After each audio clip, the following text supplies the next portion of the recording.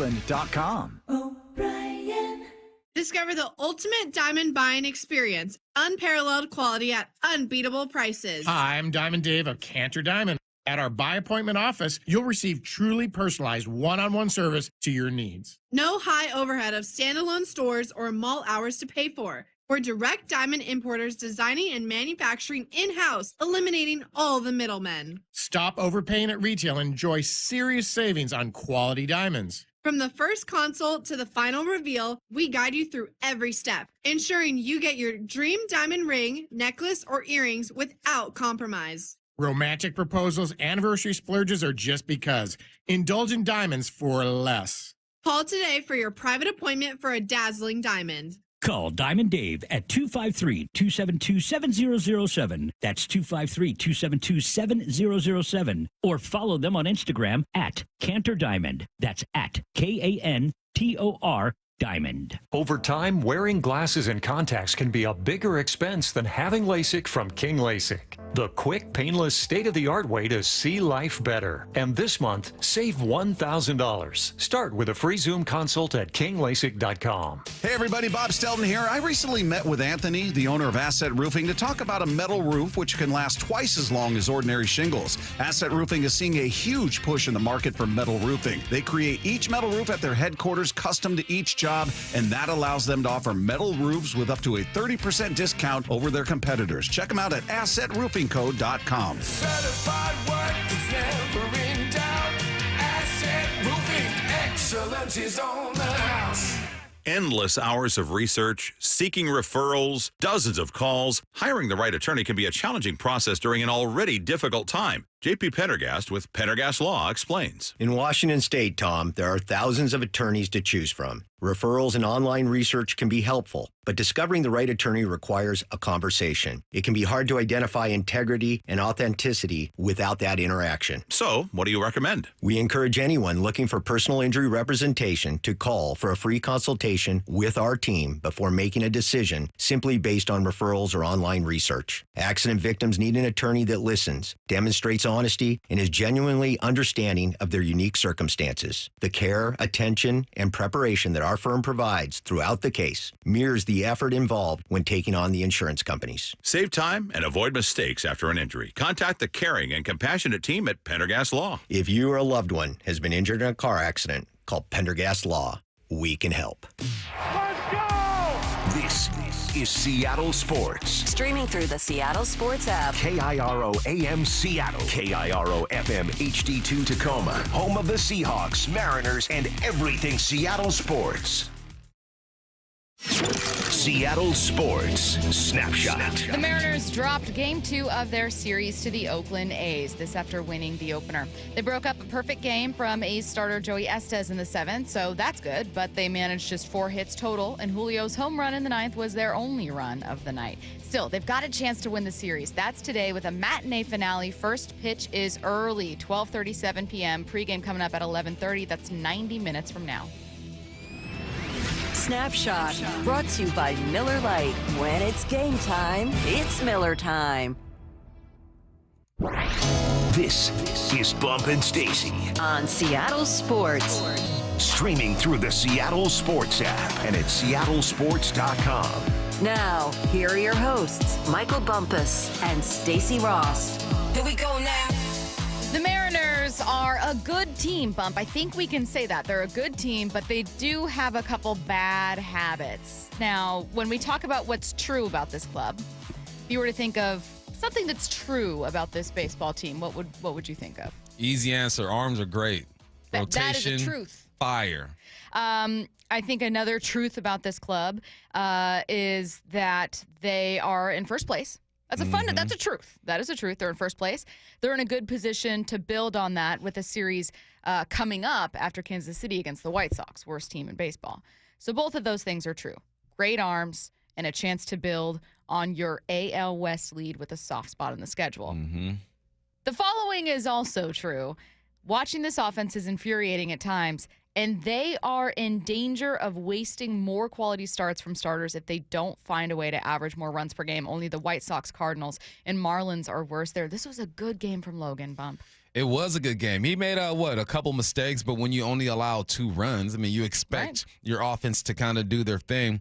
That must be frustrating for Logan, man, to go out there and perform the way that he has. I don't think I heard Sim say he hasn't won a game since like May or something like that. Other than that, he's been putting out quality starts, but the team hasn't been able to really have his back.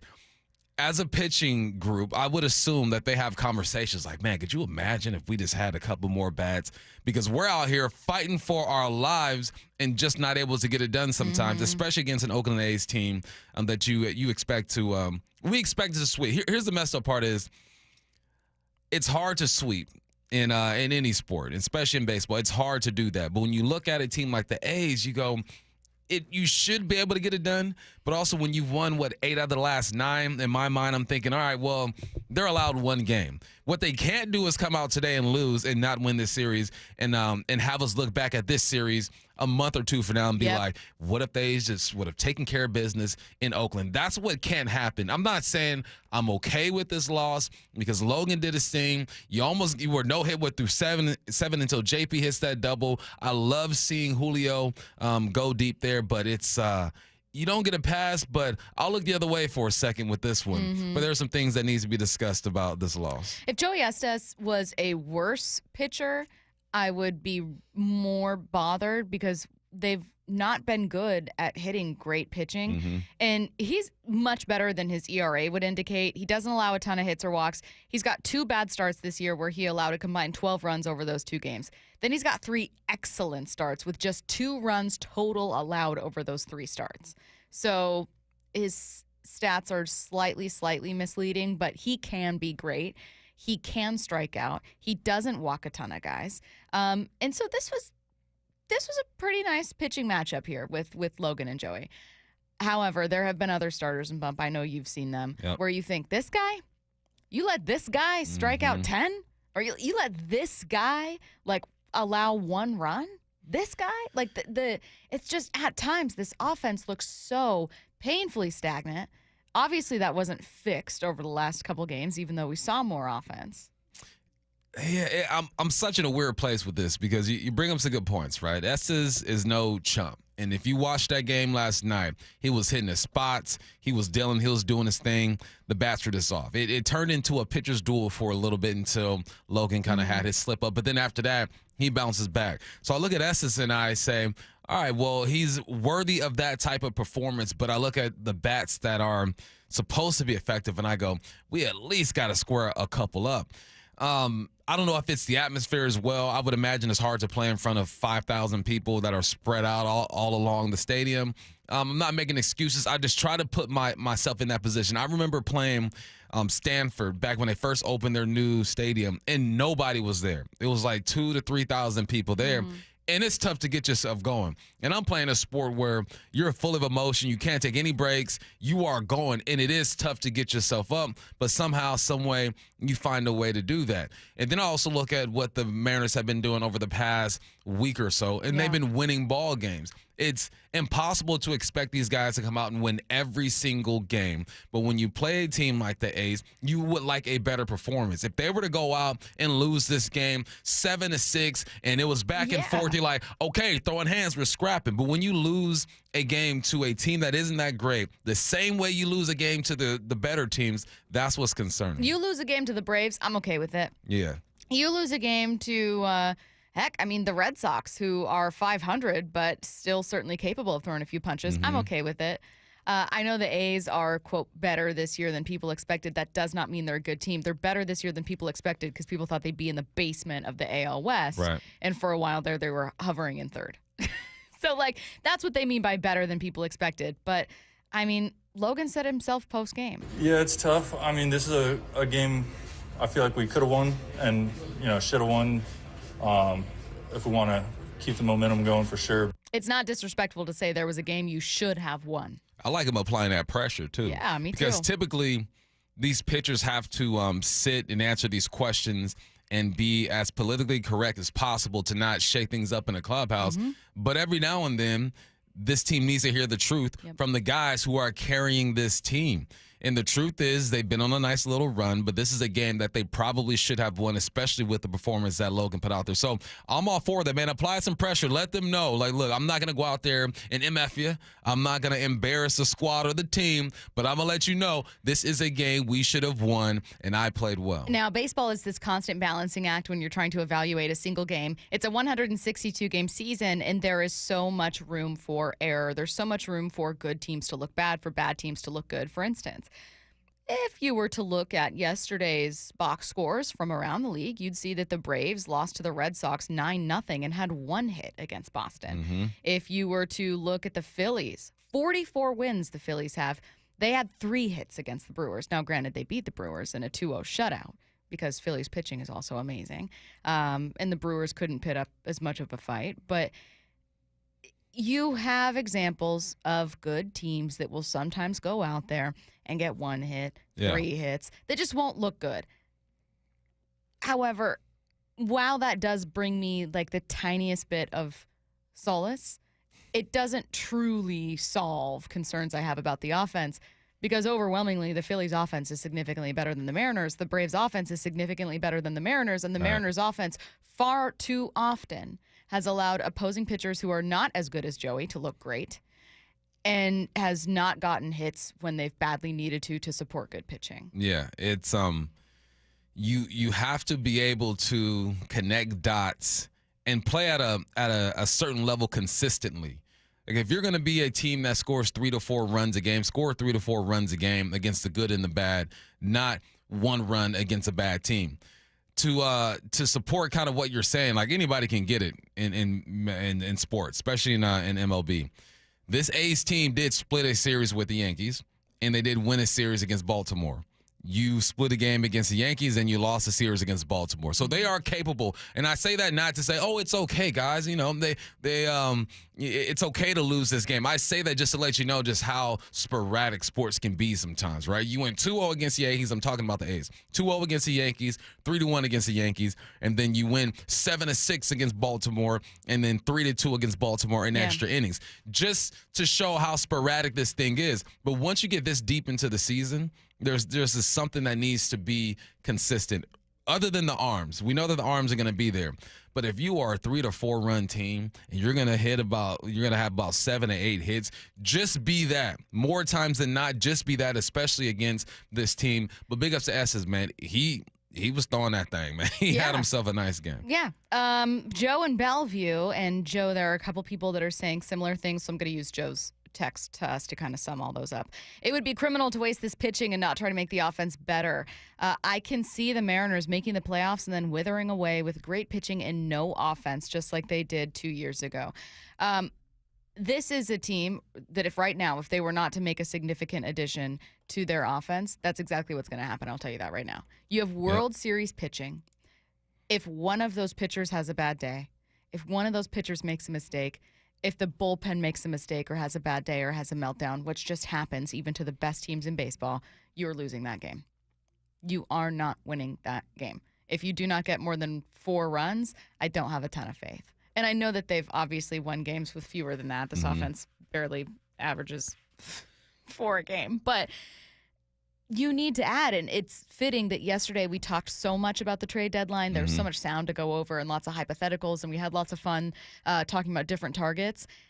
It's fitting that following up that conversation was a game in which we saw what this offense looks like against a bad team if they don't add.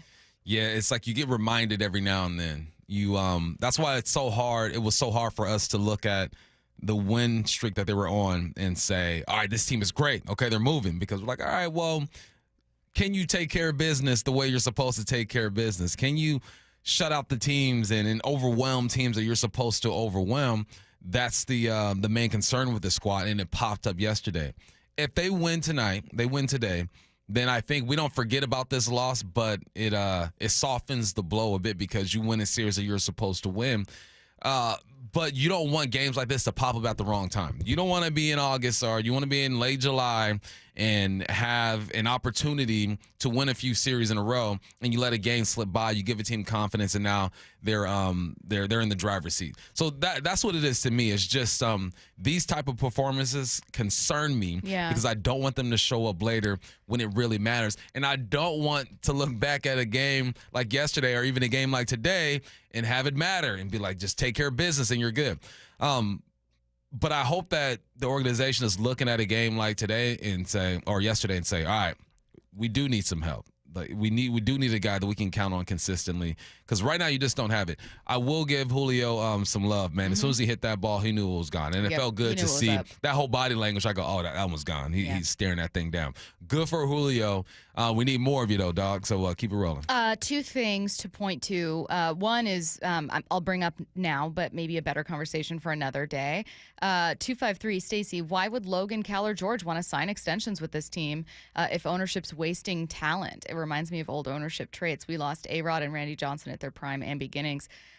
Focusing on the first part of that, you want to keep as much young talent as you can.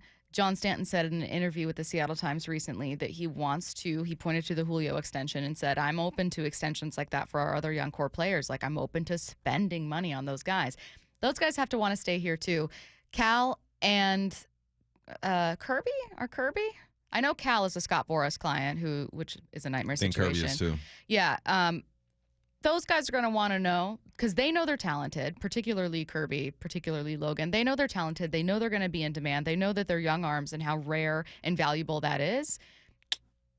You got to prove to them that you can be a World Series team. That's also why this trade deadline is low-key important. It's important for right now, for winning to try to get to a World Series. It's also important long-term. Yeah. Respond to a smart A on the text line. May was 6 days ago, my man. What's the actual date? Early May, sir. Early May. Okay, that's when Logan got his last win. But this is how you keep these guys here, is that you show that you are willing to invest in the lineup. And Julio shows that he is the star that we think he can be.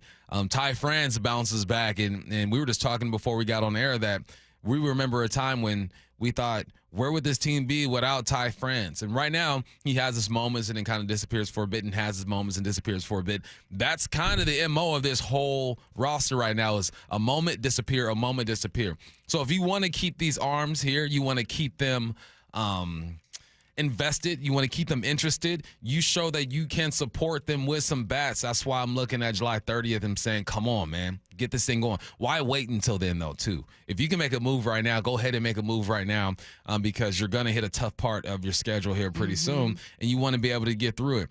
I know we're still waiting on guys to, and maybe this is what management is thinking too. And we know they're thinking this because we heard Stanton say, look, this team could hit, and it goes against everything the stats are telling us. It tells us they can hit at times, but not consistently. So why wait until the very last minute? Because this game just reminded everybody that there are some issues with this ball club. Yep. Let's not have that anymore. All right, let's get to headline rewrites. Read all about it. Headline rewrites. We must make headlines. The real story behind the headlines in today's news with Bump and Stacy. Headline number one, a plot twist in the Lakers head coaching search. Woj reporting this morning the team is preparing a strong offer for UConn head coach Dan Hurley. What's the real headline? Head coach in middle of contract negotiations prepared to tell players to ignore the noise. Yeah. It's a different world. It's a different world. Ignore the noise, guys, as Penn is signing the contract. Yeah, no, it's and you would think that today's athlete would understand the situation more than the athlete from 5, 6, 7 years ago, because now everybody is able to do whatever the heck they want to do. And I'm happy for my Lakers, though, man, because I understand J.J. Redick, a beautiful basketball mind. This guy played in the league for a while. I'm going to listen to him speak, and it all makes sense. I'm sure he could be a great leader in this league, but we're talking about the Los Angeles Lakers, man. We already had Ham over there at the helm. You got to bring in somebody who is a proven winner at a high level, and that's exactly what he is. So go ahead and get him. This is good news. JJ, I would accept it because it's JJ, but this right here I think is awesome. Headline rewrites. Headline number two, game one of the NBA Finals tips off tonight. between the Dallas Mavericks and the Boston Celtics in Boston. What's the real headline? Gonna be tough for the Celtics fans to root against a white guy. This is new territory for them. It's true. They're gonna be so confused. What do we do? Is he on our team? Gotta keep clapping when he shoots. I just hope Luka brings that same energy, which I'm sure he will, that he's brought the whole playoffs. He is the biggest trash talker. He's calmed down on complaining to the referees, and he's actually trying to play a little bit of defense. So yeah, this is going to be interesting. I got the Mavs in 6, but I know it's going to be tough. I am going to look at the possibility of Luka as finals MVP, maybe what he can do tonight coming up in Hype Train. So we are not getting away from a preview of this series that's coming up at 10:45. Headline rewrites. Headline number 3, Shane Wright reportedly garnering interest from other teams, but the NHL Network's David Pagnotta says Ron Francis has no interest in trading the Kraken's top prospect. What's the real headline? Does Ron Francis have interest in acquiring great talent? That's what I really want to know. That's it. Yeah, keep your youngsters, but then let's add to that. How do you do that? I'm not sure. You know, I don't know NHL rosters as deeply as I know some baseball rosters and football and basketball. No, but you got to be aggressive. You got to go and change this. You got an opportunity now. You fired your head coach. You're trying to change the identity of this team. You must switch up the roster, but I think a horrible move would be getting rid of some young talent. I'm not with that. Well, and I think, again, I know that the head coaching conversation dominated so much of the conversation about the Kraken's future, but both you and I have pointed to, as have many other people, what's really important is acquiring more talent. I mean, we had Kate Shefty of the Seattle Times on. We have talked with some national folks, John Buchagras, who have all said, like, look, there's a path forward for this team to become competitive relatively soon. A lot of that is going to be on personnel decisions, who you bring in, how you develop that talent. So, yes, coaching, a huge part of that. Getting the right guy, a huge part of that. But it's not necessarily make or break on what you do with Bilesma and whether or not he can get the most out of this talent. It's bringing in talent. And that's the thing, too. If you don't bring in talent, then how much better can this team really be? And how much time are you going to give him? If you look at this roster at the beginning of the season and they're not even competing for their division or not expecting to compete for their division, how much time are you going to give him? So, are they rebuilding? Are they remodeling? Are they restructuring? Like, how do we categorize what's going on here with the Kraken? 206, you know what? I hate both Boston and Dallas. Why can't they both lose? I think there is a lesser of two evils here for me. What is it?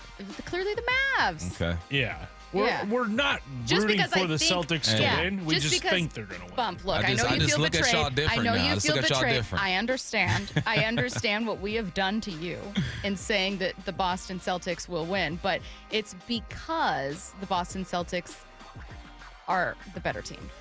On paper, they're deeper. I think they have 3 or 4 individuals that average more than 20 points a game. Yeah, you look at their roster; they are deeper.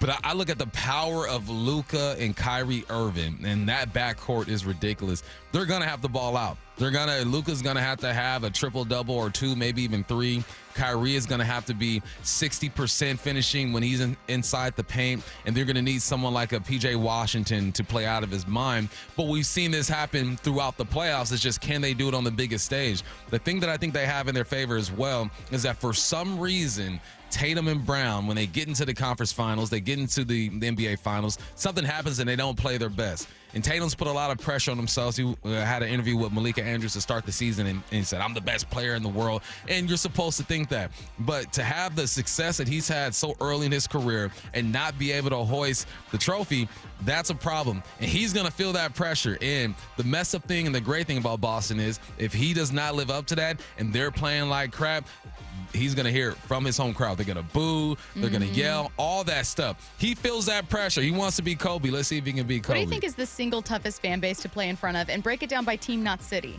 right? So, I think Celtics fans would be tougher than Patriots fans. Yeah, Philly's up there, too, for sure. Philly fans are tough as heck to play in front of. I think Eagles fans Knicks fans? Maybe Knicks. Nah, Nah, because Knicks, they've if you suffered go a out lot there, and they've not been good. if you ball in Madison Square Garden, they will applaud you. I think Eagles fans are the single toughest fan base, like by team, not city, by team. Philadelphia Eagles fans, single toughest fan base. Remember when Michael Kendricks was on with us and said something like he would have people, like we asked him, like, what was it like? And he was like, if people will curse you out. Yeah. Like just fans will swear at you and tell you horrible things. When I was in college, now I only played in the Pac-10 at the time, USC fans were the worst because they were winning at the time. They were arrogant, and they did their research. They dive deep and talk about your cousins from Chicago that you had no idea about. You got to ask your grandma about them. USC fans were crazy, but no, I think it's Philly all day. It's got to be Philly fans, Eagles specifically. We'll get back to previewing this Mavs-Celtics series coming up at 10:45 with Hype Train. We've got some Mariners stuff and NFL stuff in there as well. Coming up at 11, Wazoo interim AD Ann McCoy joins us. We know that there are a lot of Coug fans listening, so if you have some questions for AD McCoy, send those in 866-979-3776. First, though, you're listening to Bump and Stacy on Seattle Sports and the Seattle Sports app. ESPN's Adam Schefter believes the Seahawks can be a playoff team. He told Wyman and Bob why. That's coming up next. Get the national perspective on the Mariners. Swing and a miss and a slider, strike three. With Jeff Passan, Tuesday mornings at 8:30. The Mariners have arguably the best pitching staff in baseball. I think I'm probably taking the Mariners at the end of the day over every team in the American League right now. And John Morosi, Thursdays at 5 p.m. This is the team to beat in the division. And it's not just a hot take. That's what the numbers say, that they're the team to beat in the division. We are Seattle Sports, the home of the Mariners. Matt Coker here from West Coast Men's Health. Guys, if you're taking Viagra or any other pill for ED, I want you to ask yourself this question. Do I want to continue to do this for the rest of my life? If you're like most men, the answer is no. Here at West Coast Men's Health, we can restore blood flow naturally without pumping your body full of chemicals like you've been doing. Guys, you need to come in today and fix this problem now. Why are you putting this off? Viagra's not going to magically start working next week, and you don't want to use shots or go under the knife. Call us today and speak with our clinic manager. Ask him any question you like, how it works, the science behind it, and even the cost. Change your life today like the thousands of men who already have. If you're tired of dealing with ED or Peyronie's disease, then call West Coast Men's Health. With clinics in Redmond and Tacoma, call 206-519-6541. That's 206-519-6541. 206-519-6541. Online at westcoastmenshealth.com. Are you looking for a construction loan to build your dream home? Are you a local builder needing a better financing option for your next spec project? Hi, I'm Scott Rireka, CEO of Legacy Group Capital in Bellevue. Stop wasting time with local banks and credit unions and their endless guidelines. We're the experts for common sense residential construction loans. We lend our own money, we make our own decisions. And if your deal makes sense, we'll get it done fast with flexible terms. For homeowners, we advise you every step of the way with things like budget and timeline, ensuring the completion of your dream home. For builders, Legacy's not only your lender, we'll source your next deal, provide permitting services, and if you're short on equity, we'll invest alongside of you. Legacy Group Capital has lent more than $1 billion, helping over 130 local builders and hundreds of homeowners. We can help you. Construction loans don't have to be hard. Borrow smart with a common sense construction loan from Legacy Group Capital. Visit LegacyG.com. LegacyG.com. Are you putting off your new kitchen plans? Why wait? Hi, Chad Cicchini, owner of Heritage Homecraft. Call today for a free in-home estimate. Years of experience, thousands of happy customers. Heritage Homecraft, 425-485-1600 or heritagehomecraft.com. It's Cookie's Country Chicken Dinner Fry Time Reminder. Need a hot wing and a cold drink? You'll find it in Pioneer Square or Ballard at Cookie's. That's real good chicken. And tell them, make it spicy. Fresh fried chicken any way you like it at Cookie's. cookiescountrychicken.com. The IRS deadline has come and gone. So do you owe money to the IRS? If so, you need an ally. Whether you owe the IRS $6,000 or $600,000, whether your tax problems are personal or business, the professionals at Allies Tax Relief are ready to step in and negotiate your fresh start with the IRS. Here's a happy customer of Allies Tax Relief. Before calling Allies Tax Relief, I feared the IRS would take all of my assets. I owed them over $562,000. Thankfully, I was referred to Allies and called them for help. They ultimately saved my life from uncertainty. Allies negotiated my giant tax debt to an unbelievable $1,500. They are professionals, and they fight the fight for their clients. Allies Tax Relief will protect your assets from being seized and your paycheck from being garnished. Call right now for your free consultation. 800-296-0772. That's 800-296-0772. Or visit AlliesTaxRelief.com. Headed outdoors or on the water this weekend? Check in with Joey and Nellie on the Outdoor Line from 6 to 8 a.m. every Saturday on SeattleSports.com.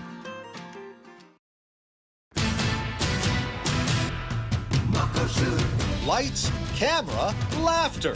Sitcom stars Mark Price and Steve Heitner are bringing the laughs to Galaxy at Muckleshoot Casino Resort June 22nd.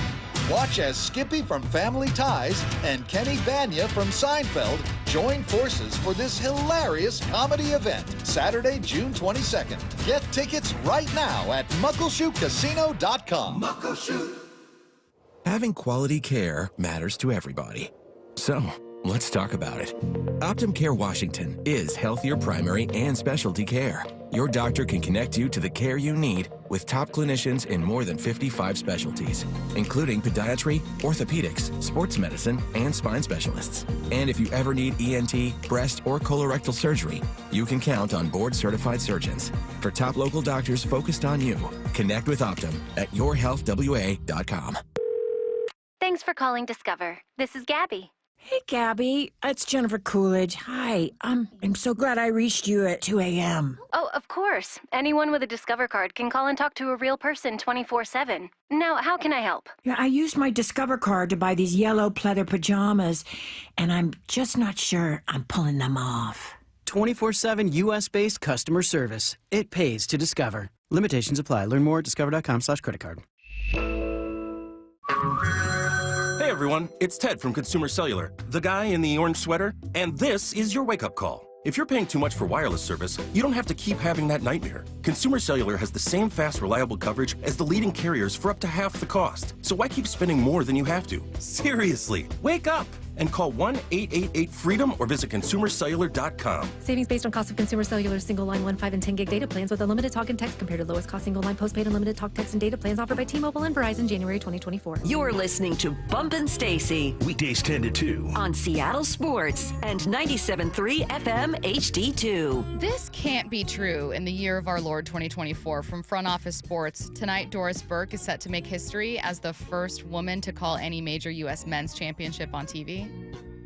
What? Doris Burke? It's part of their She's been around. It's part of their broadcast crew, yeah, like their Dang. play-by-play crew. Yeah. Wow. Doris should have been done that, man. Right? That's what I'm saying. I saw that and I was like, surely not. Not Doris. Yeah. Have you seen Doris dribble a basketball on hills? Mm-mm. It is the crazy. I mean, handles. She's amazing. If you disrespect Doris Burke, I disrespect you. And there's also, I know that people can react differently to tones of voice, right? Like I've said before about plenty of people like, oh, their voice is annoying. And it's nothing that they're saying. I just see so much of that when it comes to women broadcasters where I'm like, Doris? are you listening? No, not to Doris. Oh, okay. Beth Mowins gets a lot of it. Yeah. But I see that so much for people of like, and the reason I bring it up is I don't think Doris has an annoying voice in any way. I think that she's a great broadcaster. We can all have different opinions. I just happen to think your opinion is wrong if you don't like Doris as a broadcaster. Yeah, if you ain't rocking with Doris, man. And I don't. I'm not rocking with you. Something's wrong with you. I'm not rocking with you, anyways. That's really, really cool. Good for Doris, and that's an amazing accomplishment. I just can't believe that that's the first time. So let's see here. We have Hype Train coming up at 45 after. Know what I need to know today. We got a short show. We are out of here in an hour. Wazoo interim AD Ann McCoy is joining us at 11, though, before we get to any of it. Adam Schefter was on Wyman and Bob yesterday, and he had good things to say about the Seahawks, starting with why he thinks they can be a playoff team. I view them as a playoff contender. I don't know where that conversation's coming from. I don't know who said what, but to me, they're a team that is certainly capable of going to the playoffs. I think it's a new era there, obviously, with them changing over from Pete Carroll to Mike McDonald, who I think is going to do a great job for them. I don't care what other people say about how many games they're going to win. You know, I always think it's interesting that Vegas, if that is the line in Vegas, is 7.5 on the over-under. That's interesting to me. But, again, it doesn't really matter. Football is a sport in which we see time and time again there are any number of teams that win more than they're expected to and teams that lose more than they're expected to. So if their over-under is indeed 7.5, then they're expected to lose more than they win. And I just don't view the team in that particular category. I think they're a better team than that. Why do you think they could be a better team than that, Bump? I think they're better than 7 wins for sure. I'm looking at their schedule right now. Dolphins, that's going to be tough. The Lions are going to be tough. The Bills are going to be tough. We know the Niners are going to be tough. We'll see what the Jets look like. I think the Vikings will be better than what people expect, and I think the Packers are going to be tough as well. Say they just lose those 3 games, or those 6 games they split with the Niners, obviously we shall see. That's 6 losses right there, so potentially 11 wins. I don't really see that. I see them hovering around 9 or 8. But the reason why, I think one of the reasons why Schefter is optimistic about this team is because of the weapons that they have. Ken Walker didn't play a full season last year, maybe took a step back. He's going to be healthy, ready to go. DK Metcalf is a top 10, 12 receiver in this league. Jackson Smith and Jigba I expect to be better. Tyler Lockett is the man. And Geno Smith is in a new offense, but he's shown that he can get it done when he understands what's going on, when he has time, when the plays are connected and things are flowing. He's looking at personnel, and he's looking at hopefully what Mike McDonald can do to this defense and the coach over there and saying, why wouldn't you give them a chance? I hear a lot of people or read a lot about Arizona Cardinals, and people are excited about them, as they should be excited about them, right? Kyler Murray is coming back. He was banged up last year. You got Marvin Harrison Jr. over there as well. They had themselves a decent draft, but I wouldn't put the Arizona Cardinals in front of the Seattle Seahawks right now as far as position in the division. Do they have the potential to do it? Yes, they do.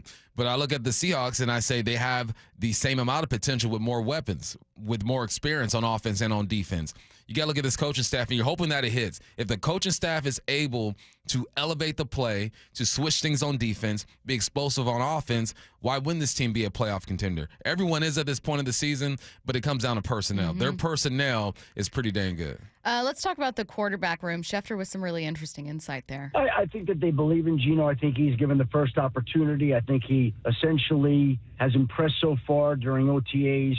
He knows the players. He's worked with the wide receivers. I think that gives him an advantage. But I also think that Sam Howell is somebody that they've liked for an awful long time. And Sam Howell is a guy who, when you talk to people around the league, they believe in his abilities and talent, and I think the Seahawks did as well. And I remember his name coming up within that organization last season during the year as a guy that they were intrigued with. And I think that they continue to be intrigued by the guy. So it's up to Sam Howell to come in there and show that he'll be better than Geno Smith, who I think does have the respect of his teammates in the organization. People may not think much of him. I thought he was very solid when he stepped in and was given the opportunity. And here's a guy who's been denied an opportunity throughout his career. And when he finally got one, I thought he made the most of it. Bump, help me make sense of 2 bits of information that we're hearing from all over the place. Number one, that this front office really likes Sam Howell and that like for him is real. And number 2, that at OTA so far, Geno is very clearly the better passer.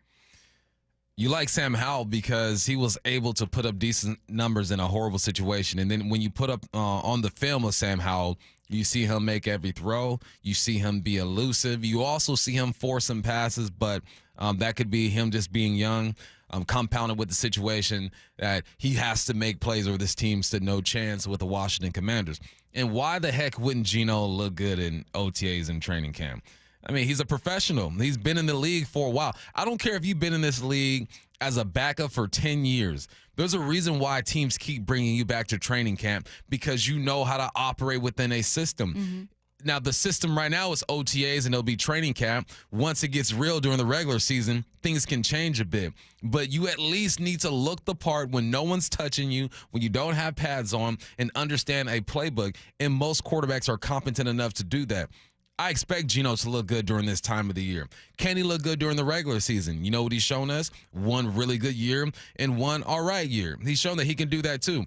I expect Geno to be the starter. I think Sam Howell is good competition that will keep Geno on his toes. But if you look at the history of Geno Smith and all the stuff that he's been through. He's been an underdog. He's had to stay on his toes. He's had to be patient. So the mentality, I think, of Geno is what people don't take into consideration, I think, at least nationally. So I think it's important that you're hearing Schefter kind of say those things without saying those things. Like, Geno's been through a lot.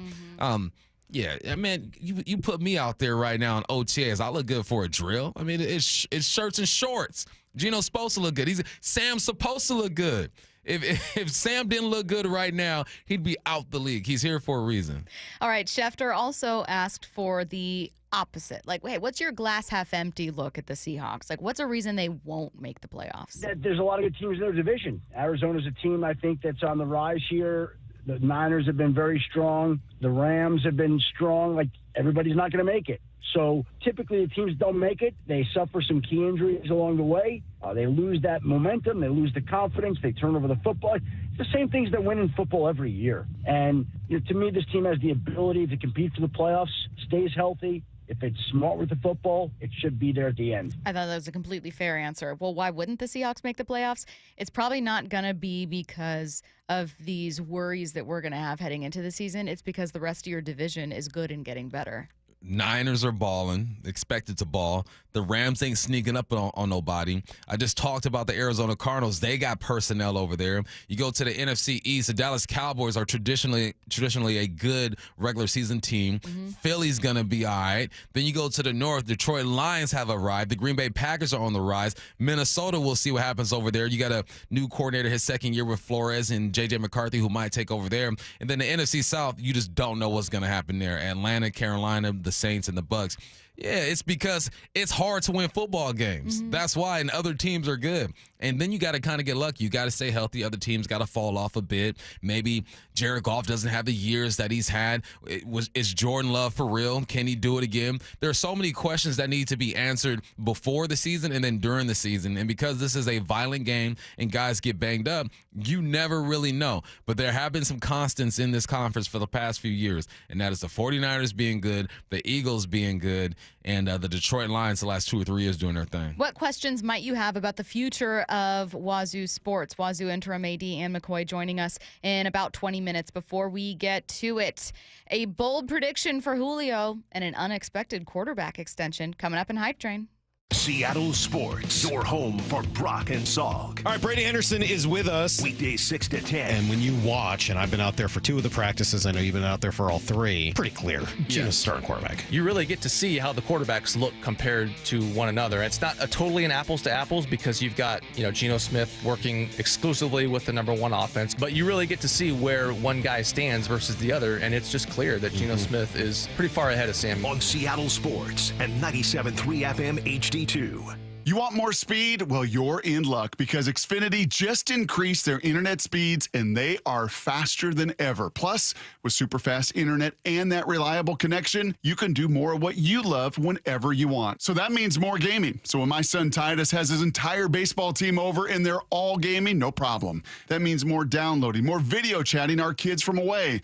And for the wife and I, maybe that means more nights on the couch streaming our favorite movies and TV shows every single night. It's time to get more out of your internet with faster speeds from Xfinity. And now through June 21st, get 150 megabit Xfinity internet for only $19.99 a month for 12 months with a 1-year contract. That's double the speed for the same great price. Go to Xfinity.com, call 1-800-XFINITY, or go visit that Xfinity store today. Requires paperless billing and auto pay with stored bank account. Restrictions apply. Equipment taxes and other charges extra. After promo, regular rates apply. Actual speeds vary and not guaranteed. Make the call to 1-800-XFINITY. We meet by accident, fixing every last bit, Accurate Auto Body. If you've been in an auto accident, you have the right to take your vehicle to any repair facility. Accurate Auto Body has been family owned and operated since 1994, and they work for you, not your insurance company. Your insurance company may not love them, but you will, because we meet by accident, fixing every last bit, Accurate Auto Body. Chill or grill on a new deck this season. Get a free Makita Bluetooth radio or portable pellet grill with a qualifying PAR deck package purchase. But hurry, offer ends soon. Visit par.com for details. PAR, your total home building source. Go where the builders go. Want to listen to Seattle sports on your smart speaker? Hey, smart speaker, play Seattle sports. This message is powered by the EQC Sportsbook at Emerald Queen Casino. Emerald Queen Casino, the entertainment capital of the Northwest. Do you have unfiled tax returns or being threatened by the IRS that your wages are about to be garnished or bank accounts are going to be levied? You need an ally. Allies Tax Relief has professionals ready to fight for you. Their enrolled agents, tax attorneys, and CPAs have saved millions of dollars for taxpayers just like you. They won't just resolve your tax problems, they'll most importantly protect your wages, bank accounts, and all your assets from being taken by the IRS. Call for a free consultation. 800-230-5174. 800-230-5174 or go to alliestaxrelief.com. Put your phone on D&D. That means that do not disturb when you're driving. And when you're going from point A to B, I need you to stay safe, please, so always sing with me. So put your phone on D&D. That means that do not disturb when you're driving. And when you're going from point A to B, I need you to stay safe, please, so always remember this beat. Don't drive distracted. A message brought to you by the National Highway Traffic Safety Administration, Project Yellow Light, and the Ad Council. Calling all drivers. Here's why Polestar 2 is called the driver's EV. With all-electric performance and a range of up to 320 miles per charge, Polestar 2 has the power and handling to change your perceptions of EV driving. But the best way to find out for yourself is a test drive. Visit Polestar Bellevue to test drive Polestar 2 today. 320 mpg range based on model year 24 Polestar 2 long-range single-motor variant and EPA standard. Visit polestar.com for full details. Headed outdoors or on the water this weekend? Check in with Joey and Nellie on the Outdoor Line from 6 to 8 a.m. every Saturday on seattlesports.com. Robert Half research indicates 9 out of 10 hiring managers are having difficulty hiring. If you have open roles, chances are you're feeling this too. That's why you need Robert Half. Our specialized recruiting professionals engage with our proprietary AI to connect businesses of all sizes with highly skilled talent in finance and accounting, technology, marketing and creative, legal, and administrative and customer support. At Robert Half, we know talent. Visit roberthalf.com today. This Father's Day, help Dad be all he can be with a Father's Day gift from the Home Depot. Because he's not just Dad, he's the handyman of the house, the plumber in a pinch, and the emergency mechanic. For Father's Day, upgrade his gear with the Husky 270-piece mechanics tool set from the Home Depot. Just $99. Perfect in the hands of a pro or a dad. For every kind of dad, find the perfect gift this Father's Day at the Home Depot. How doers get more done.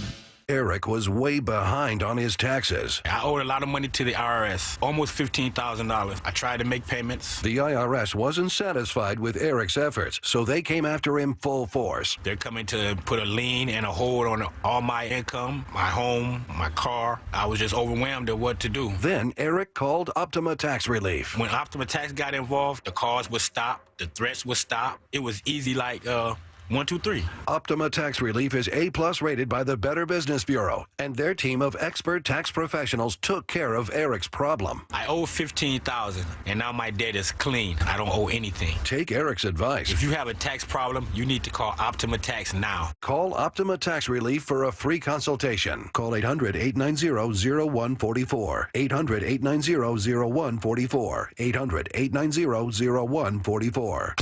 Optima Tax Relief. Some restrictions apply. For complete details, please visit OptimaTaxRelief.com. This is Bumpin' Stacy. Weekdays 10 to 2 on Seattle Sports and 97.3 FM HD2. What's something we need to understand when it comes to evaluating the Seahawks receivers? That's coming up at 11:15, and 4 Down Territory will close out our show because we are sending you to Mariners pregame at 11:30 for a 12:37 p.m. first pitch in this series finale. Right now, though, let's head to the station for Hype Train. I made my way through it. Speaking of the Mariners, Julio, he's hitting 270 right now, which is probably higher than people expect, but I think he'll hit 290 by the All-Star break. Do you? If you do, you'll board the train. When's the All-Star break? Mid-July. July 14th through the 16th. July 14th through the 16th. So far in June, he's batting .357. That seems good. It's, if you like those kind of numbers. Slugging .571 OPS of over 1,000. Last month, he was .247, slugging .368, .688. I'm going to say that all the rumors and expectations of Julio are true. My man is from a tropical place. His body is used to the warm weather. All right, he's not like me. I've been in the Northwest for what? Goodness gracious, like 20 years now. I'm used to the cold. You know, I can operate in the cold. He ain't used to it quite yet, so he still got that young blood. And as it gets warmer, he's going to get warmer. He hits 292 by the All-Star break. What if he does? Julio hits 290 by the All-Star break. Bump is boarding this train. Curtis, are you? He's at 270 right now. That would mean pretty Boy. consistently hitting above 3. Yeah, and 290 would actually be like the highest batting average of his career. His rookie season, he had 284. So it would mean a so hot in June. So hot It would mean right a hot June. I'm here for it. I think he does get to 290. We're boarding.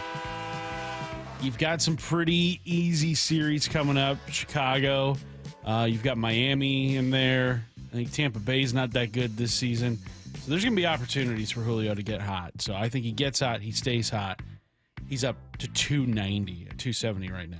Let's go. Yeah, I'll board this one too. Just for good vibes alone, but also because he's been hot so far. Bum pointed out the numbers for June. I know we're only 6 days in, but I think you're right. I think he's just a guy that has a slow start. Maybe that's who he'll be for the rest of his career, but with the other side of a slow start comes a hot finish. And let's hope that that starts in June as opposed to August. Hot boy summer. It's a hot boy summer for Julio. Next up. All right, you've got the Mavs taking on the Celtics. Game 1 of the NBA Finals starts tonight. Tip-off is at 5:30 p.m. Luka gets a triple-double in Game 1. Luka, I have such a love-hate relationship when it comes to Luka because I love his game. He has entered this league and been nothing but great. I think he's maturing a bit. His attitude needs some fixing. Then I realized he's only 25 years old, man. When I was 25, there was a bunch of things wrong with me. So I'm going to go out there and say my man had a triple-double the last time he played. He had a triple-double the time before that, took a game off, and then had another triple-double. So in a four-game span, he had 3 triple-doubles. Go ahead. He's about to get another. I'm on that. Luka gets a triple-double tonight. Bump is boarding. Curtis, are you? His career playoff averages 31 points, 9 boards, 8 assists. That's like really close to a triple-double. I think he gets it too. I think, man, I hope that Dallas wins this finals because then you can probably start talking about Luka in the best active player conversation. He is so good in the playoffs. He's been so good in the playoffs. I think he's going to get it tonight. I think he's going to be asked to do a lot. So I think a triple-double is definitely within reach. I know Luka's the topic of conversation today. I'll board this one too. I like you mentioning, hey, what does it mean for Luka if the Mavs win? What does it mean for Kyrie? Anything? I mean, he's been there, done that, but... I mean, he's been Robin before with LeBron, but he also hit one of the biggest shots in Cavaliers history. I think he's more comfortable in this role. And if and when, because I think he's going to do it, they get this championship, it's so much validation for him because there was a moment there where no one liked him. He wasn't showing up for games.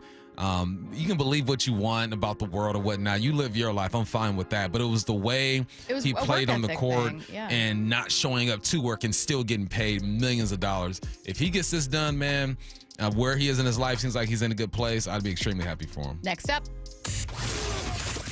Dak Prescott isn't the only quarterback looking for an extension. Another, Tua Tagovailoa, looking to get paid for the Dolphins. Now, we've wondered whether or not that would actually happen, or rather what the number would be, given that the Dolphins just paid Jalen Waddle. They're already paying Tyreek Hill a ton of money. But nonetheless, Tua gets an extension before Dak.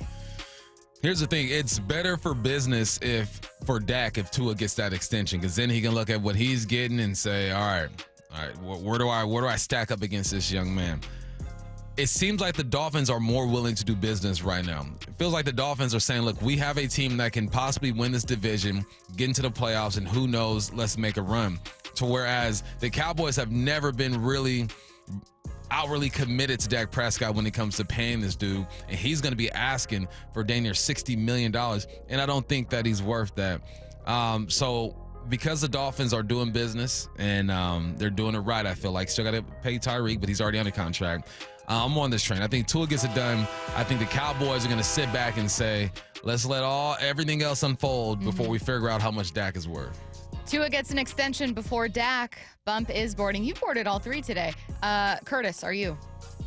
I think he does as well. The Cowboys seem to not be wanting to do business right now. And as Bump said, the Dolphins, they're cutting checks. We just saw Jalen Waddle get paid. I think even Tyreek Hill is like, throw away my deal. I want a new one now, too. I think Miami is looking to solidify that group, and I think Tua does get a deal done before Dak Prescott does. I would not be surprised to see Dak Prescott play out this season without a new deal. I think Dallas is kind of in a spot where they're like, hey, man, do something for us. It hasn't happened yet. Next and last hype train into the station. We are going all the way back to the Mariners for this one. Yesterday against the A's, the Mariners offense almost allowed a perfect game from Joey Estes. That was broken up in the 7th, though they only got 4 hits, and the only run scored was a home run from Julio in the 9th. Meanwhile, Logan Gilbert allowed just 2 runs. That was a winnable game for Seattle. The lesson, once again, Seattle's arms are elite, and the offense needs a ton of help. This is your hype train. The Mariners starters, or a Mariners starter, will get a no-hitter before the offense allows one. Man, when was the last time a pitcher threw a no-hitter, Curtis, for the Mariners?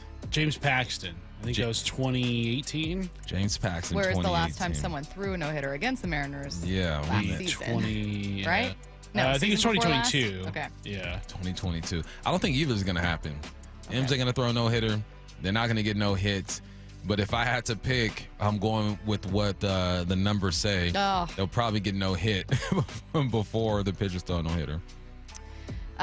Sorry. Someone said Logan allowed only 1. My bad.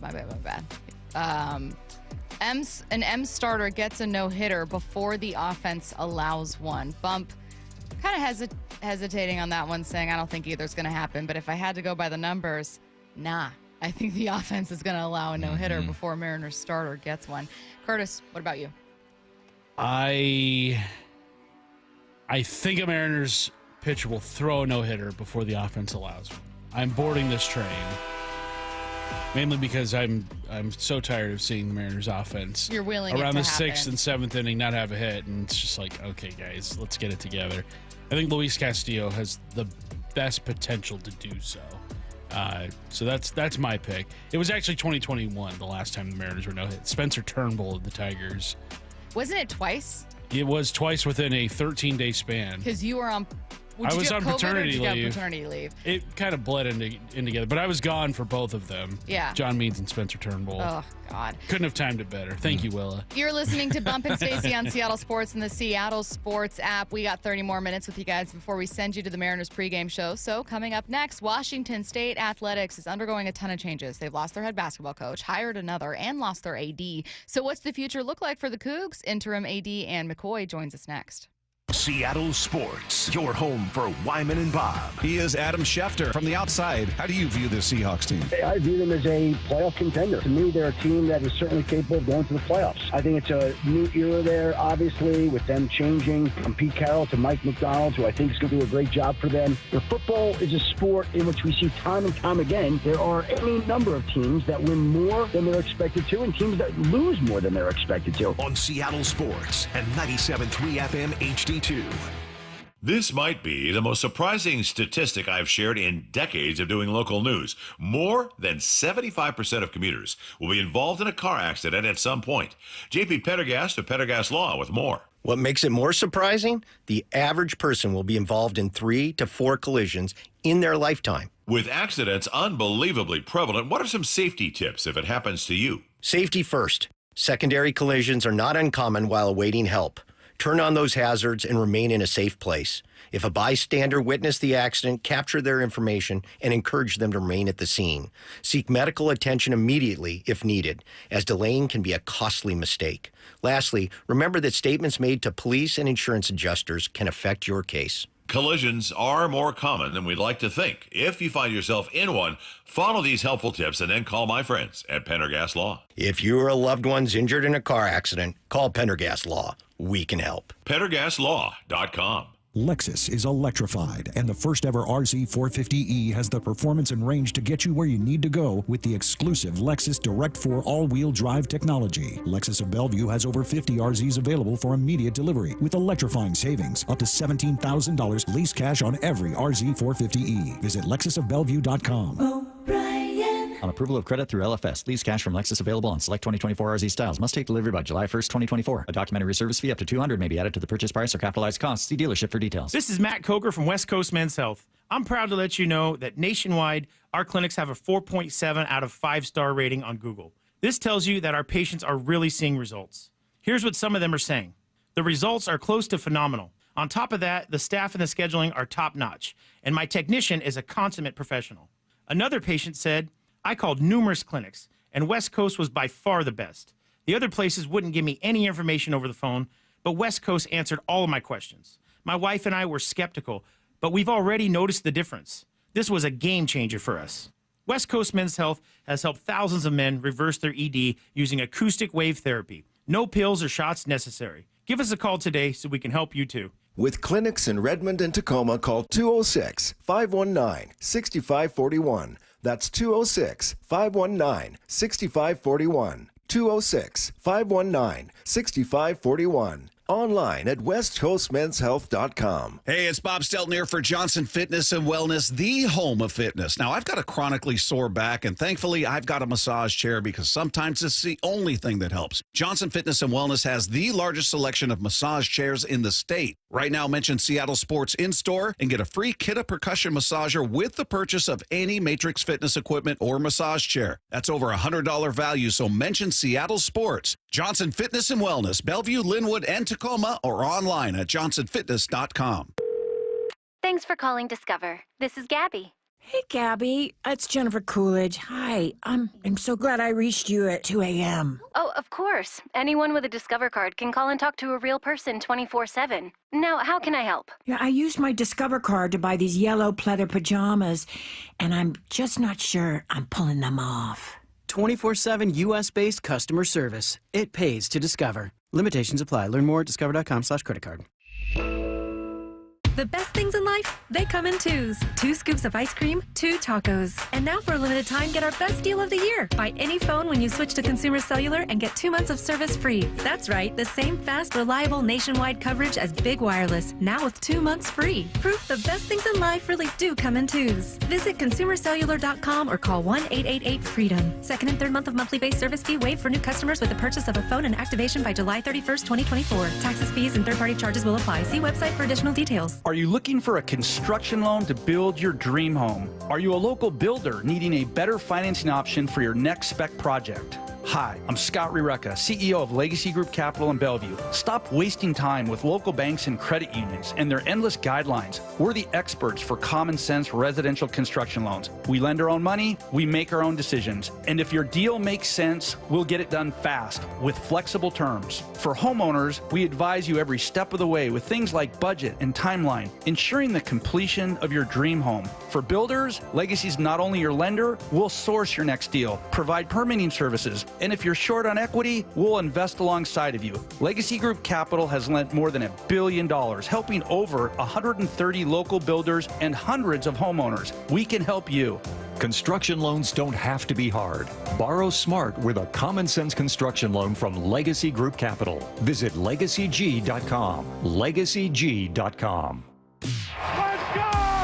This is Seattle Sports. Streaming through the Seattle Sports app. KIRO AM Seattle. KIRO FM HD2 Tacoma. Home of the Seahawks, Mariners, and everything Seattle sports.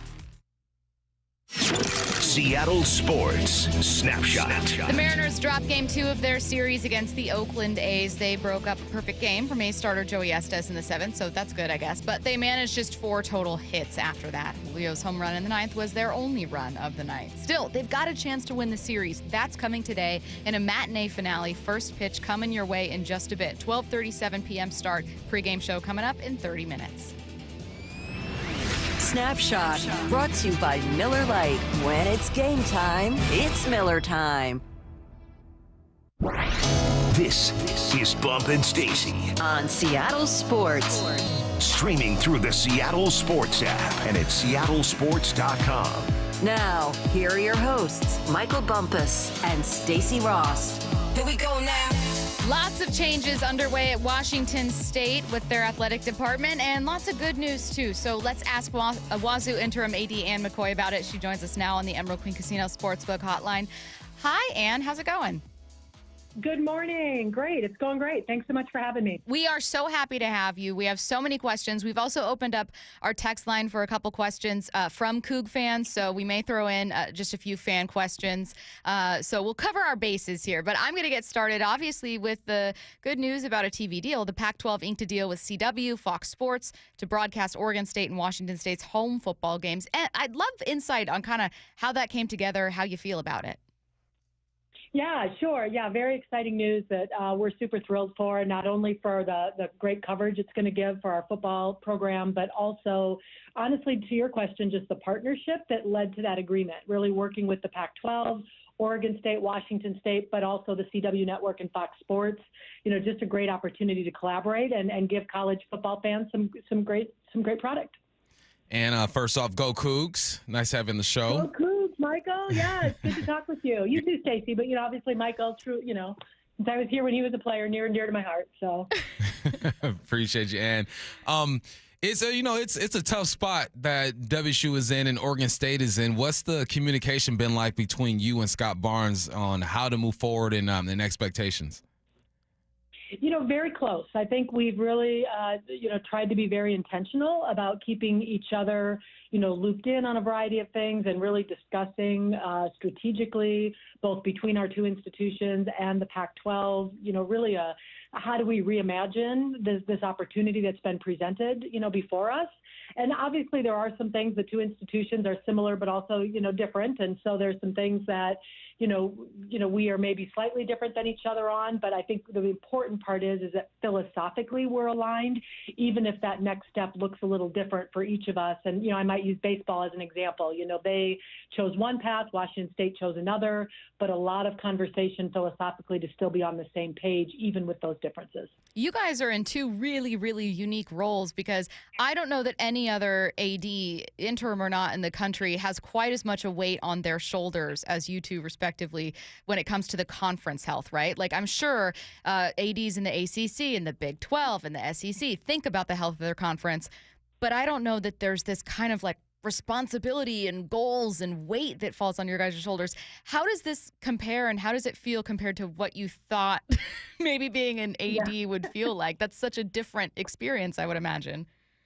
No, it really is. I mean, it is, I think, an understatement probably to say this is unprecedented for me to say that because I've not lived through anything like it. But to be honest, the whole year has been unprecedented, not just the last, 60 days or whatever that I've been in this interim role. And so I'm honestly just trying to look at it as a great opportunity to be, given this role to really help shape and lead where Washington State University will go, in the near and the far future, having a perspective of having been here for, 23 years or so, I was in a different role, which gave me a lot of, background insight, but a lot of boots on the ground experience. But then now to be in that just, the senior leadership role within our department, I think I've really been able to use that and just full steam ahead and not, it'd be really easy to get caught up, I think, in all the uncertainty. And certainly, we've had a time where we've had to do that. But now that the dust has settled a little, I think we're excited for the opportunity and I'm thrilled to be able to be a part of it. And what's the goal of this football season? Obviously, win as many games as possible, get into a bowl game, all that good stuff. But with that Mountain West schedule, is it? I described this year to someone as, all right, WSU, they're kind of like dating all these teams right now. Like, okay, can they put out a product that says, let's come together and build up this conference again? Is that your approach when it comes to building relationships with these other schools and these ADs?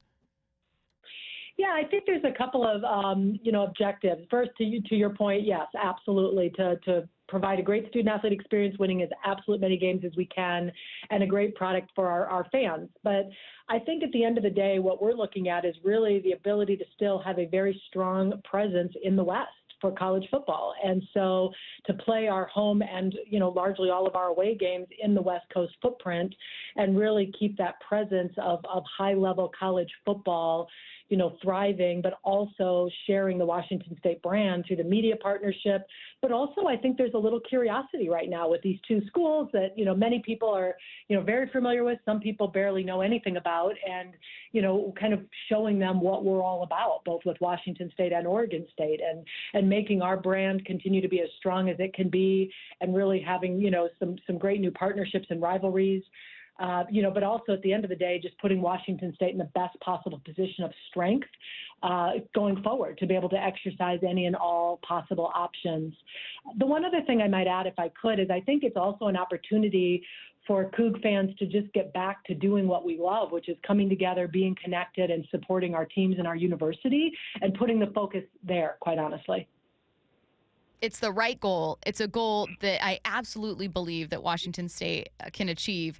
But to kind of take us down the path to get there, what are the current difficulties of the football and basketball scheduling setup? I think, for the near future, we feel really good about where things are at. I mean, I think through the 2-year grace period that the NCAA, affords the Pac-12 to remain as a legal entity, to remain with some of their, revenue streams, for Oregon State, Washington State to remain part of that. The partnerships with the WCC and the Mountain West have been tremendous, both either as, scheduling agreements or affiliate membership. That has been critical to really maintaining that scheduling certainty that you referenced, because we need a path forward to be able to compete for championships, to have our student athletes have some certainty. I think that was the hardest part earlier in the year when they, our student athletes weren't exactly sure, and our coaches, who we would be competing against, where we would be competing and calling home. And so I think the scheduling part for the next 2 years, I feel really good about in all of our sports.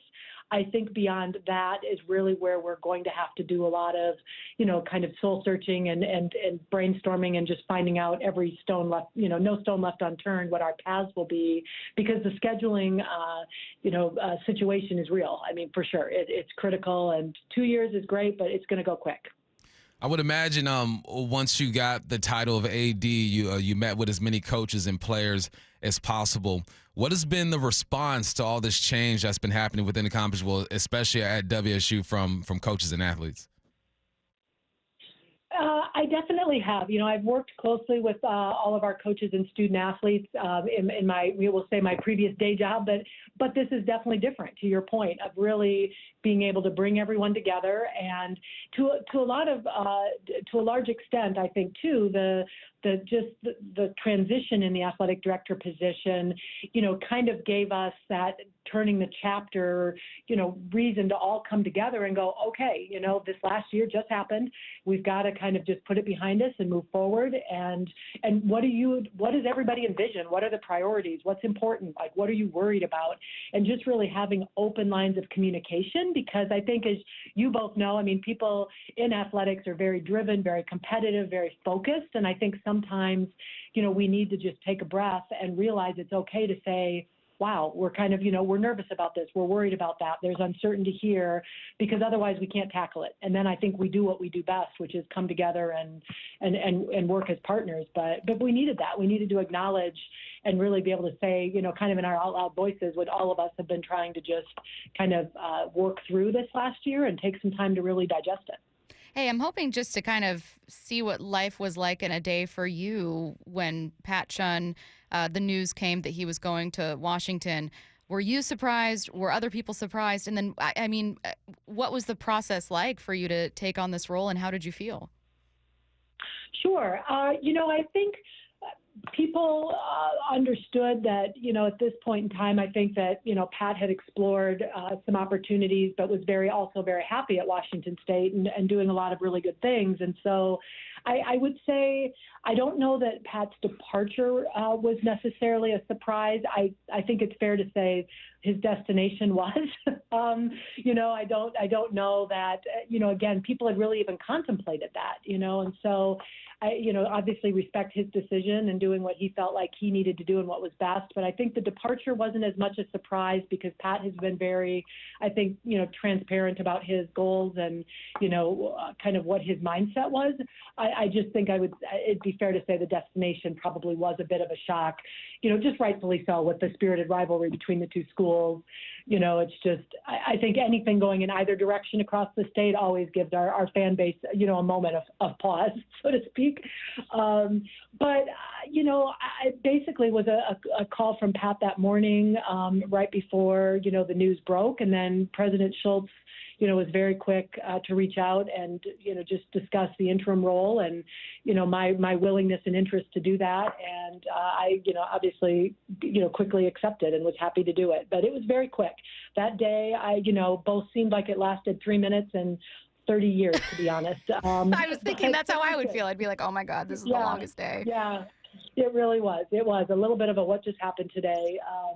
And then the next morning we were all, because it was kind of, Kyle Smith left, Pat left, and then we were like, what's Wednesday going to bring? That's okay. We're resilient. We're good. We've got this. So, but it's been great. It's been good ever since. Awesome.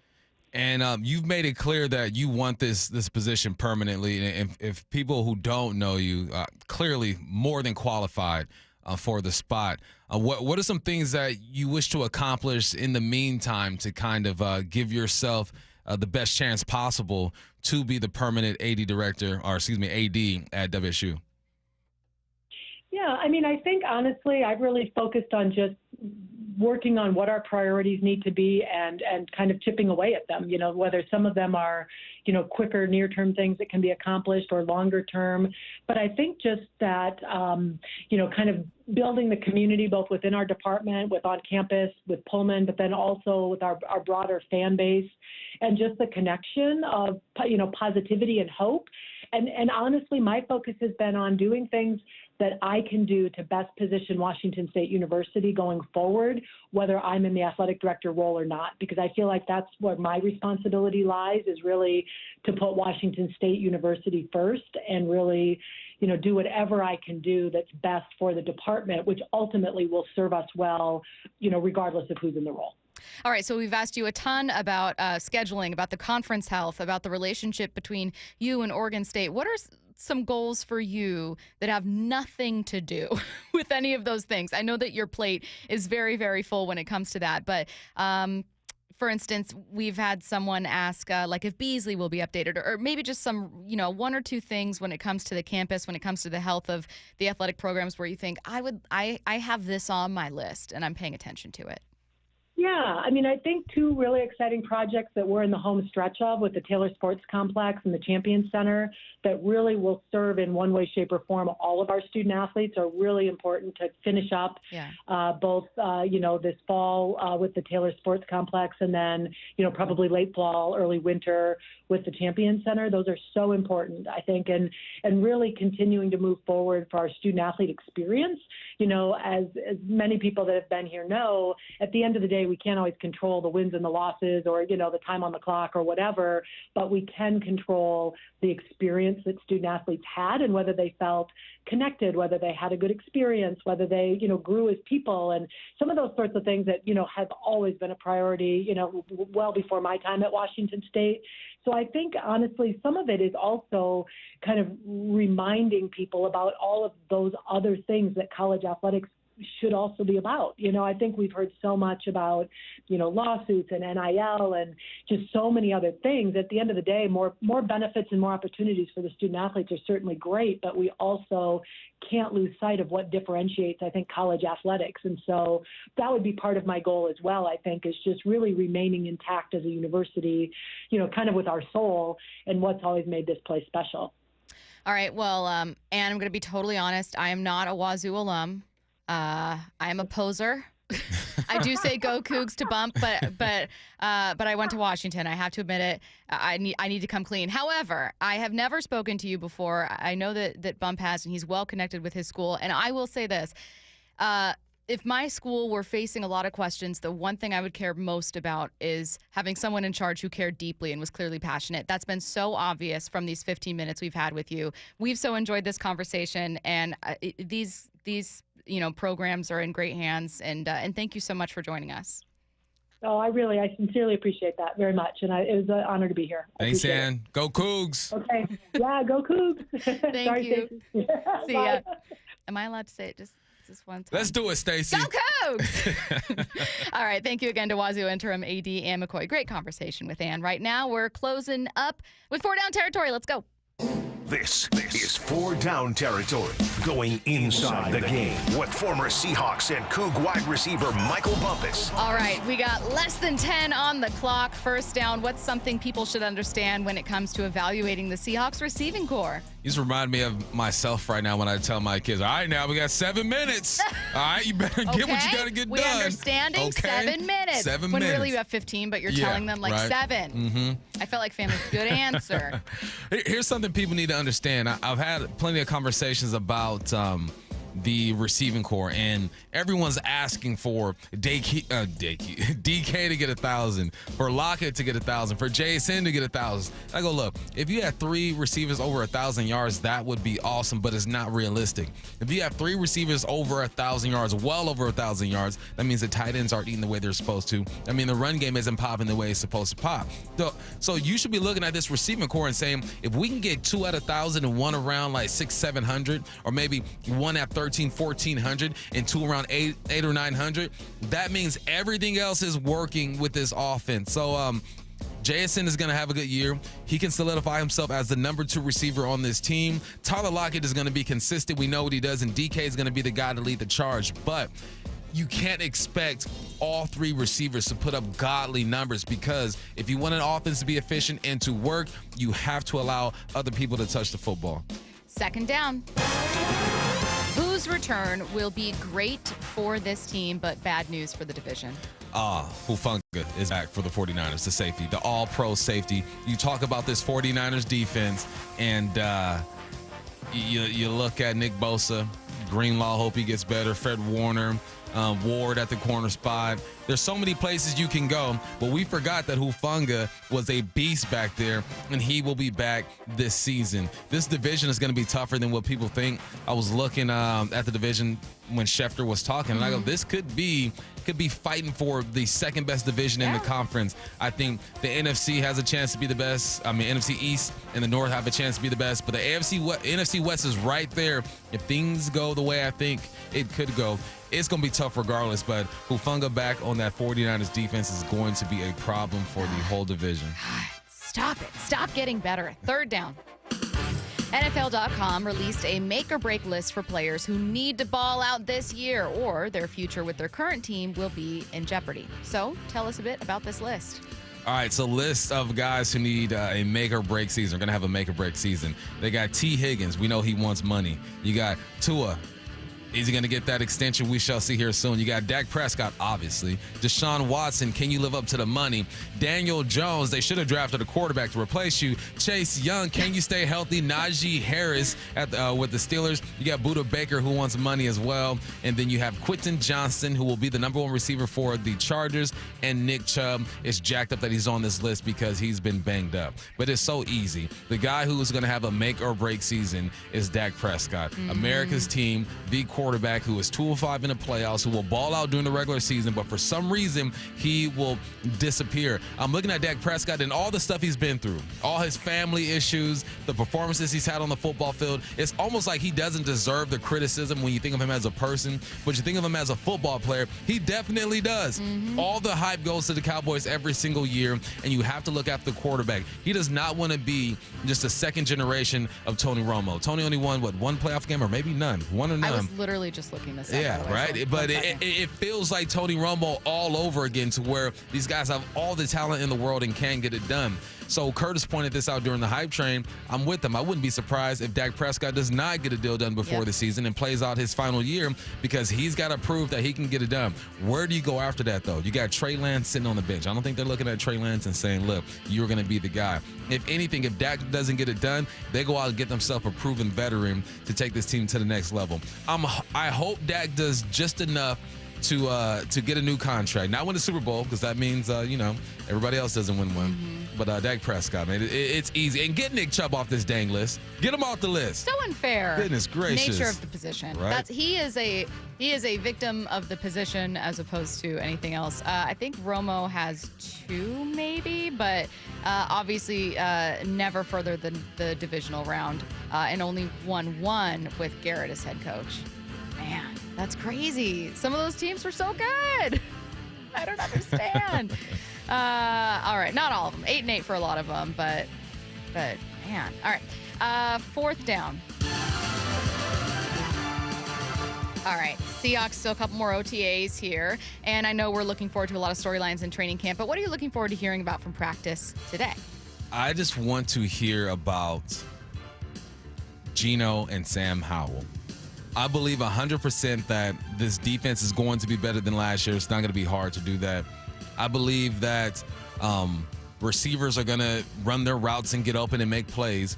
But I want to hear about the consistency of Geno and the pressure that Sam Howell is applying to Geno, because I think that is important. I think Geno rises to the occasion when he feels that pressure. He's done it for the past couple of years. So that's what I want to hear.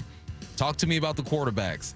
And really, that's the one position you can really evaluate, because there are no pads on. Are they making great decisions? What do the throws look like? Are they commanding the huddle? Is the offense flowing? What's the cadence look like? Everywhere else, it's kind of hard because you don't have pads on. You don't know if a receiver can take a hit, if the defensive lineman can really get after the quarterback. You just don't really know. Everyone looks good. So the one position you can truly evaluate is that quarterback spot. I want to hear about that conversation. My answer is one that's frustrating, because I know that we won't hear about it until well into training camp and into the season, which is you just can't truly evaluate a defense until week 1. You really can't. They can't play the way they want to. They can't hit the way they want to. They can't be aggressive. And if your entire identity is we're going to be tough and aggressive, well, guess what? You can't really do that in training camp. You can't do it certainly in OTAs. God, biggest question about this team, and we aren't going to have much insight until the regular season. So really, really tough, obviously. All right, you guys, that will do it for us today. We are out of here. Thank you again to Washington interim AD, Ann McCoy, for joining us. Really, really good stuff. If you guys want to hear the rest from Adam Schefter, it's on the Wyman and Bob podcast. That was from yesterday. We just played a couple cuts, but that'll do it. We are sending you to Mariners pregame for a matinee series finale coming your way, 12:37 p.m. first pitch. Pregame show starts right after us. Sending you now. Seattle Sports is your exclusive home for Mariners baseball. Leaps up and he makes the catch. Every strikeout. Swing and a miss. Ryan Wu says, can you touch this? And he just overpowers Aaron Judge. Every home run. It's going back. Go on a grand slam for J.P. Crawford. Every Mariners win. A 2-2 on the way. Swing and a miss. Strike 3. And the ball game is over. Stream every game at seattlesports.com or on the Seattle Sports app. We are Seattle Sports, the home of the Mariners. I have a handful of stories that really affected me personally in my career and how I handle employees. Lee Johnson, coming out of his office as a customer, asked me where the service department is. I was like, yeah, go to the end of the hall, go up the stairs, go across the breezeway, open a door, go to the left, you want Chevy, go to the right, you want Mazda, because I didn't even have enough time to say, hey, what kind of car do you have? Here comes Lee, and it's like, oh, man, come with me, let me show you. And then having him come back and not dress me down is just almost like with that fatherly disappointment of like, hey, that's not how we take care of people. I mean, the right way is to walk her down to the stairs, walk her up the stairs, open the door for her, go over, across the way, open up that door, introduce her to somebody. So she's comfortable, she's made it to the right place, and that we value the business. What you did was you made it seem like she was an inconvenience to you. Customers are the purpose of our day. The LJ way is the Lee Johnson Auto family. It's Cookie's Country Chicken Lunch Fry Time Reminder. Need a hot wing and a cold drink? You'll find it in Pioneer Square or Ballard at Cookie's. That's real good chicken. And tell them, make it spicy. Fresh fried chicken any way you like it at Cookie's. CookiesCountryChicken.com. John here with Happy Hauler. Furniture and household items you plan to throw away? We work with organizations all over Western Washington to donate used items. Happy Hauler is Seattle's eco-friendly junk removal. HappyHauler.com, hauling with a heart. Want to keep your gas-powered engines running like new? Stable's proprietary formulas are proven by third-party testing to outperform the competition in keeping fuel fresh, preventing corrosion, and cleaning the entire fuel system. With Stable, you can have confidence you are doing the right thing for your engine's long-term health. Just pour into your gas can or fuel tank, then top off with fresh fuel. At every fill-up or when you store, start with Stable. Available where fuel additives are sold. Progressive presents good news, bad news, dumb news, then great news. Good news. While leaning over the fence, your neighbor said you could save money bundling home and auto insurance with Progressive. Bad news. Your neighbor leaned over a little too much and broke your fence. Dumb news. Somehow fence wood is more expensive than wood. Great news. You decide to see if you could save money bundling at Progressive.com and to plant really tall shrubs.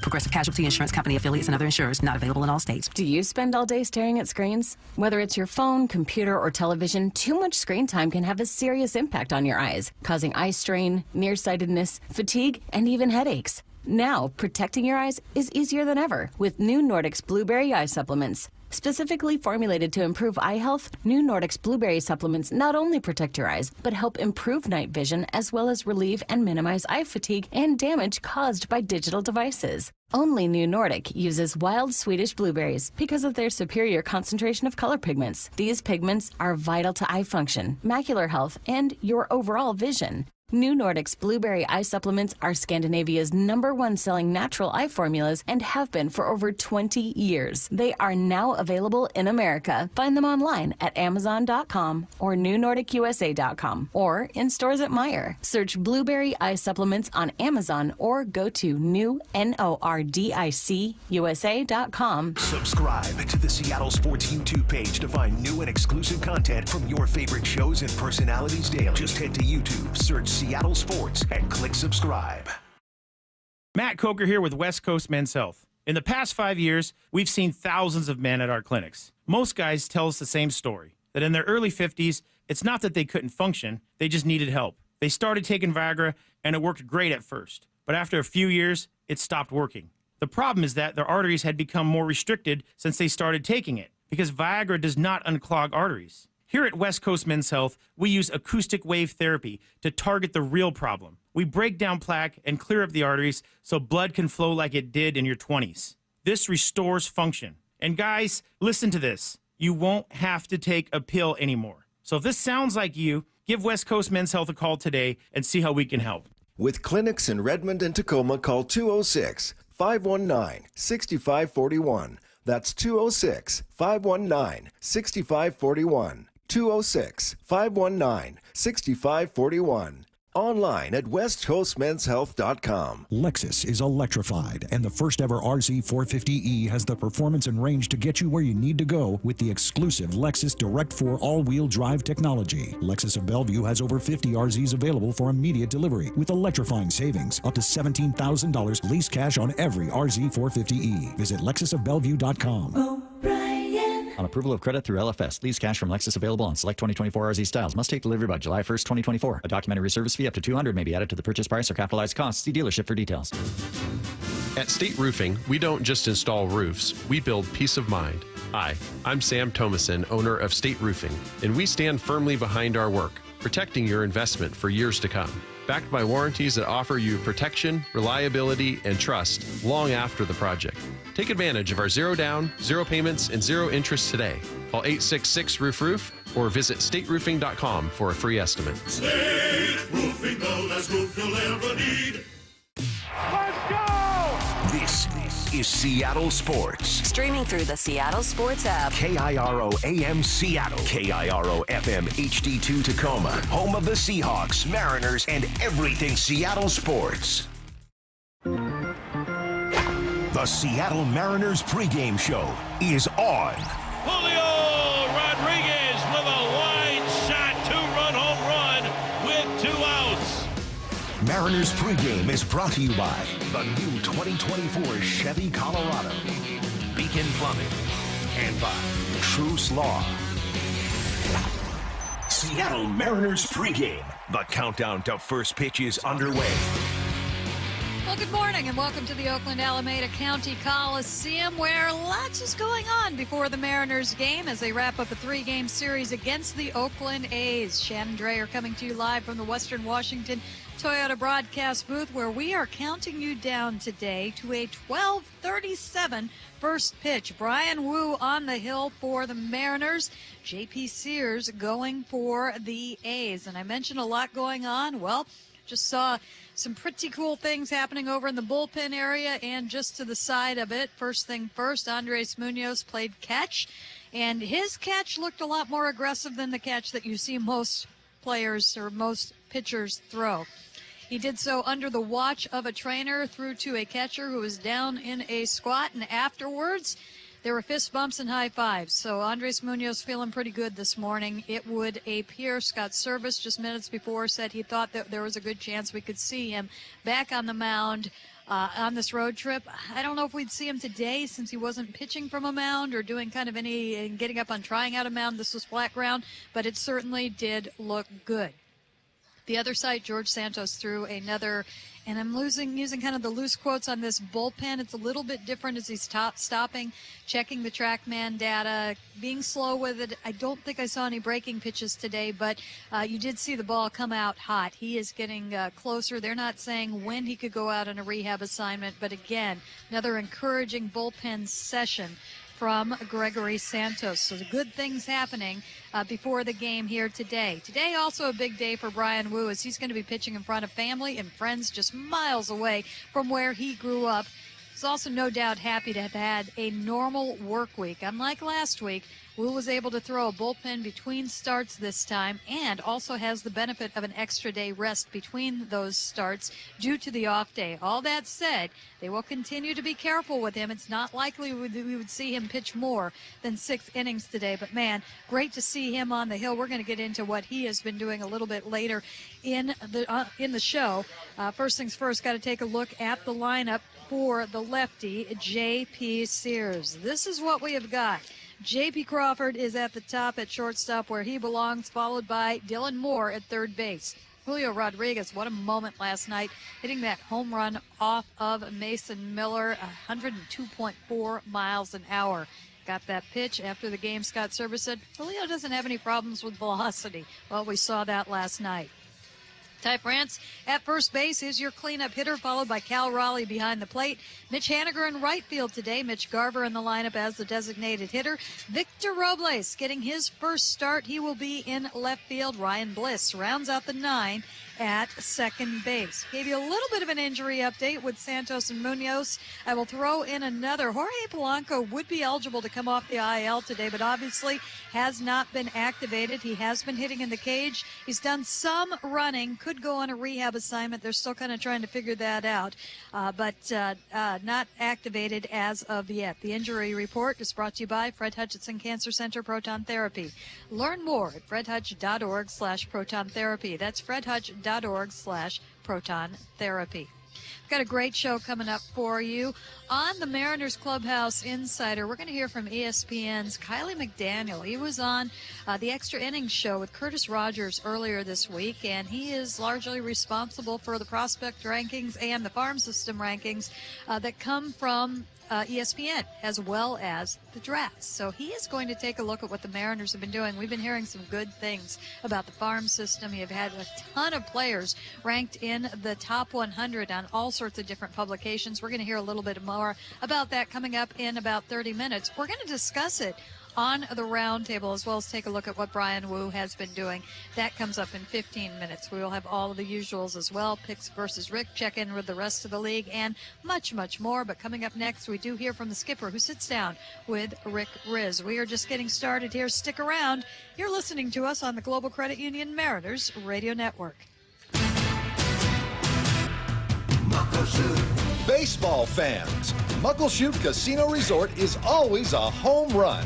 With the best games, the best restaurants, and the best rooms and luxury suites.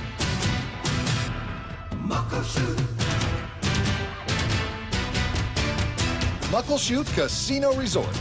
bigger, better, and still the best in the Northwest. Muckleshoot. Add Home Street Bank to your lineup card this season. Whether you're starting a family, buying a home, or nurturing a growing business, they'll help you navigate life's biggest milestones. And they've been doing it with a smile for over 100 years. Look no further than Home Street Bank for all your home loan, personal, and business banking needs. Go to homestreet.com/team. Again, that's homestreet.com/team. Member FDIC, Equal Housing Lender. All loans subject to approval. Get ready to move and groove. The Mariners are throwing it back to the 70s for the next fireworks night on Friday, June 14th. Don't miss your chance to dance at our postgame show, presented by T-Mobile, after the Mariners square off against the Rangers in an AL West showdown at 7:10. Munoz, the 1-2 pitch. Swing and a miss, and the ball game's over. The Mariners win it. Break out your platform shoes and polyester and sing along to smash hits from the 70s. Visit Mariners.com to get your tickets and catch 2 great shows for the price of 1. Mariners baseball and a fireworks spectacular. Plus, check out the rest of the festivities on deck at T-Mobile Park for Father's Day weekend, including a big dumper seat cushion giveaway for the first 10,000 dads on Sunday, June 16th, thanks to Muckleshoot Casino Resort. Cal Raleigh wins it in the 10th inning for the Mariners tonight in Seattle. Mariners baseball. Boogie down and try to dance up. The countdown to first pitch continues with the Scott Service Show. Presented by BECU.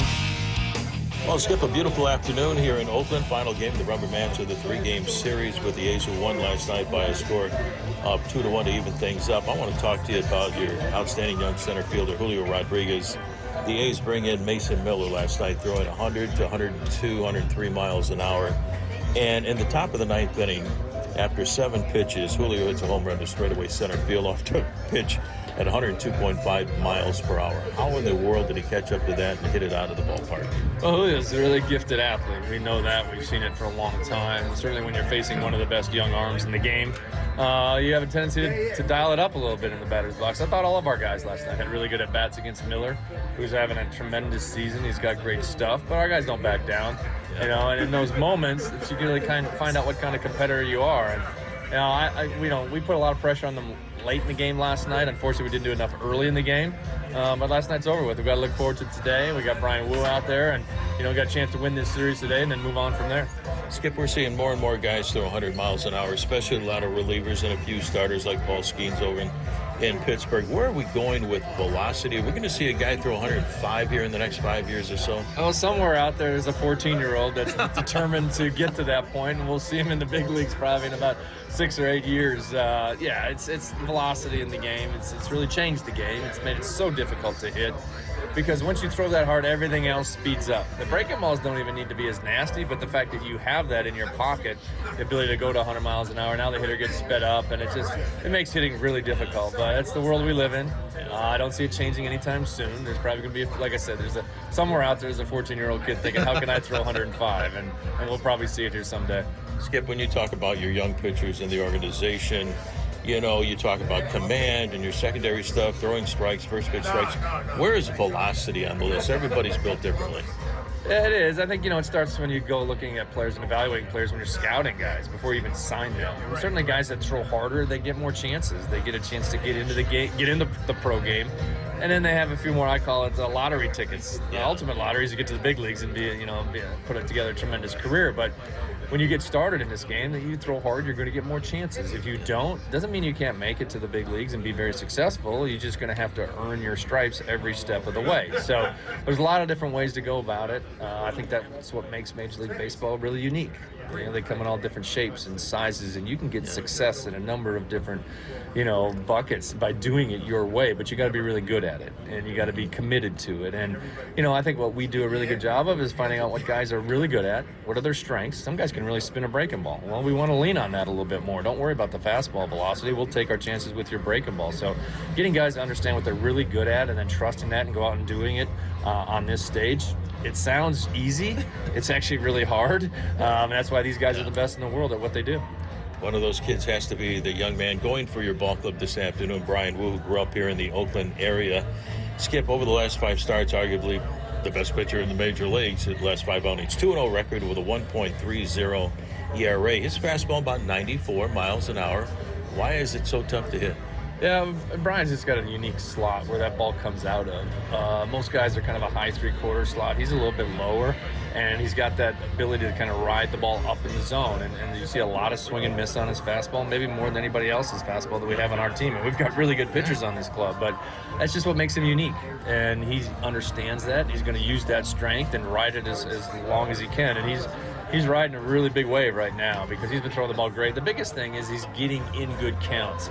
He's attacking. That's why you see him getting deep in the game with such low pitch counts. Is the hitters go up there, they kind of know what's coming, and they can't hit it, or they can't square it up. Right. So he's been able to get a lot of soft contact. There's been a lot of pop-ups, soft, choppers in the infield. And we need to play really good defense behind him so we can keep him out there as long as possible. So, again, he's on a good roll. It's been fun to watch, and hopefully it continues today. He'll have a lot of people watching him today. He's from around these parts. He's got Grandma and Grandpa here at the ballpark today. Skip, what's the latest on Andres Munoz? Yeah, Moody's feeling a little bit better. Obviously, had the back issue. He's kind of worked through that. Had some pictures taken from there. I think he's going to be okay, Riz. He is a little bit sore. He'll cut out and try to move his arm around, play a little catch today. You probably won't see him in the ball game today, but hopefully at some point over the weekend. Good luck this afternoon. Thanks, Riz. I appreciate it. And that was Rick Riz with Scott Service. And, of course, we're seeing nothing but good from Andres Munoz today. You heard the words from the skipper. We just saw him throw down in the field. And, again, I don't think we'll see him today. It looked like he felt pretty good about what he did out on the hill, regardless today. So we will keep you posted on that one. The Scott Service Show is brought to you by BECU. As a credit union, BECU's co-op business model means better rates and services. Walk in like you own the place because you do.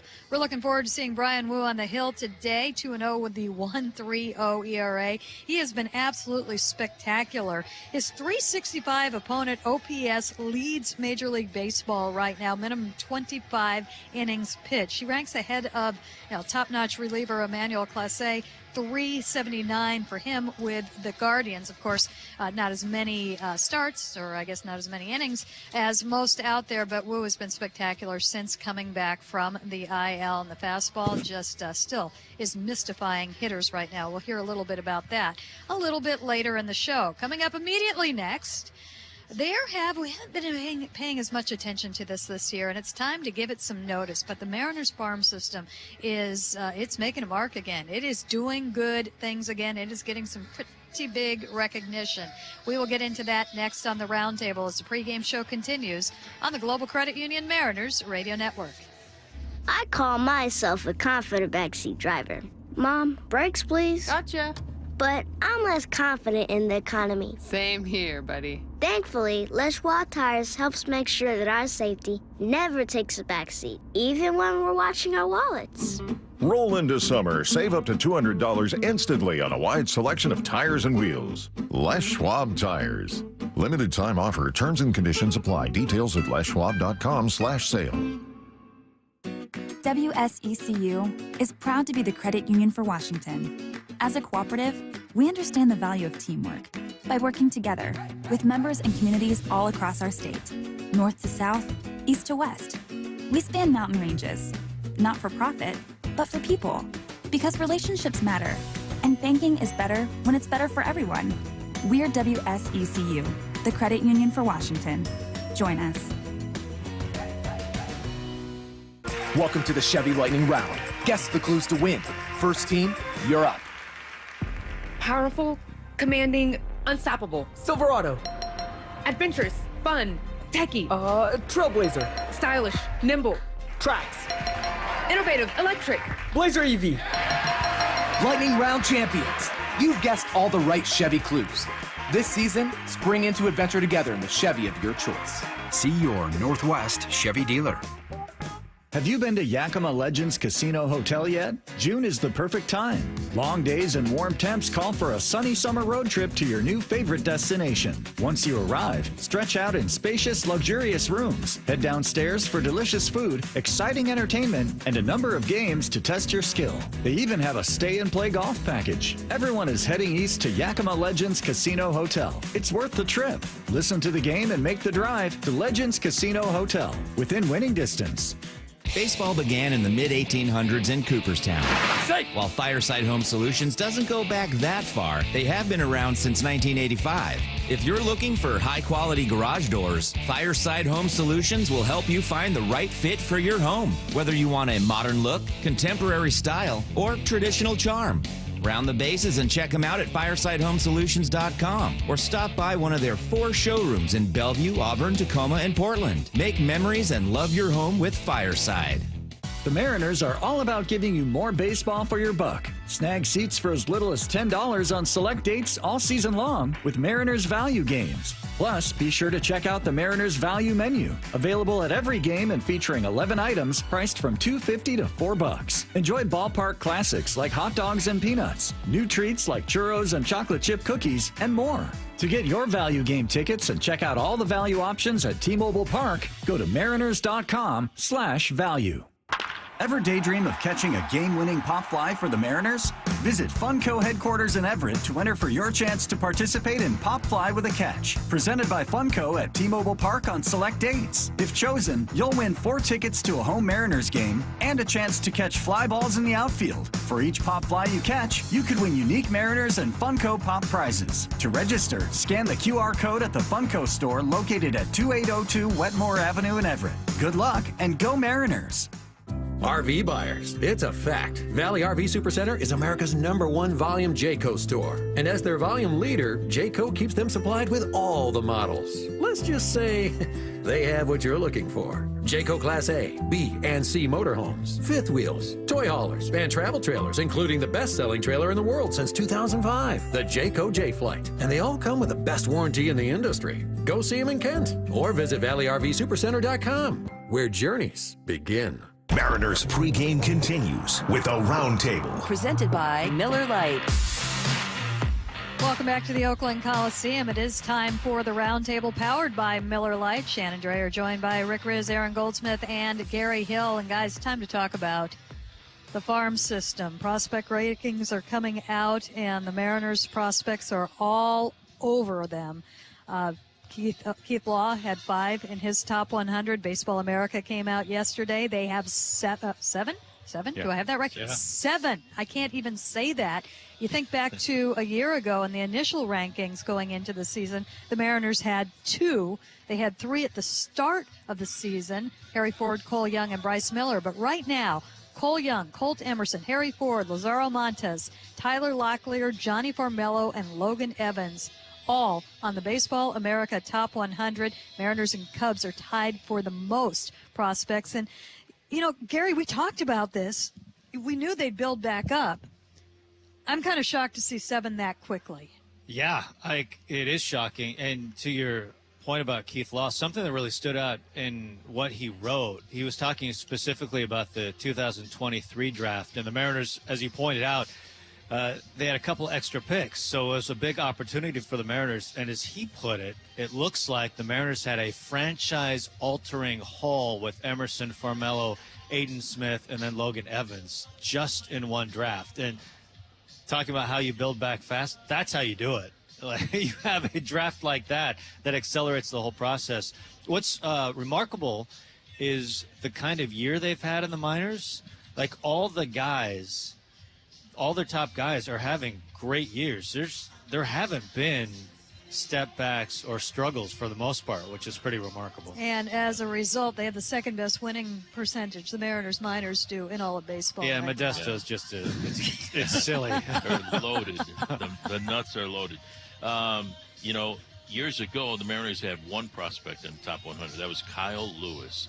Kudos to Scott Hunter, his crew, all the scouts out there, the bird dogs, you know, to find these kids. And what I really like about this list, there's a good mix. You got Emerson and Young, who are middle infielders, very athletic, so they can go anywhere. You got Harry Ford behind the plate, Montez an outfielder, Johnny Formello an outfielder, Locklear at first base, Logan Evans, very talented pitcher. So you have a great mix of guys, and they're all getting it done at the same level. They're going to be moving up together. And so when you have a group like that, man, they're going to get here in the next year, 2 or 3, whatever, depending upon what goes on up here at the big league level. But this is very, very impressive. It means the organization, the future of the organization, is in really good hands. Very healthy. I think it takes great people to find great people, right? And one of my biggest takeaways last year talking to Jerry and others about the draft process. Remember the combine was going on at Chase Field in Arizona? Now, the Mariners had people there to watch these young players, of course, and I asked Jerry, I said, don't you ever kind of fear falling in love with a guy just because of the guy? Right? You get the guy in the room, and he just wows you, and you almost get blinded by some deficiencies the player might have. And he said, oh, absolutely. It's a major fear for anyone who does this, which is why the Mariners have one person go into the room and talk to the player, and that's Andy McKay.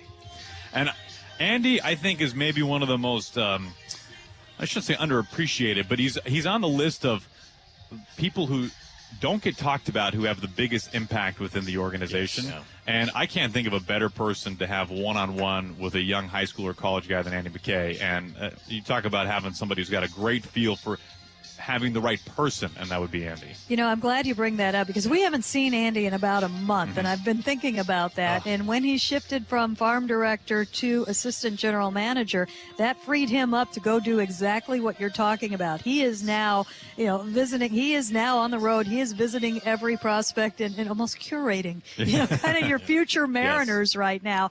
And, we have to find him. I was thinking it's time we talk to him, but he might be the busiest man right now in this organization. It has to be a hot time for him. He's incredible. When you talk baseball with him, talk people with him. I mean, he really is the blend of so many different roles in one guy. He's kind of a unicorn, I think, in that regard. I heard so many great things about him when he was the head coach at Sacramento Community College, one of the best programs in college baseball. He had so many great players come through there, and they all talked about how he, related to the players and made them better and pushed them when he had to, and did a great job there. Now he's doing a super job for us. Absolutely, and he's kind of touched all aspects of this organization. He's got a coaching tree. A lot of the coaches that are down on the field right now were with him in the Northwoods League. Absolutely, and Pete Woodworth, probably the top of that food chain.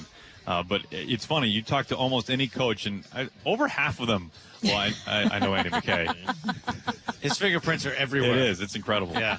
All right, good roundtable there, and the prospect talk is not going to end. We're going to hear a little bit more about the Mariners farm system and the upcoming draft from ESPN baseball insider Kylie McDaniel, who joined Curtis Rogers on Extra Innings earlier this week. The roundtable was powered by Miller Lite. Miller Lite is the first and original light beer with more taste and only 96 calories. When it's game time, it's Miller time. Stick around. You're going to want to hear this conversation coming up next. For 50 years, Michael's Toyota of Bellevue has been a dealership that you can trust, and the heart and soul of their success is a team of dedicated folks that make it all possible. Maybe you're coming in to find a first car for your son or daughter, or maybe it's your 10th new car, or maybe it's routine service and maintenance. Count on the people at Michael's Toyota of Bellevue to be there for all your automotive needs. Celebrating 50 years of service. Michael's Toyota of Bellevue. ToyotaofBellevue.com. For the life you live. The chance of finding Bigfoot in the wild is slim. The chance of winning a Miller Lite varsity-style jacket while enjoying a great-tasting 96-calorie beer? Slightly better. Visit MillerLite.com/Bigfoot to enter. No purchase necessary. Starts 4/9/2024. Ends 8/30/2024. Residents of Alaska, Idaho, Oregon, Washington, 21+. Official rules at MillerLite.com/Bigfoot for free entry method, odds, and restrictions. Sponsor Molson Coors Beverage Company USA, LLC. 250 South Wacker Drive, Chicago, Illinois, USA. 60606. For tank and tankless hot water heaters, for clogged drains, for leaky faucets, for toilets that won't flush. Stop freaking and call Beacon. Beacon Plumbing, Heating, and Mechanical is your trusted source to solve all your plumbing needs. 1-800-FREAKIN or beaconplumbing.net. Ready for your next getaway? Swinomish Casino and Lodge has it all. Play a round of golf, indulge in award-winning dining, and choose from over 650 of the hottest slot titles. Find your next big win at Swin. This month at Car Toys, it's all about Alpine. Find exclusive deals on receivers, speakers, amps, and more for a limited time. Choose from select Alpine Apple CarPlay Android auto receivers from $299 and get a $100 instant installation credit plus free speakers. Take up to 20% off Alpine speakers and subs. Save up to $150 on Alpine base packages starting at $239. Love what you drive at a store near you or cartoys.com. Car Toys, a better way to go. Rick Riz here for the Pella Windows and Doors of Western Washington's Improve Your Play program. Many of our local youth sports teams need help with field enhancements, training, and equipment. Local Pella owners Keith Dashafy and Luke Wilson are stepping up to donate $5,000 to 2 deserving teams. We need your help finding them. Head to seattlesports.com/play to nominate a deserving team in need. Let's help our local youth improve their play this year with Pella Windows and Doors of Western Washington. Contest and rules at seattlesports.com/play. Hi, I'm Monica, Retail Director at Blazing Bagels. With over 4 billion sandwich combinations, give or take a couple, and 35 bagel flavors baked fresh every day, satisfying your appetite is as easy for us as a 1-2-3 inning is for the hometown 9. Our staff will scoop up some cream cheese, toss it onto your favorite bagel, and relay it off to your taste buds. 1, 2, 3. Visit us in Redmond, Bellevue, Soto, the U District, and our newest location in Issaquah. Go Seattle and go eat a bagel. Jim Zorn here for All City Fence. I've learned early on that All City Fence brings real value to every project. And to me, value is more than just fair pricing. Things like safety and security, quality products fabricated, built, and installed by talented craftspeople that take pride in their work. Everyone at All City Fence draws on their experience, talents, and work ethic. For more than 70 years, All City Fence, allcityfence.com. The Mariners stretch before every game to be at their best. Shouldn't the fans arrive at their next away game stretched and refreshed too? On Alaska Airlines, you can upgrade to a premium class seat and enjoy an extra 4 inches of legroom in a spacious leather chair. You'll also get priority boarding and a complimentary beer, wine, or cocktail. And premium class upgrades start as low as $15 a flight. Live your best life and get more legroom in premium class. Go ahead, cross your legs on Alaska. This is Seattle Sports. Streaming through the Seattle Sports app. KIRO AM Seattle. KIRO FM HD2 Tacoma. Home of the Seahawks, Mariners, and everything Seattle sports. This is Mariners pregame and the inside perspective. Here's Shannon Dreyer with a Mariners Clubhouse Insider. If you're missing baseball talk on Mariners off nights, Curtis Rogers has got you covered with Extra Innings, which airs on Mariners off days from 7 to 9. 2 hours of great baseball conversation that this week included ESPN baseball insider Kylie McDaniel, who got into the Mariners farm system, the upcoming draft, and starts with a little bit of what Gary was just talking about on the roundtable, the franchise-altering 2023 draft by the Mariners, and how Colt Emerson, whose draft stock perhaps was not as high as it should be, could be central to the success. Him and George Lombard Jr., the player that the Yankees took a couple picks later, those are the two guys that teams that were like not going to take them were like, I think he might be really good though. We have a couple guys that don't like him, and so I can't get him across the finish line, or we have some other guy we're going to take. They were like sort of like the secret back of the first round guys that all the scouts I thought were smart really liked. And so I had already turned in my rankings, and I think he was like 22nd, almost exactly where the Mariners took him. And I was like, I kind of want to make him 15th now because it seems like him and Lombard should move up like 10 spots. And usually that instinct, it'll probably happen again this year, is really good. And so right after he signs, he goes out and does all the stuff that those scouts that really liked him thought he would do, which is excellent control of the strike zone, makes a ton of contact, hits for surprising power. And if you look at his home run totals, not that high. How hard he was hitting the ball was really hard. And so then he was the biggest riser, where some people thought if you were to redo that draft just 2 months after it happened, he would have gone 6th instead of 22nd, with those top 5 players all being like an elite group. Now I think he might go inside the top 5 because he's continued doing what he was doing last year. This season, he's now got more walks than strikeouts. The power is even a little bit better than it was last year. And it looks like if he's not a shortstop, he's definitely an infielder, but most people think he's a shortstop. So he's one of those guys that every year I try to protect against missing so badly on a player that they immediately should have been in that conversation in the top 5. Just a couple months later, it becomes obvious. He is that exception, and there's a guy like this every 3 or 4 years. So he is an extreme outlier. And that is why he is ranked so high, actually ahead of some of those guys that were in the top 5 of the draft last year. Well, I guess the secret's out on him now, Kylie. Now you've gone and done it. You've let people know just how good of a first-round pick the Mariners made last year in Colt Emerson, one of 3 first-round picks. Kylie, how would you rate the Mariners farm system right now? I know it kind of tapered off a bit after they graduated all those prospects like Julio Rodriguez and Jared Kelenic and all the pitchers that they had. But right now it kind of seems like it is gaining some steam. How would you rate it?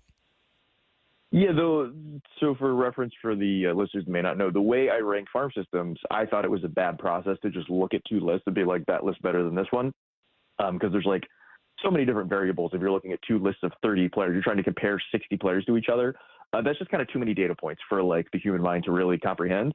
So when I was at Fangraphs, we had a guy named Craig Edwards, who now works at the MLB Players Association, make a formula where at each tier of prospect ranking that I and Eric Longenhagen at Fangraphs use, each player comes with a dollar amount, and then all you have to do is add up all the dollar amounts. And if they're close, you can look at some details and pick out like, oh, well, I like a guy that's closer to the big leagues rather than further. But the thing that we found in doing that is that the guys that are like in the top 100, specifically the top half of the top 100, are worth so much more than you think they are. Like, Cole Emerson is worth 50 late first round picks right now. It's something crazy like that, like even more than you would think it would be, which also bums me out because I have to go on TV and get excited about a late first round pick. And little do I know, last year's late first round pick is way better than the ones coming this year.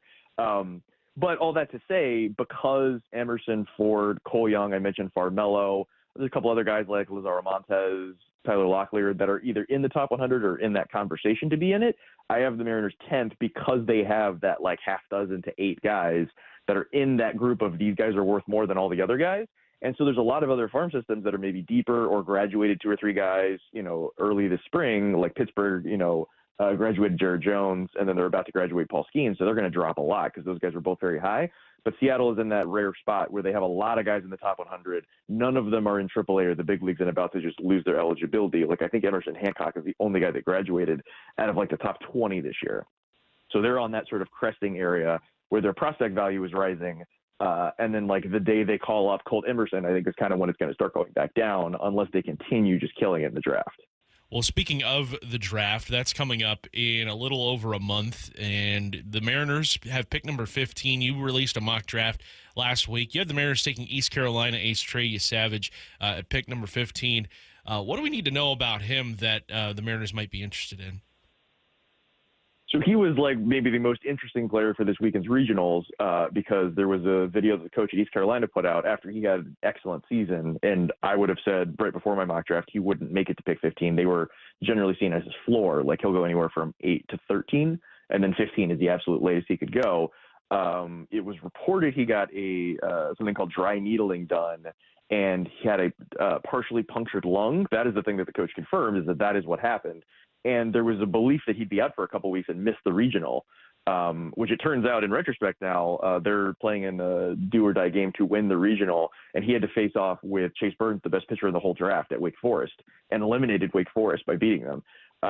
So there was like a huge amount of confusion about what is Yesavage's health situation. Why was he getting the procedure? How long will it take to him to recover from the partially punctured lung? And then he pitched pretty well. His velocity wasn't quite at the same levels. Slider wasn't quite as good as it had been, which is normal when the arm speed is down some. But then he pulled out a splitter that he hadn't been throwing much at all this year, maybe less than 10%, and it became a go-to pitch. He's a durable guy that throws a lot of strikes. I think he fits into that Logan Gilbert kind of or George Kirby kind of mold, where it's a guy that has command and 3 pitches, is a good athlete, performs, stays healthy, does all this stuff. Obviously, like in the one time when it seemed like he wasn't healthy, he then was. And the thing that they did with these two guys is they teased out a little more velocity, which is Savage is, 92 to 96. And this last outing, he's maybe a tick or two below that. And then they can shape those pitches a little bit better to fit what works in Major League Baseball. And he'll throw his, slider a whole lot, sometimes in the zone, which in college works. Maybe it needs to be more of a chase pitch in pro ball. And so the reason that I think he was seen as his floor will be Seattle is because this is exactly the kind of guy that they have had success with, because there are no high school hitters that really make sense at that pick. So I think pitcher is sort of the way that they're leaning, because that's sort of what's available at 15 this year. A lot of great stuff from Kylie McDaniel, who's kind enough to join us here on Extra Innings. Make sure you are catching Kylie. It was a part of ESPN's draft coverage, which was July 14th through the 16th. You can follow him on Twitter at Kylie McD. Kylie, really, really appreciate you stopping by and dropping some draft knowledge, some prospect knowledge on us. We really can't thank you enough. You have yourself a great week. Thank you. It's going to include a lot of baseball. We got postseason college, we got minor leagues, big leagues, and I got to write about it all. And that was Curtis Rogers with ESPN Baseball Insider Kylie McDaniel on Extra Innings, 2 hours of baseball talk that can be heard from 7 to 9 on nights when the Mariners aren't playing. That was the Mariners Clubhouse Insider. The Mariners pregame show is brought to you by Muckleshoot Casino and Resort. Bigger, better, the best in the Northwest.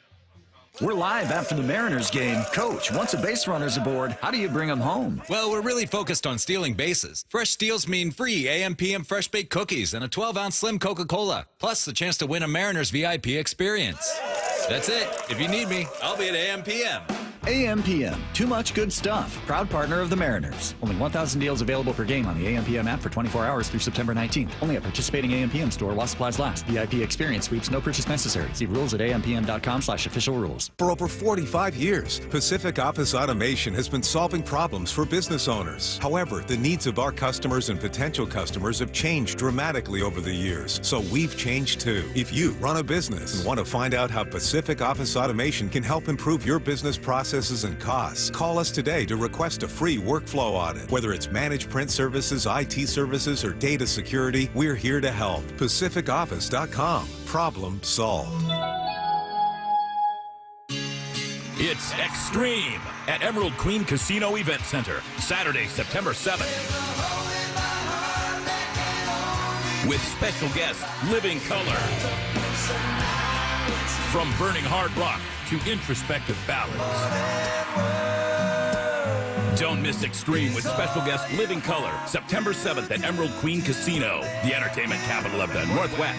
21 and older, need gambling help, call 800-547-6133 or visit emeraldqueen.com. Low to moderate income individuals and families can benefit from the annual Working Families Tax Credit from the Washington State Department of Revenue. If you made less than $63,000 in 2023, you could get money back on state taxes you already paid. See if you're eligible and learn how to apply at workingfamiliescredit.wa.gov. Since 1934, Hempler's has used only the leanest European pork bellies for its premium bacon made right here in the Pacific Northwest. Slow smoked over natural hardwoods for a rich aroma, savory flavor, and thick gourmet bite. It's no wonder Hempler's is America's leanest bacon and the official bacon of your Seattle Mariners. Hempler's, small batch crafted meats.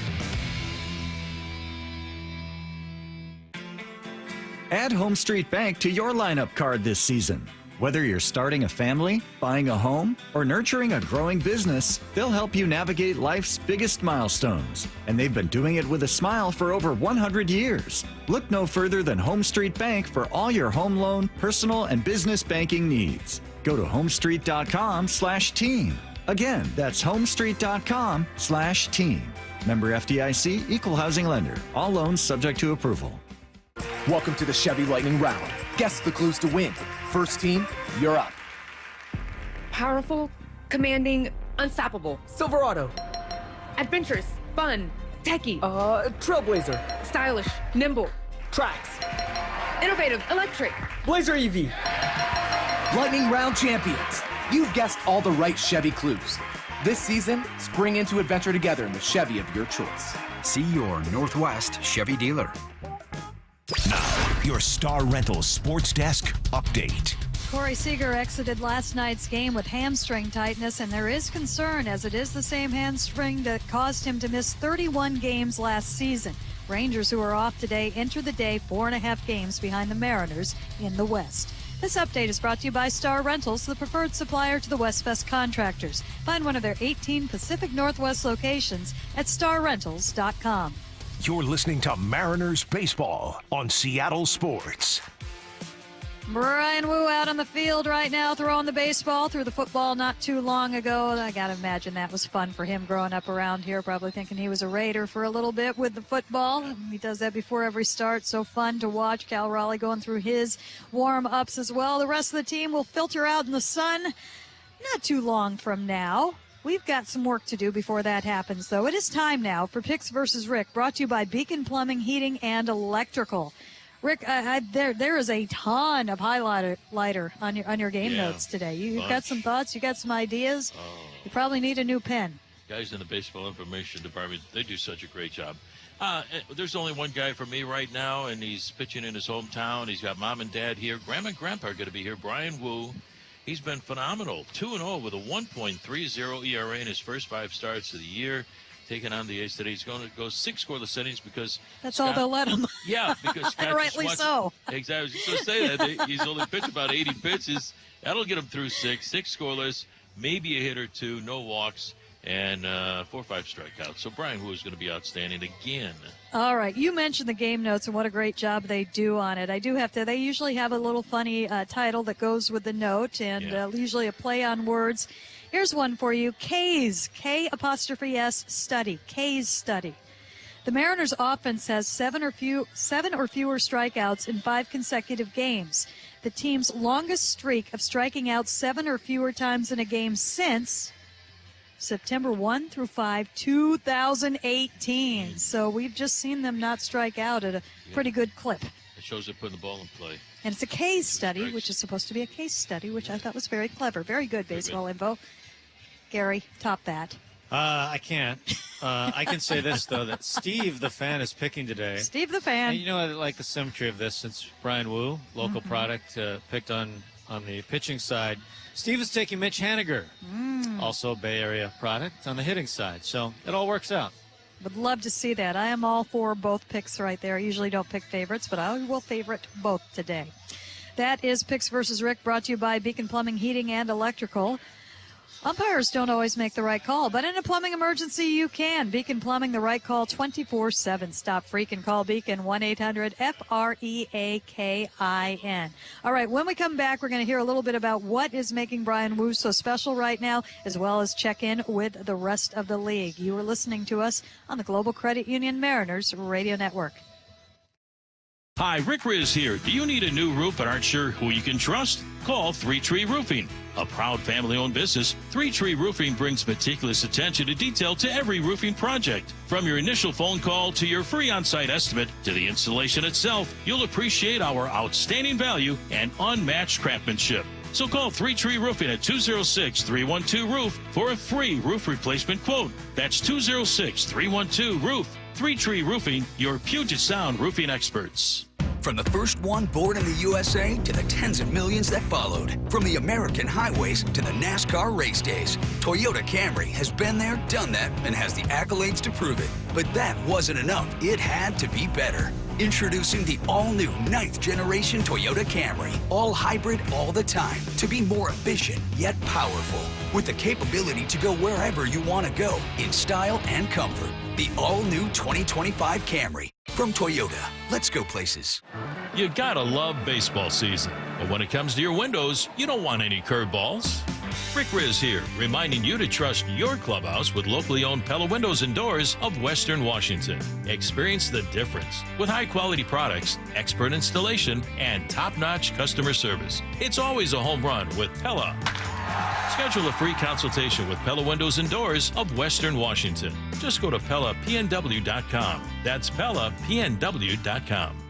Hey, it's Mike Salk here, and if you're looking for a fun night out, well, you know Snoqualmie Casino is just the place to go. Have some fun and unwind. Fall's Buffet is back open. They're serving up all your favorites. You can enjoy prime rib daily, plus fresh pasta, made-to-order stir-fry, and noodles, and pizzas, and salad bar, and dessert bar. They got the pies made every day. And then Vista Prime has amazing happy hour menus, which start at 4 o'clock, and those breathtaking views of the Snoqualmie Valley and Mount Si. You know it's Seattle's closest, only 30 minutes from downtown. It is Snoqualmie Casino. Regina is one of many who found a new life through Seattle's Union Gospel Mission. I became addicted to crack and hit rock bottom. I was sleeping outside and ended up in jail. My case manager referred me to the mission. They helped me get clean, start a new life, and get connected with God. When you're ready to change your life, the mission is there for you. And grace will lead me home. To hear more, volunteer, or donate, visit UGM.org. Hey fans, summer is here in full swing. When allergies, sunburns, or injuries get in the way, Optum Care Washington is your go-to for healthier care. Make an in-person appointment at over 45 locations and get on-demand care online 7 days a week. Optum Care Washington offers highly rated primary and specialty care, from pediatrics and ENT to sports medicine and surgery. Don't let summer symptoms change your plans. Optum is here for you with healthier care for a happier summer. Visit Optum2024.com to learn more and get care now. When you're on the pitch clock and don't have time for your favorite Seattle sports shows, listen to the podcasts on demand. How about that? Unbelievable. Who would have thought? Every hour, every interview, every look behind the scenes. Scott Service is with us. The expectations are very high. I love all of that. It is clear it was the right decision to keep your pitching staff as whole as possible. Find us on seattlesports.com, the Seattle Sports app, or wherever you get podcasts. My eyes have been opened. What can I tell you? Never miss a minute of Seattle sports, the home of the Mariners. Hey fans, Blazing Bagels here. We hate to see you strike out, so here's the pitch. Running late for work? Need food for a business meeting? Forgot a birthday? Come on in and grab a dozen bagels at any of our 5 locations and use the code HOMERUN for 20% off a dozen bagels. Go Seattle and go eat a bagel. Care Partners Senior Living is excited to announce the opening of our newest independent, assisted, and memory care communities in North Creek, Bothell, Linwood, and Mercer Island. Experience quality, compassionate care at an affordable price. CarePartnersLiving.com. You're listening to Mariners Baseball on Seattle Sports. Welcome back to the Oakland Coliseum. Brian Wu on the hill today, making his 6th start of the season. He's allowed runs in just 2 of those starts. Opponents hitting just 146 off his 4-seam fastball, 194 off the 2-seamer. The fastballs are special. Cal Raleigh, he can tell you why. Yeah, he's really smooth with his delivery, so when you see it, you're thinking it's going to come out a little lighter just because he's so smooth and easy down the mound, and it just kind of glides down the mound, like I said, but it comes out and it's really hot. It comes out really hot, has a lot of life to it, really late life, late movement, really gets on you, and I faced it in spring training, and it's definitely not a fun at-bats. Good stuff from Brian Wu. Let's step away from what's about to happen here in the next 20 minutes and take a look at what is going on around the rest of baseball.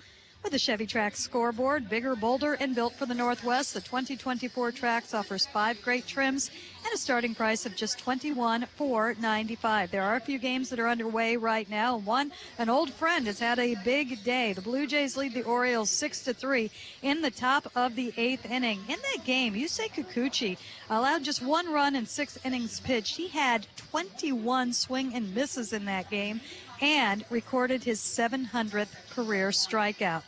Bottom of the 6th inning finds the Royals, who the Mariners will see tomorrow, all knotted up with the Guardians, 3 apiece in Cleveland. Coming up later today, the Dodgers are in Pittsburgh to finish up their series against the Pirates. Braves and Nationals will square off, Yankees and Twins. The Rangers have got the day off, and it looks like, unless I'm missing it here, that the Astros do as well. So the Mariners, a little bit of an opportunity, being the only of the top 3 to be actually playing baseball today. That was your scoreboard. As for what's coming up here and what we've seen already, in case you missed it earlier, Andres Munoz, Scott Service, said that he is hoping that we will see him on this road trip. Feels kind of good about that. After he said that, we saw Andres Munoz go out on the field and play catch, and he was letting it rip a little bit after the catch session. He did have fist bumps and high fives with people. It looked like he was feeling fine. I do not anticipate seeing him in this game, but it was certainly a good sign from Andres Munoz right there. All right, let's take a look at the lineup. J.P. Crawford will be at the top, followed by Dylan Moore, Julio Rodriguez, Ty France, Cal Raleigh, Mitch Haniger, Mitch Garver, Victor Robles making his first start as a Mariner, and Ryan Bliss rounding out the 9. Fans, it's almost game time, and game time is Miller time. Shed the day, grab your friends, and crack open an ice-cold Miller Lite. Coming up next, how does Wu do it? Well, Aaron and Gary are going to take a look as the pregame show continues on the Global Credit Union Mariners Radio Network. Jim Zorn here for All City Fence. I've learned early on that All City Fence brings real value to every project. And to me, value is more than just fair pricing. Things like safety and security. Quality products fabricated, built, and installed by talented craftspeople that take pride in their work. Everyone at All City Fence draws on their experience, talents, and work ethic. For more than 70 years, All City Fence, allcityfence.com. Hey Mariners fans, this is Dan Wilson for Virginia Mason Franciscan Health. Everyone should know their blood pressure and cholesterol level. If they're too high, the risks of heart attack, stroke, and heart disease increase. That's why an annual wellness checkup with your doctor is so important. Simple things like eating healthy, daily exercise, and working to quit smoking will give your heart the support it needs to keep you in the game for extra innings. To schedule your annual wellness appointment, go to vmfh.org/Mariners. Two things you're looking at when you're shopping for a new car or SUV: choice and exceptional deals. Visit our friends at Mazda of Everett and you'll be satisfied with both. Which Mazda moves you? Find out at Mazda of Everett. Choose from over 600 new Mazdas in stock, and right now they're offering 0% financing on all new Mazda CX-5s, CX-30s, CX-50s, and CX-90s on approved credit. Need more reasons? They also treat you like family and want you to drive away happy. See for yourself at MazdaofEverett.com. When you're on the pitch clock and don't have time for your favorite Seattle sports shows, listen to the podcast on demand. How about that? Unbelievable. Who would have thought? Every hour, every interview, every look behind the scenes. Scott Service is with us. The expectations are very high. I love all of that. It is clear it was the right decision to keep your pitching staff as whole as possible. Find us on SeattleSports.com, the Seattle Sports app, or wherever you get podcasts. My eyes have been opened. What can I tell you? Never miss a minute of Seattle sports, the home of the Mariners. Corona Extra and the Seattle Mariners are giving fans the chance to win the ultimate MLB All-Star Week experience in Arlington, Texas. Prize package will include 2 tickets for the Home Run Derby and All-Star Game, round-trip airfare, 2 nights hotel, and swag bags. Head to CoronaMarinersSweepstakes.com to enter for your chance to win. Corona is the official cerveza of your Seattle Mariners. No purchase necessary. Open only to legal U.S. residents residing in Alaska, Hawaii, Idaho, Montana, Oregon, and Washington. 21 or older. Void where prohibited. N615. See official rules at CoronaMarinersSweepstakes.com.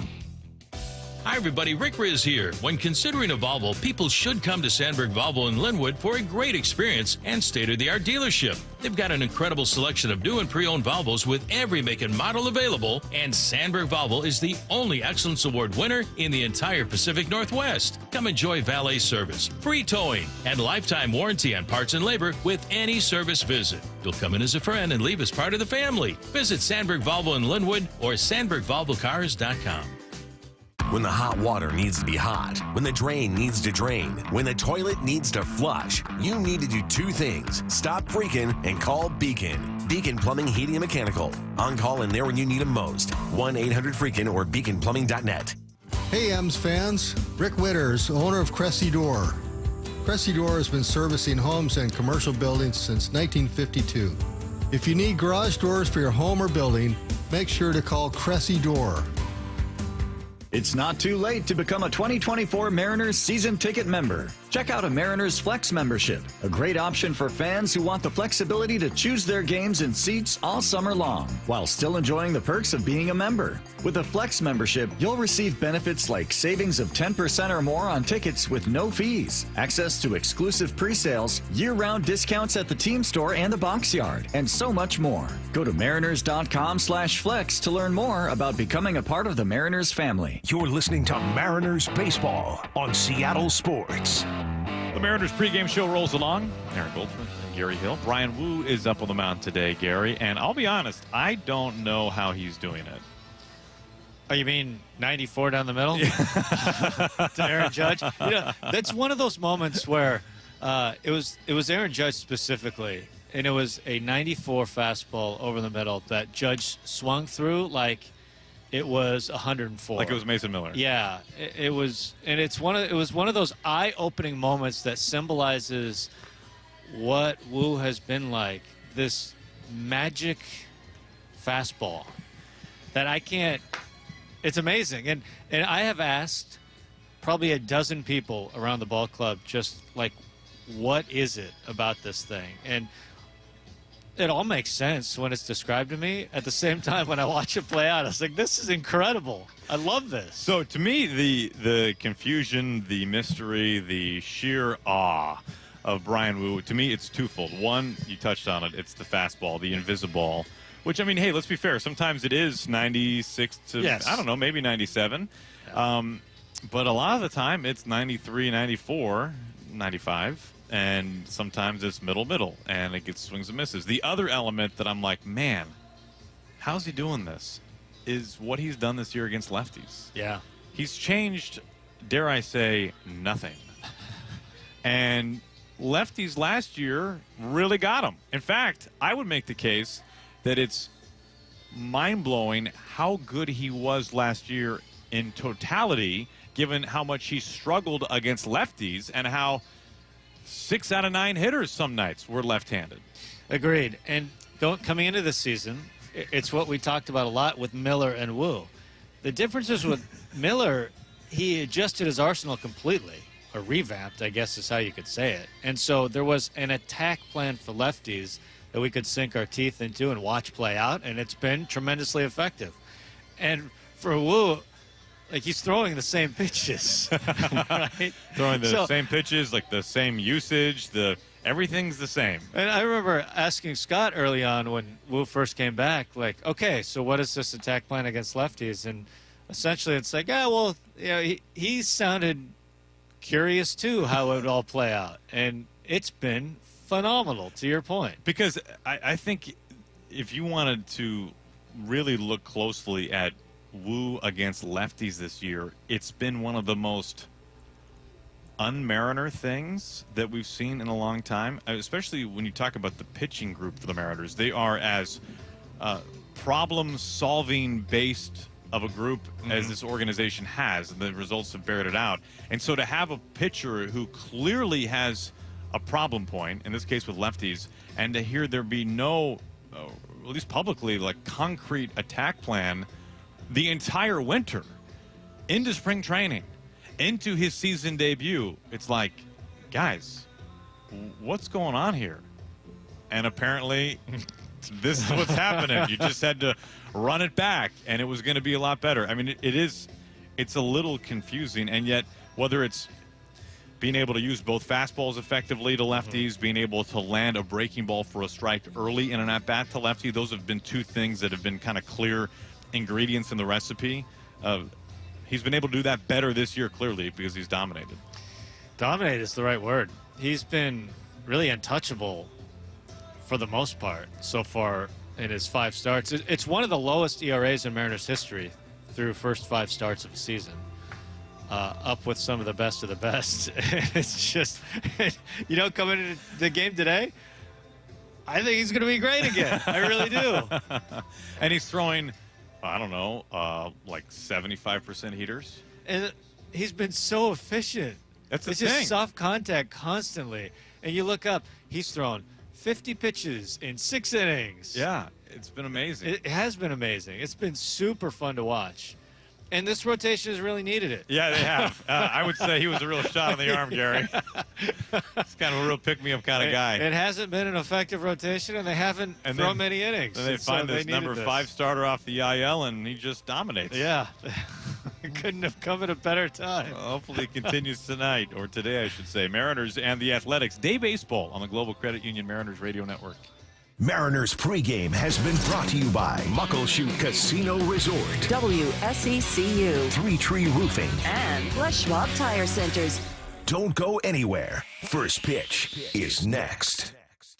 At Global Credit Union, members benefit, like free checking, because why pay a fee to spend your own money? Early payday, your paycheck up to 3 days early with direct deposit. And member care, with branches near you and a 24/7, 365 U.S.-based call center, where you'll always talk to a real person. Free checking and no monthly maintenance fee only apply to core checking accounts. Other fees may apply. Join us at globalcu.org. Global Credit Union, proud partner of Seattle Mariners Radio. When you need mealtime inspiration, it's worth shopping Fred Meyer, where you'll find over 30,000 mouth-watering choices that excite your inner foodie. And no matter what tasty choice you make, you'll enjoy our everyday low prices, plus extra ways to save, like digital coupons worth over $600 each week. You can also save up to $1 off per gallon at the pump with fuel points. More savings and more inspiring flavors make shopping Fred Meyer worth it every time. Fred Meyer, fresh for everyone. Fuel restrictions apply. Looking for a quality win this season? Arco and the Mariners are teaming up to give you a win at the pump and the park. When you spend $50 on quality gas at Arco, bring your receipt to T-Mobile Park Guest Services, and you'll get a $10 concessions gift card. That's a quality win on the road and in the stands. Now for a win on the field, Mariners. Take the win at Arco. Gas must be purchased between March 28, 2024 and October 1st, 2024. Valid at participating locations while supplies last. Full details at mariners.com/Arco. Bring your whole crew to the game with the Mariners Suite at T-Mobile Park. Whether you're planning a special birthday party for friends and family or a company outing for up to 400 coworkers, there's no better spot for an unforgettable experience. Enjoy the suite life with premium catering, VIP parking, private Skybridge entry, and more. Plus, season ticket members get 15% off. Reserve your suite today at mariners.com/suites. And the pitch up the middle, JP!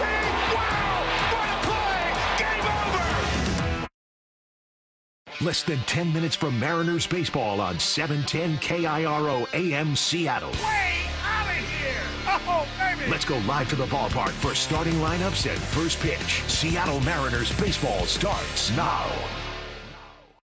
Seattle Mariners baseball is on the air. J.P. Crawford with another leadoff home run.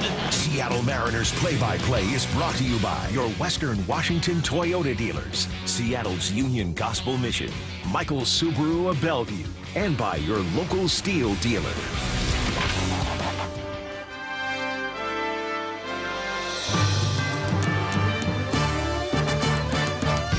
It is just another gorgeous day here by the bay. 69 degrees as we are coming up on first pitch. Nothing but blue skies overhead as the Mariners have a chance to win a game and win a series. The rubber game of 3, the Mariners and the Oakland Athletics. Good pitching matchup today.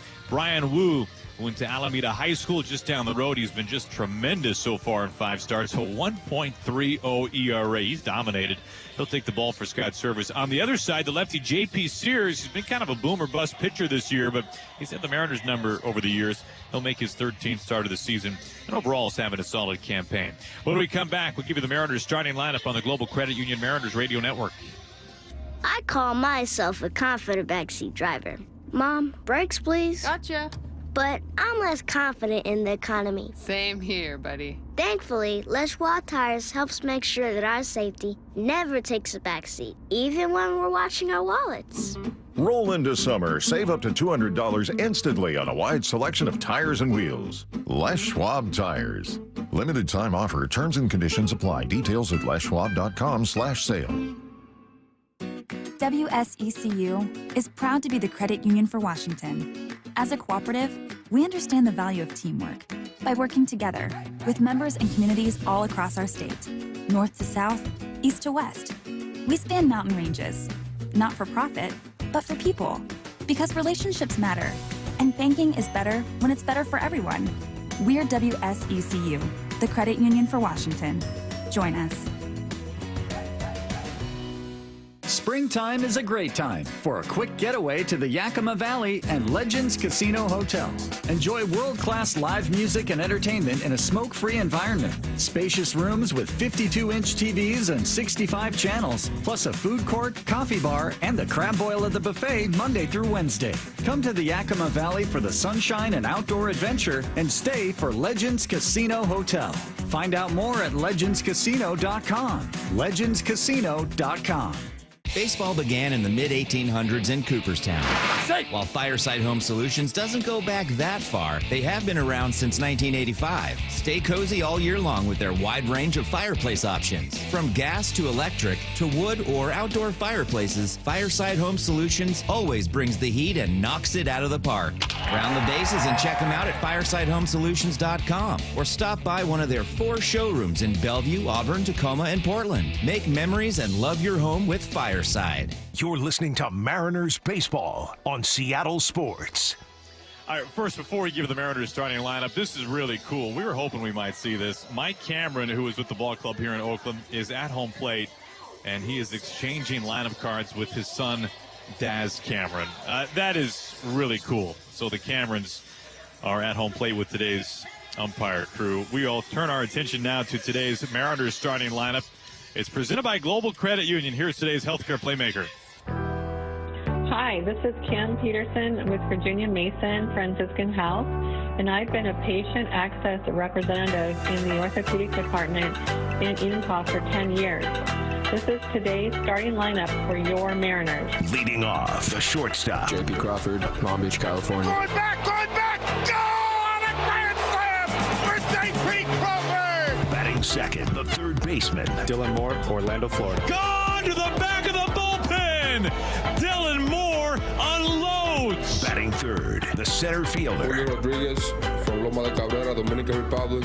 Let's go. Julio Rodriguez ties the game with his third home run of the season. Batting cleanup, the first baseman. Ty France, West Covina, California, San Diego State. Off the facing of the upper deck in left field, Ty France. Batting fifth, the catcher. Cal Raleigh, Florida State University. That is way up there and gone on the third deck.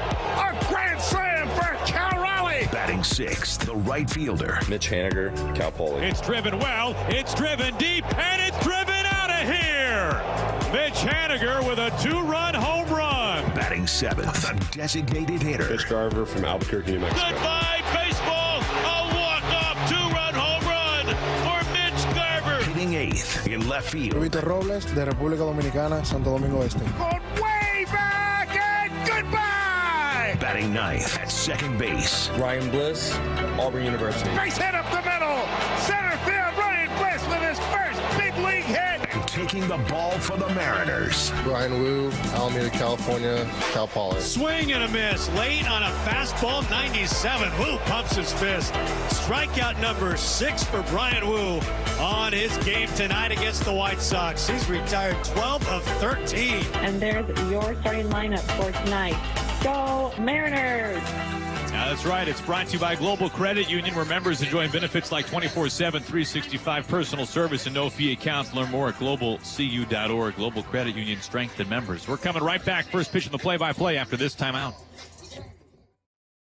Traffic backups are inconvenient, but if your pipes are backing up at home, that's bad. There's only one cure for this pesky problem: the experts at Beacon Plumbing, Heating, Septic, and Mechanical. Trust them to clear your clogs. Stop freaking and call Beacon. 1-800-FREAKIN. Miller Lite is the light beer brewed for people who love the taste of beer. It's a 96-calorie, 3.2 carb love letter to beer lovers. Tastes like Miller time. Celebrate responsibly. 2024 Miller Brewing Company, Milwaukee, Wisconsin beer. Toyota has more hybrid EVs than anyone else, which makes them electrified, diversified. Electrify your summer in the adventurous RAV4 Hybrid. Now through July 1st, choose 4.75 APR financing on a new 2024 RAV4 or RAV4 Hybrid with approved credit through TFS. Excludes RAV4 Prime. Or you can get a great lease deal on RAV4. A dealer doc fee of up to $200 may be added. Get details at Toyota.com. Toyota, let's go places. You're listening to Mariners Baseball on Seattle Sports. J.P. Crawford has found his way to the batter's box, and Rick, it has just been a glorious 3 days here in Oakland, and today might top it all off. Aaron, the best 3 days I think I've ever spent here in 42 years coming to the Bay Area. We got JP on the mound. We got JP in the batter's box. JP Sears, the starter, the lefty.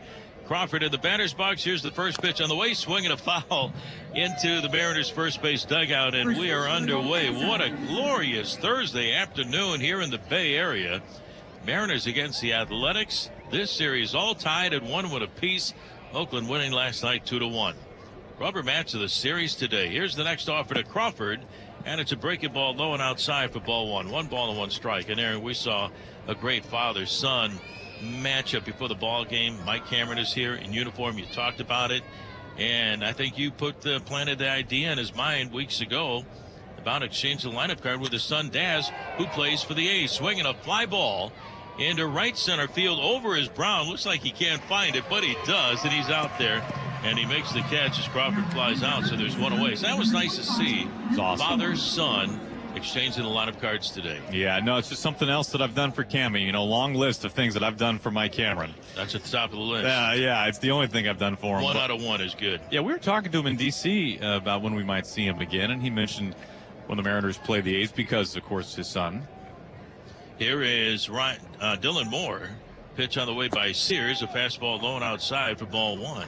It was interesting hearing him talk about how he felt like there'd be a conflict of interest if he was in the Mariners dugout while the Mariners were playing the A's and Daz was maybe batting. Like, what if Daz hit a home run, right? How does Cammy respond to that? Jumps up and down in the opposing and dugout. Happy, and he cheers. And it's his kid. Here's the 1-0 pitch and a swing and a miss by Dylan. The count is even a 1 ball and 1 strike. Of course, he wouldn't do that. And I said, well, what if you exchange lap cars with Daz? And Cammy, for as kind of swaggy as he is, he's just super, he's just a super humble guy. Nicest guy in the world.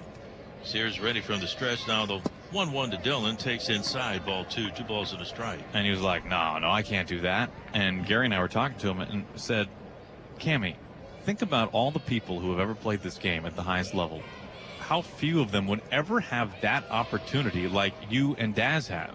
Don't miss that chance. Next offer to Moore. A strike called. Count evens on Dillon, 2-2. And I'll be honest, I was shocked that we persuaded him that quickly because he walked. Sunk in. Yeah, we walked away and said, you're right. I think maybe we will do that. And I was pretty pumped to see him actually follow through with it here. It's a wonderful father-son moment. Was available, and it happened before the ball came this afternoon. The next pitch, a breaking ball, low and inside, ball 3, full count. 3-ball and 2-strike count on Dylan Moore. But you could not let that opportunity go by, and I'm glad to see Mike out there along with Daz. His son, now an Oakland Athletic, not in the lineup right now. Here's the stretch and the 3-2 to Moore. Swing and a miss for strike 3. So 2 outs for the Mariners here in the top of the first inning. By the way, today's first pitch of the game was brought to you by the Michaels Automotive Group, Toyota and Subaru, 2 great brands, 1 convenient location off of I-90 at Eastgate. Man, we have plenty of sunshine today. Not a cloud in the sky here at the Oakland Coliseum. Here's center fielder Julio Rodriguez. He did something really special in last night's game against Mason Miller, throwing over 102 miles an hour. The pitch on the way to Julio, and it's outside for ball 1. But Julio in the top of the 9th inning last night took a fastball from Mason Miller at 102.5 miles an hour and hit a home run to straightaway center field. Not too many humans can do that in this sport of baseball. Here's the pitch, up and in on Julio, ball 2, 2 balls and no strikes to count. As a matter of fact, it was something kind of special. It was a home run off the 3rd fastest pitch. Here's the pitch on the way, and it's going to be a strike in the knees, and the count is 2-1 since 2008. The home run by Julio last night. Rafael Devers hit a home run for the Boston Red Sox back in 2017 on a fastball at 102.8. Kurt Suzuki, then with the Angels in 2016, hit a home run at 102.6. Here's the pitch, and a swing and a miss by Julio, and the count is even at 2 balls and 2 strikes. Last night, the fastball from Miller registered at 102.5 miles an hour. Unbelievable. The only run of the game for the Mariners last night. Now the stretch by Sears. Next offer on the way, and a swing and a miss by Julio for strike 3. And that's going to retire the side. A couple of strikeouts for starter J.P. Sears. We go to the bottom of the first inning. Home Street Bank score, the Mariners nothing, and the Athletics coming up. I'm Rick Griffin. I was the head athletic trainer for the Seattle Mariners for 35 years. I found out I had prostate cancer on opening day 2017. Rick researched treatments. I had a friend who had prostate cancer, and I saw the side effects, and I thought there had to be a better way. He chose Fred Hutch Cancer Center proton therapy. It was much easier than I thought possible. If I had to recommend proton therapy, I absolutely would. Rick chose proton therapy. Learn more at fredhutch.org/proton therapy. Steel's line of battery-operated outdoor power equipment delivers the performance you expect from Steel. With no fuel costs and lightweight products, Steel's battery tools have the power to get the job done. Rick Riz here for Steel, the preferred handheld outdoor power equipment provider of the Seattle Mariners. And now through June 16th, get a free extra battery when you purchase a qualified battery-operated trimmer or mowers. For a full list of promotions, visit SteelUSA.com and click Special Offers. Start easier, work smarter, and finish faster with Steel.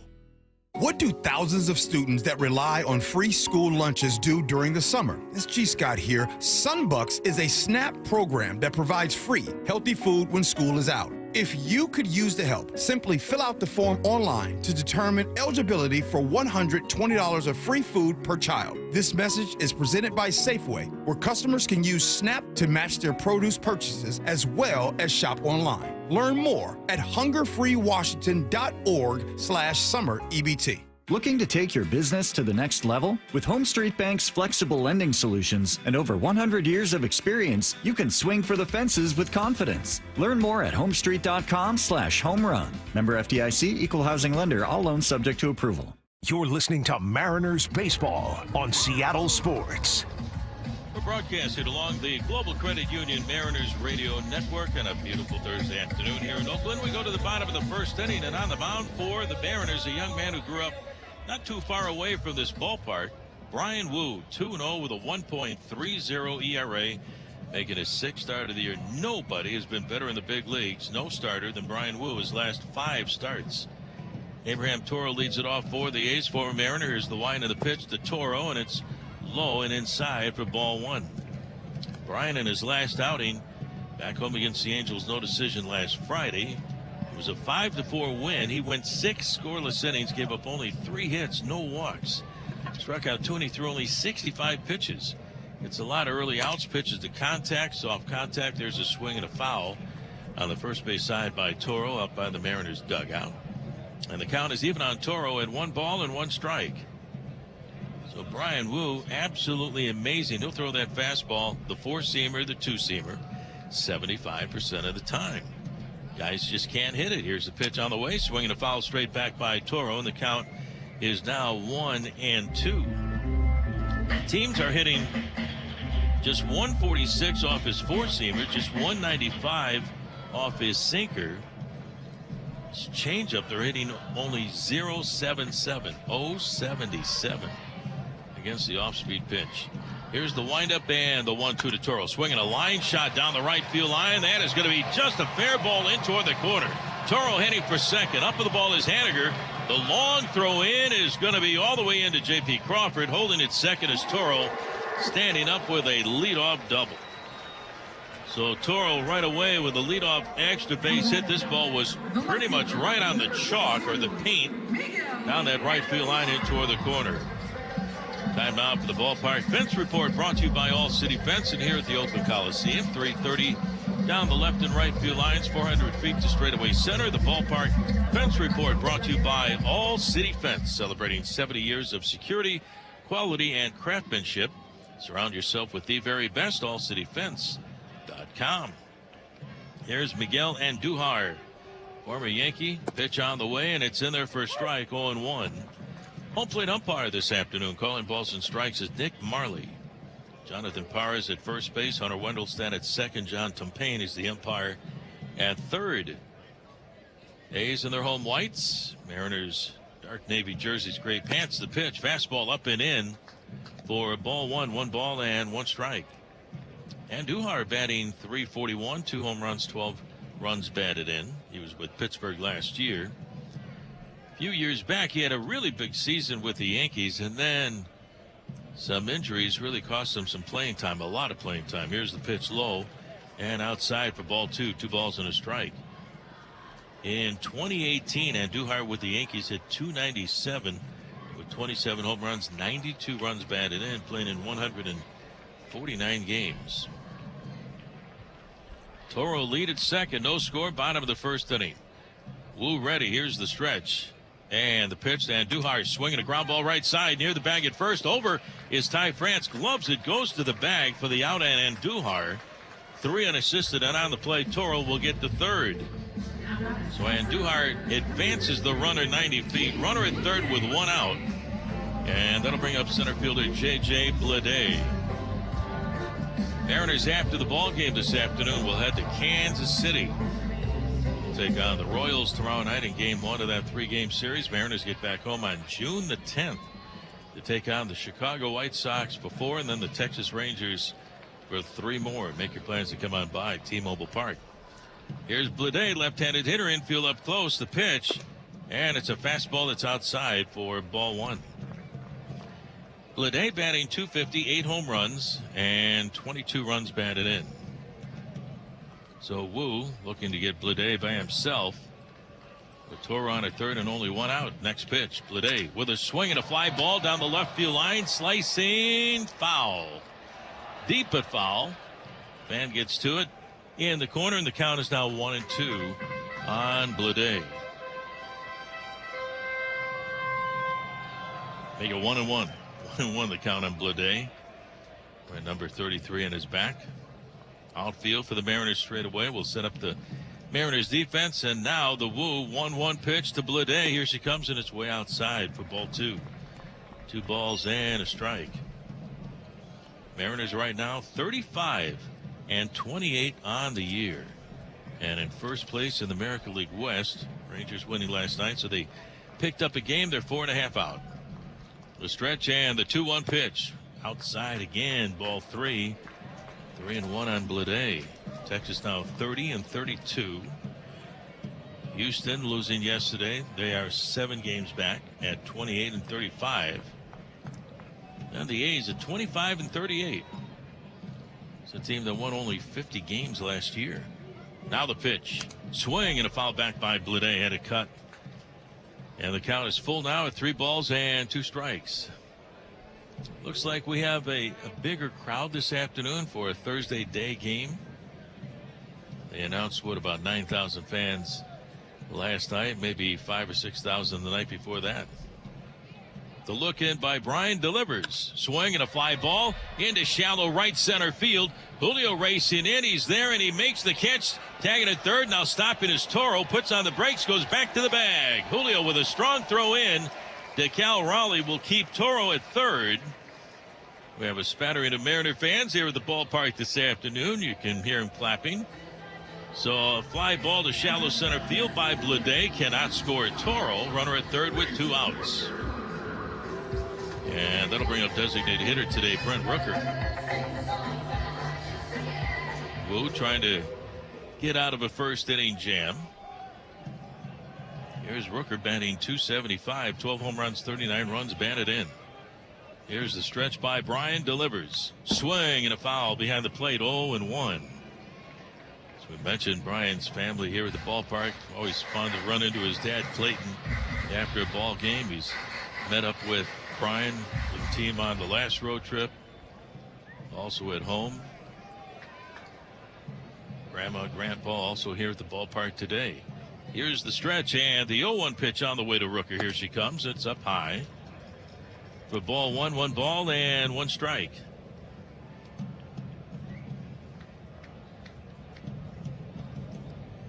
We'll take a little bit of time pawing at the dirt with his right foot. Way off the line at first base is Ty France. Infield back straight away on the left side. The windup and the pitch. Swing and a miss at a good fastball.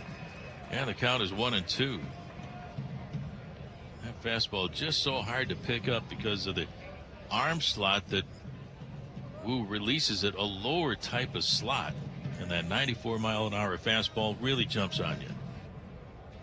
The next offer on the way, the 1-2, and it's high for ball 2. 2 balls and 2 strikes. Cal Raleigh talking on the pregame show interview with Shannon about it. He said it just has so much late life to it. Gets on a hitter right away at 94 miles an hour. The set by Wu and the 2-2 pitch. Swing and a miss, and he got him. Strike 3. First strikeout of the ball game for Bryan Wu, and that's it for Rooker. And the A's in the bottom of the first inning. They leave Toro stranded at third. No runs, a hit, and 1 man left on. We go to the top half of the second. Home Street Bank scores. The Mariners nothing and the A's nothing. There's more to explore at Swinomish Casino and Lodge in Anacortes. With the latest selection of games and the many delicious dining options, from Fat Burger to the highly acclaimed 13 Moons, you can explore all of the excitement at Swinomish Casino and Lodge. Michael Subaru of Bellevue has a motto, for the life you live. It's a reminder that we have the Subaru that fits your life. It also includes making your experience at Michael's as easy as possible. We have over 400 vehicles to choose from, more than 100 employees committed to service at the store and in our local community. Even 60 loaner vehicles to make sure service appointments aren't disrupting your day-to-day. All of this backed by a name you can trust. Michael Subaru of Bellevue. For the life you live. When you're on the pitch clock and don't have time for your favorite Seattle sports shows, listen to the podcasts on demand. How about that? Unbelievable. Who would have thought? Every hour, every interview, every look behind the scenes. Scott Service is with us. The expectations are very high. I love all of that. It is clear it was the right decision to keep your pitching staff as whole as possible. Find us on seattlesports.com, the Seattle Sports app, or wherever you get podcasts. My eyes have been opened. What can I tell you? Never miss a minute of Seattle sports. The home of the Mariners. Hi, Rick Riz here. Do you need a new roof but aren't sure who you can trust? Call 3 Tree Roofing. A proud family-owned business, 3 Tree Roofing brings meticulous attention to detail to every roofing project. From your initial phone call to your free on-site estimate to the installation itself, you'll appreciate our outstanding value and unmatched craftsmanship. So call 3 Tree Roofing at 206-312-ROOF for a free roof replacement quote. That's 206-312-ROOF. 3 Tree Roofing, your Puget Sound roofing experts. You're listening to Mariners Baseball on Seattle Sports. We're broadcasting from the Western Washington Toyota broadcast booth. Rick Riz along with Aaron Goldsmith, Gary Hill Jr., Shannon Dreyer. What a day out for baseball here in Oakland. Day baseball. Ty France leads off the second, no score. J.P. Sears on the mound. Here's the pitch on the way, and it's a strike on the inside corner. 0-1. Ty batting .249, 7 home runs, 26 runs batted in. He tied a Mariner club record in last night's ball game when he was hit by a pitch for the 89th time in his career with Seattle. Here's the pitch inside for ball one, 1 ball and 1 strike. Now, it's not a record that Ty woke up this morning. I can't wait to break this record. It's kind of record you really don't want to be involved with, hit by pitches. Edgar Martinez was hit 89 times, too. Here's a swing and a line shot. Foul down the left field line up by the A's bullpen. And the count is now 1-2 on France. But right now, Ty France and Edgar Martinez hit the same amount of times by pitches, 89 in their careers with Seattle. Ty 1 for 6 in the series. The set by Sears, and the left-handers 1-2 on the way. Swinging a ground ball over the top of the mound. Out near second right there is Geloff. He has it. Throws the first in time to get France. And 1 out for the Mariners here in inning number 2. That'll bring up catcher Cal Raleigh. Cal batting .205, 11 home runs and 33 runs batted in. And on deck is right fielder Mitch Haniger. Coaching down at third base, Manny Acta. Over at first base, Chris Negron. The look in by Sears delivers. Fastball that misses for ball 1. Sears from Sumter, South Carolina. Originally 11th round draft pick in June of 2017 by Seattle. Later on that same year, traded away to the Yankees along with Juan Ten for Nick Rumbelow, a pitcher. Here's the next offer, and it's low. Ball 2, 2-0 the count on Cal. And then it was traded away by the Yankees to the A's, along with brothers, for Frankie Montas and Lou Trevino. That's how it became an Athletic. The set by Sears, and the 2-0 pitch to Cal. Change up low and outside for ball 3. 3 balls and no strikes. Let him go. Give him the green light. It's been a while since Cal poked one out of the ballpark. Only 1 home run his last 21 games. Come in bunches for Cal. Here's the next offer, and it's going to be inside for ball 4. So Cal Raleigh with a 4-pitch walk. And he's on at first base with 1 down.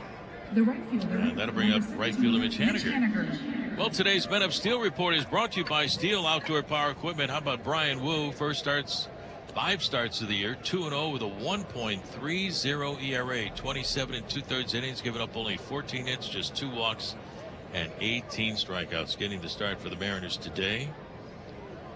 Sears looks in, ready, and the pitch to Mitch Haniger. Here she comes, swing and a foul behind the plate, 0-1. Today's Men of Steel report brought to you by Steel Outdoor Power Equipment. Find your steel. Visit steeldealers.com. That's STIHL dealers.com. Mitch, also from the Bay Area, played the 1 season with the Giants last year. Unfortunately was hurt, fractured his forearm. Here's the set, and the 0-1 pitch to Mitch. Swinging a ground ball to third. Toro backing up. He's got it over to second for 1. The relay by Geloff to first, and it's going to be in time for the double play, and then it's going to retire the side. They get Cal at second and double up Mitch Haniger at first base. 5-4-3. We head to the bottom half of the second. Home Street Bank score. The Mariners nothing, and the A's nothing. Become an all-star saver with a 5.0% APY 4 or 7-month featured CD. Go to homestreet.com/CD hit to check out all the rates and open your CD account today. Terms and conditions apply. $500 minimum opening deposit. Member FDIC, equal housing lender. Get ready to move and groove. The Mariners are throwing it back to the 70s for the next fireworks night on Friday, June 14th. Don't miss your chance to dance at our postgame show, presented by T-Mobile, after the Mariners square off against the Rangers in an AL West showdown at 7:10. Munoz, the 1-2 pitch, swing and a miss, and the ball game's over. The Mariners win it. Break out your platform shoes and polyester and sing along to smash hits from the 70s. Visit Mariners.com to get your tickets and catch 2 great shows for the price of 1. Mariners baseball and a fireworks spectacular. Plus, check out the rest of the festivities on deck at T-Mobile Park for Father's Day weekend, including a big dumper seat cushion giveaway for the first 10,000 dads on Sunday, June 16th, thanks to Muckleshoot Casino Resort. Cal Raleigh wins it in the 10th inning for the Mariners tonight in Seattle. Mariners baseball. Boogie down and try to dance up. With T-Mobile, you can get tons of benefits and still save, because nobody likes having to choose. It's like getting romance and sci-fi. I love you. Also, I'm a robot. At T-Mobile, you can get the benefits you want and still save on every plan versus AT&T and Verizon. See how with our savings calculator at T-Mobile.com/switch. Plus, switch and keep your phone. We'll pay it off up to $800. Via virtual prepaid card in 15 days. Qualifying unlocked device credit service and timely redemption required. Card has no cash access and expires in 6 months. See T-Mobile.com. You're listening to Mariners Baseball on Seattle Sports. Our home straight bank score, the Mariners nothing and the A's nothing as we head to the bottom half of the second. Brian Wu had a scoreless bottom of the first inning, pitched around a leadoff double. Abraham Toro, the extra base hit, was stranded at third. Seth Brown, A's right fielder, leading off the bottom of the second. Here's the windup by Brian, delivers, and it's down low for ball 1. Brown hitting 196, 5 home runs, 13 runs batted in. He's managed by Mark Kotze. On his 3rd year as the skipper of the ball club. The windup and the pitch, swinging a pop-up out of play on the third base side, and the count is even at 1 ball and 1 strike. But what a start for Brian Wu. All kinds of great information in today's notes. Start after start about this kid. Went to Cal Poly. Had Tommy John surgery while he was in college. Here's the pitch on the way. Low and inside for ball 2. 2 balls and a strike. Amazing start to his young career. The look in by Wu. And the right-hander's 2-1 pitch on the way to Brown. Swing, and that's fouled out of play on the third base side. And the count is even on Brown at 2 balls and 2 strikes. Brian's 1.30 ERA through 5 starts this year ranks 5th best in franchise history. He's behind Logan Gilbert. His first 5 starts, 0.64. Here's the next offer. Low and inside, ball 3. 3-2 the count on Brown. Randy Johnson second, 0.92. Bryce Miller third, 1.15. Doug Fister fourth, 1.29. This through his first 5 starts. Next offer on the way, 3-2. Swinging a foul back by Brown. Count is still full, 3 balls and 2 strikes. In 12 of his 23 career starts, Wu was allowed 3 hits or less. It's amazing. Brian looks in. Here's the windup, and again the foul pitch. Swinging a pop-up left field. Robles going back, now coming in. Victor is there, reaches up, and he drops the ball. He had it dropped in long throw into second, sliding in safely on the wide throw is Seth Brown. Victor Robles had a rough time looking for it in that sunshine. He went back, had to come in, make an adjustment to his right. And he had a little leap at the end of the run there. It hit off the heel of his glove. That is going to be an error on Victor Robles, getting his first start in the outfield as a Seattle Mariner. I'm guessing the wind played a factor as well. It always swirls a little bit different here inside the Coliseum. But Robles is a guy known for his gloves, so even though we haven't seen much of him at all, of course, seems like a rare blunder for Robles. So Brown winds up on at second base, and here's Kyle McCann, starting catcher this afternoon. He takes a strike from Mr. Wu, 0-1. On deck is Tyler Soderstrom.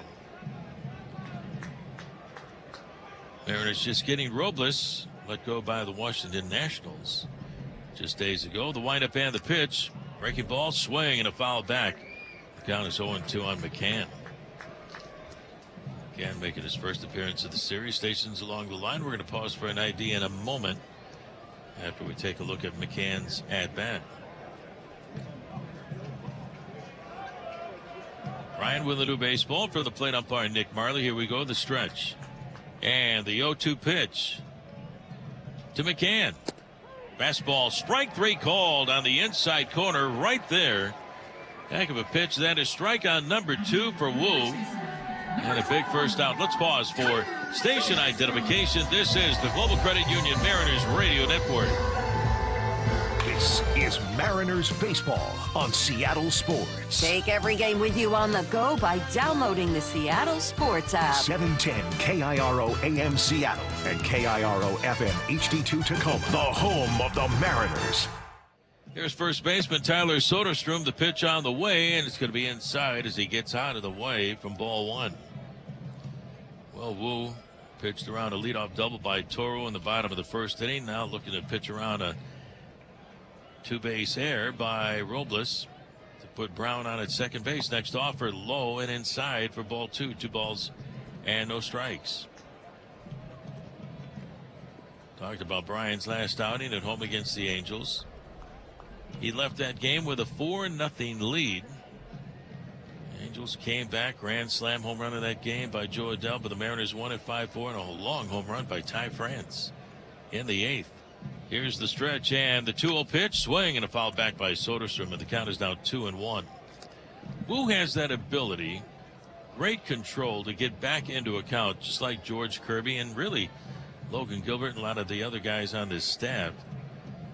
They're very good at throwing first pitch strikes. However, when they get behind in the count, they get back into the count right away. Here's the stretch and the 2-1 pitch. Swinging a ground ball to Hopper to first, taken by Ty France deep behind the bag. Underhand flip to Bryan at the bag, and it's in time to get Soderstrom. 3-1 the put out, and on the play, Brown will get to third. So 1 on, 2 outs. The A's again with a runner on at third base with 2 outs. Wu was able to get out of that jam in the first, looking to do so here in the second. No score in the ball game, and that'll bring up second baseman Zach Geloff.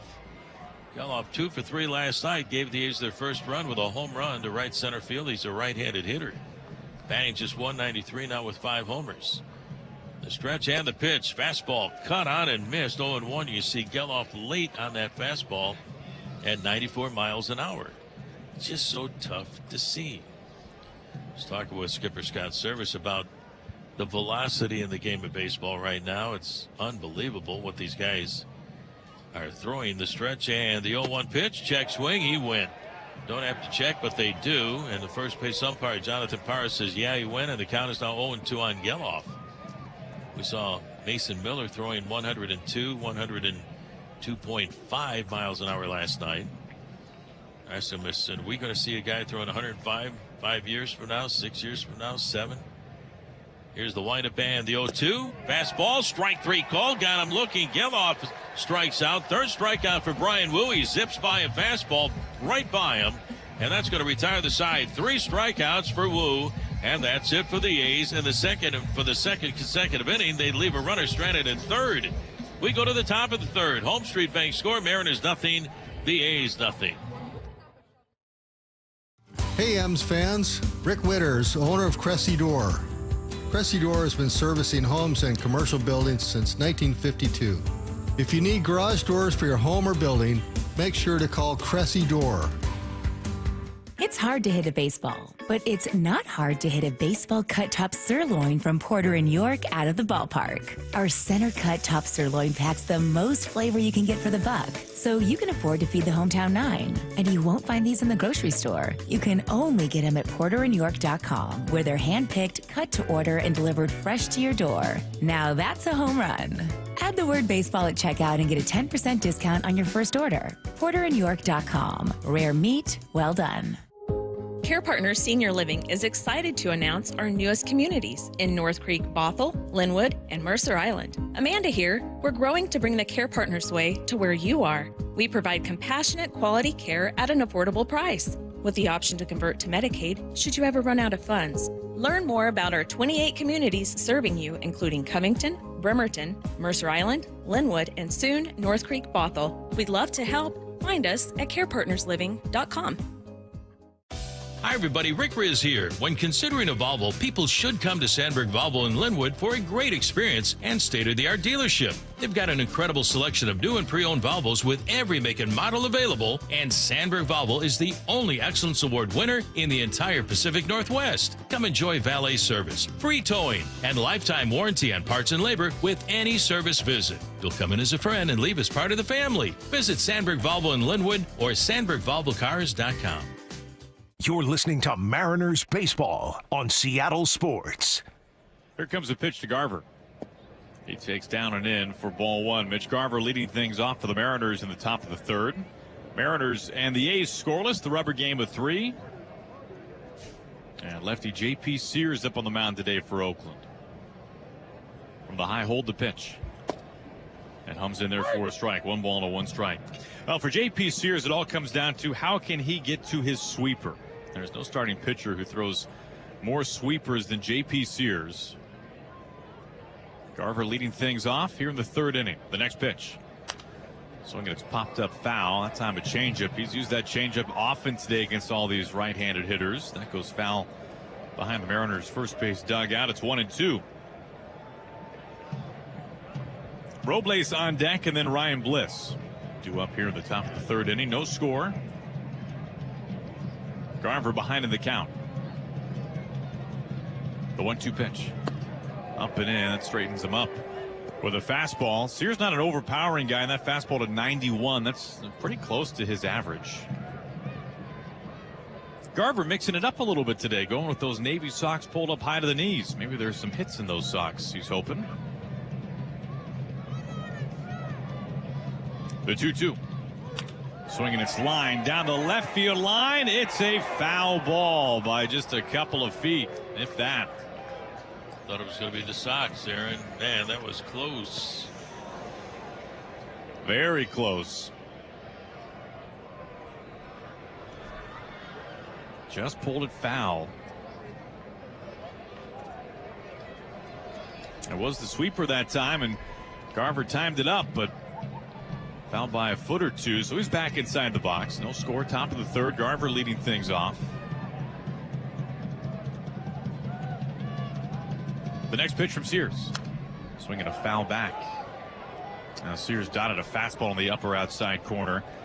That's still 1-2. Now Sears this year, it's been kind of a wild ride for the lefty. He's given up 4 runs or more in half of his starts. He's been knocked around at times, but then in the other half, he's been nearly untouchable. The next pitch. Swinging, it's pulled foul over by third base. Still 2 balls and 2 strikes. In the other half of his start, so the good half, he's allowed a total of 3 runs. And only 2 of them earned. So the Mariners are hoping to catch him on one of those bad days. The 2-2 pitch. Way outside, not close. That slipped out of his hand. A changeup that was well inside the other batter's box. It's a full count. Long at bat here for Garver to begin the third. Next pitch will be the 9th. Sears comes set and now deals. It's outside for ball 4. So Garver, a 9-pitch walk. That's the second walk drawn today by a Mariner. Looking for their first hit. You can win the ultimate MLB All-Star Week experience in Arlington, Texas, thanks to Corona Extra. Go to CoronaMarinersSweepstakes.com to enter and to find official rules. The contest ends on June 15th. Leadoff man aboard, nobody out. Here is Victor Robles getting his first start for the Mariners. Here's the pitch. It's inside and it hits him. Hits him with a sweeper, and he's hobbling around a little bit. That got him in the leg somewhere. Yeah, really inside. So we'll walk and now a hit batter. It was a pitch that was only 78 miles an hour, but he's still feeling it. Number 1, Ryan Bliss.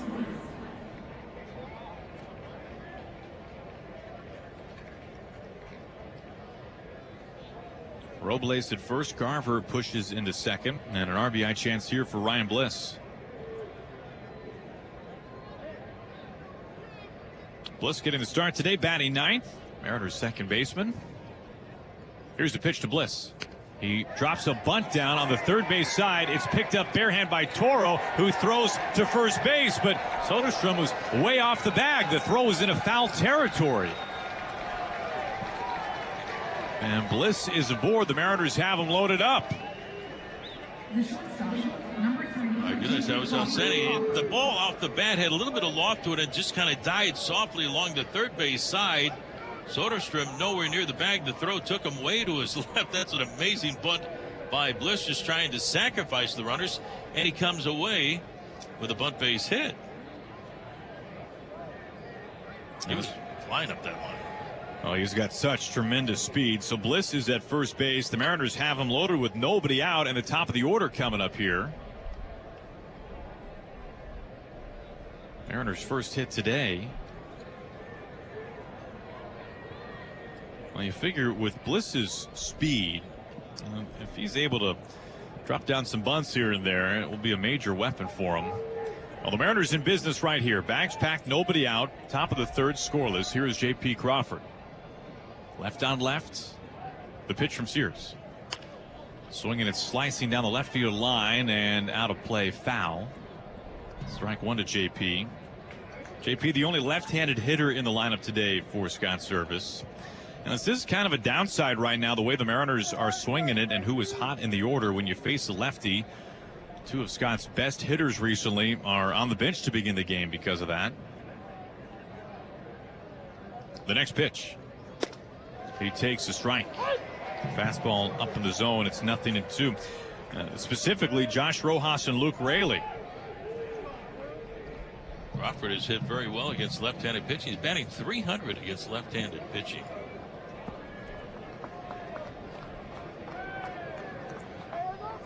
Had a real breakout year in that category a couple of years ago. Bases loaded, nobody out. Crawford behind in the count. Here's the 0-2. Way outside. Sweeper that wasn't close. It's 1 ball and 2 strikes. Dylan Moore is on deck. Sears has, for whatever reason, had the Mariners' number over the course of his career. An ERA not far above 1.5 lifetime against the M's. The next pitch to Crawford.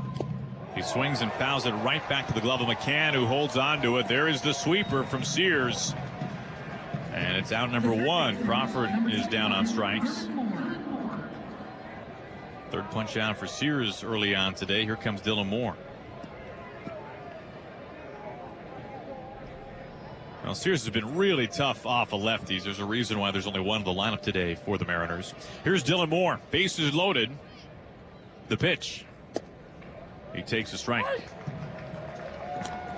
We've seen a lot of changeups early on to all the right-handed hitters for the Mariners, and there was one right there to Dylan. What a sensational month of May. 5 homers. He slugged over 500. Best power month of his career. Runners all around, 1 out. The 0-1.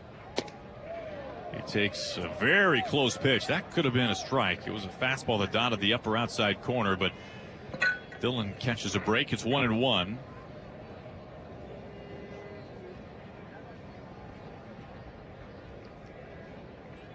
Bags packed, 1 down, no score, top of the third. The pitch. It's up high. Now, Moore has been such a good fastball hitter, and he's got a chance to face a lefty today throwing 91-92. Trying to be mindful of that changeup as well. 2 balls and a strike. Dylan's ahead of the count. Sears fires home. Swinging a high fly ball out to left field. It sends Andujar backpedaling in front of the warning track. The ballpark holds it. He makes the catch. Garver tags and is on his way home. He scores standing. Now Dylan Moore gets the job done. A sac fly into left field. The Mariners jump on the board early today. It's 1-0 in the top of the third. Now batting the center fielder, number 44, Julio Rodriguez. Now leadoff walk to Garver comes all the way around to score. Good situational hitting there from Dylan Moore.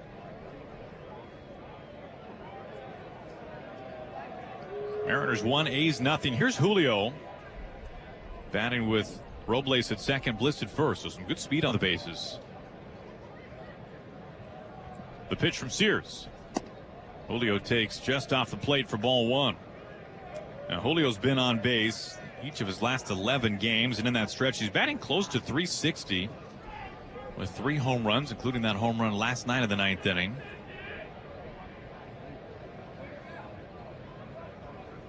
Sears sets a peek at second. Now the pitch. Inside, jackknifed him a little bit. 2-0. Now Sears doesn't throw a whole lot of fastballs. The majority of what he throws are some variation of a slider or the changeup. The next pitch. And misses outside. That's a good take from Julio. Fastball that was just off the plate. I mean, you can understand why he doesn't throw a whole lot of heaters. He's a lefty throwing 90 to 92 and a lineup with 8 right-handed hitters. So he's going to try to trick you a little bit. Good count for Julio here. The 3-0. And that is a late strike call. It was a strike. He came into the fastball and was at the very top of the zone.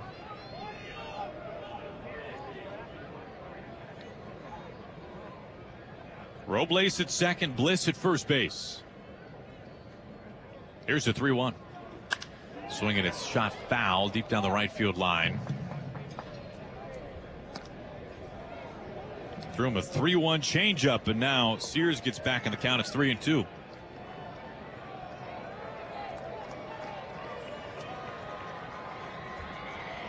If Julio can reach, Ty France is on deck. The Mariners have taken the lead here in the third on a sac fly by Dylan Moore.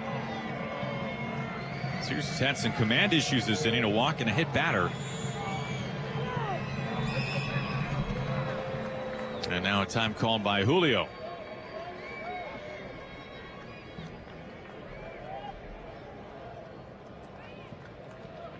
It's a windy day here at the Coliseum. Anything up in the air, we've already seen it, could be a bit of an adventure, and you might get a little bit of a jet stream behind you to help out as well. A peek at second, and now a spin off and look that way. They lob a throw over there, and Geloff was way off the bag. I'm surprised he threw it. And normally a pitcher doesn't. Geloff was nowhere near the bag. Just hang on to it. We'll take a chance.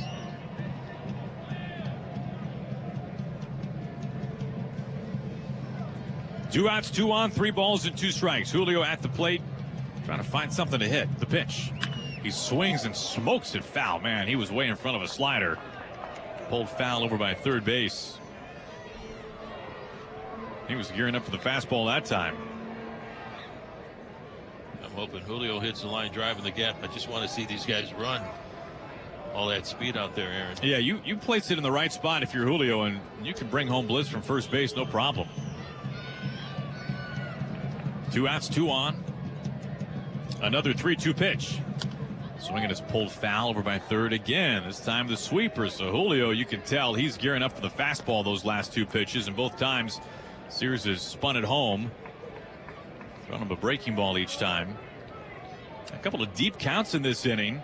Garver had the 9-pitch walk to begin the frame. This will be the 8th pitch to Julio.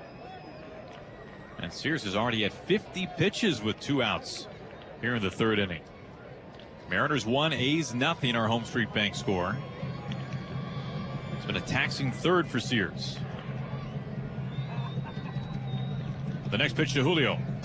He swings and flies it foul over by first base into the crowd.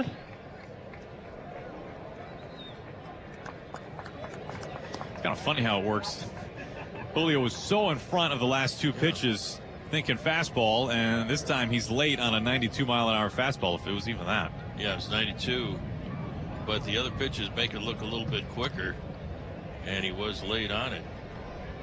You can still sit on that fastball, make an adjustment to the breaking ball because he doesn't throw that hard. 2 outs, 2 on. Here comes pitch number 9 to Julio. He swings his ground ball over to the shortstop, and it's taken there by Schumann, who throws just in the nick of time to get Julio for out number 3. Robles had to skip some rope jumping over that ground ball. Well, the Mariners do get one. They strand two to the bottom of the third. 1-0 Mariners on the Global Credit Union Mariners Radio Network.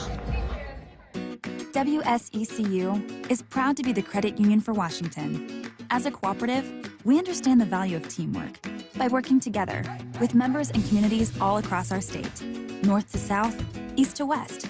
We span mountain ranges, not for profit, but for people, because relationships matter, and banking is better when it's better for everyone.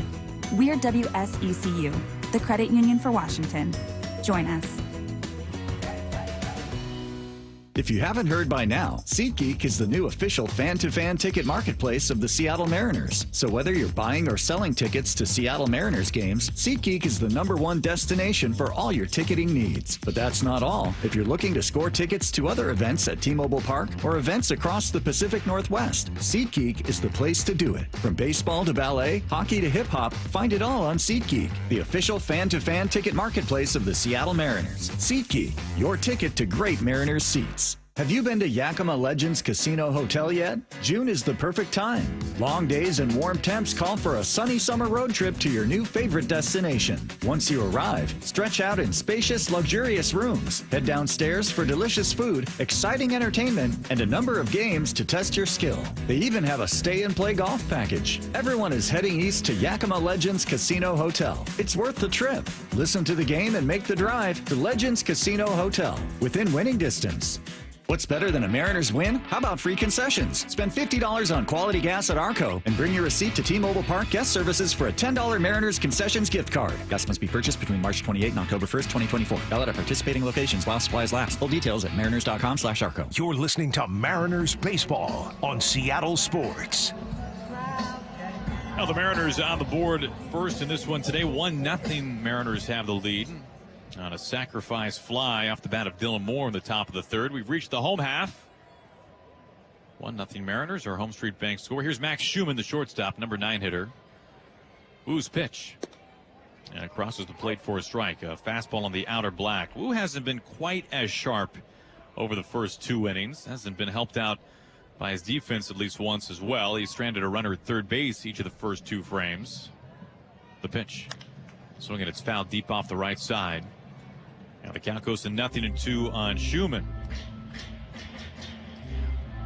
Wu making his second start this year against the A's. His season debut came at home against Oakland. He spun 4 1/3 scoreless. Wu ahead here. He winds, fires away. And it misses upstairs with a 93-mile-an-hour fastball. We've seen Wu touch 95 and 96 in this game, but his average fastball is somewhere in that kind of 93 to 95 range. The 1-2 pitch. Swinging a fly ball into about straightaway center field. Mitch Haniger is there, barely has to move at all. Comes in just a couple of steps and he makes the catch for a very routine out number 1 to begin the bottom of the third inning. Well, the Washington State Department of Revenue wants to remind you that it's not too late to apply for the annual Working Families Tax Credit. You can learn more at workingfamiliescredit.wa.gov. We're broadcasting from the Western Washington Toyota broadcast booth. Matt Nelson running things for us back home inside of our network studios. Here's Abraham Toro, leadoff man. The pitch. That's in there for a strike. Toro was bending away thinking that would be up and in, but that was very much a strike. 0-1. Mariners 1, A's 0. 1 out, bases empty, bottom of the third inning. Toro, switch hitter. The next pitch. And that was close. That could have been a strike, but it was more of a ball, so it is ruled correctly. It was a close pitch nonetheless, though. 1 ball and 1 strike to Toro, who doubled earlier. In fact, that double was just the 3rd extra base hit that Wu has allowed so far this year. The 1-1. Zips in for a strike. A fastball on the lower inside corner. It is amazing. So far this year for Wu in 5 starts, he has thrown 80% fastball or more in 3 of the 5 starts. Here's the 1-2 pitch. Swing and a miss. He rips a fastball past him right over the plate at 94 miles an hour, and he puts away Abraham Toro. 4th strikeout today for Brian Wu. Once again, that fastball looks like it's 97, 98. It sounds like it's 98 miles an hour. The way it pops into Cal's glove, hitters are just late on it. 2 up, 2 down for Andujar. Number 2 hitting left fielder. 1-0 Mariners. Bottom of the 3rd inning.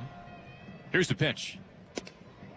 That's a strike at 94 over the plate. 0-1. Well, it's been good to see more first pitch strikes this inning. 3 batters faced. He's gone 0-1 to all 3. Well, it's been such a key ingredient for Wu early on this year. That's helped make him so efficient. The 0-1. Swinging a foul ball almost straight back. 0-2.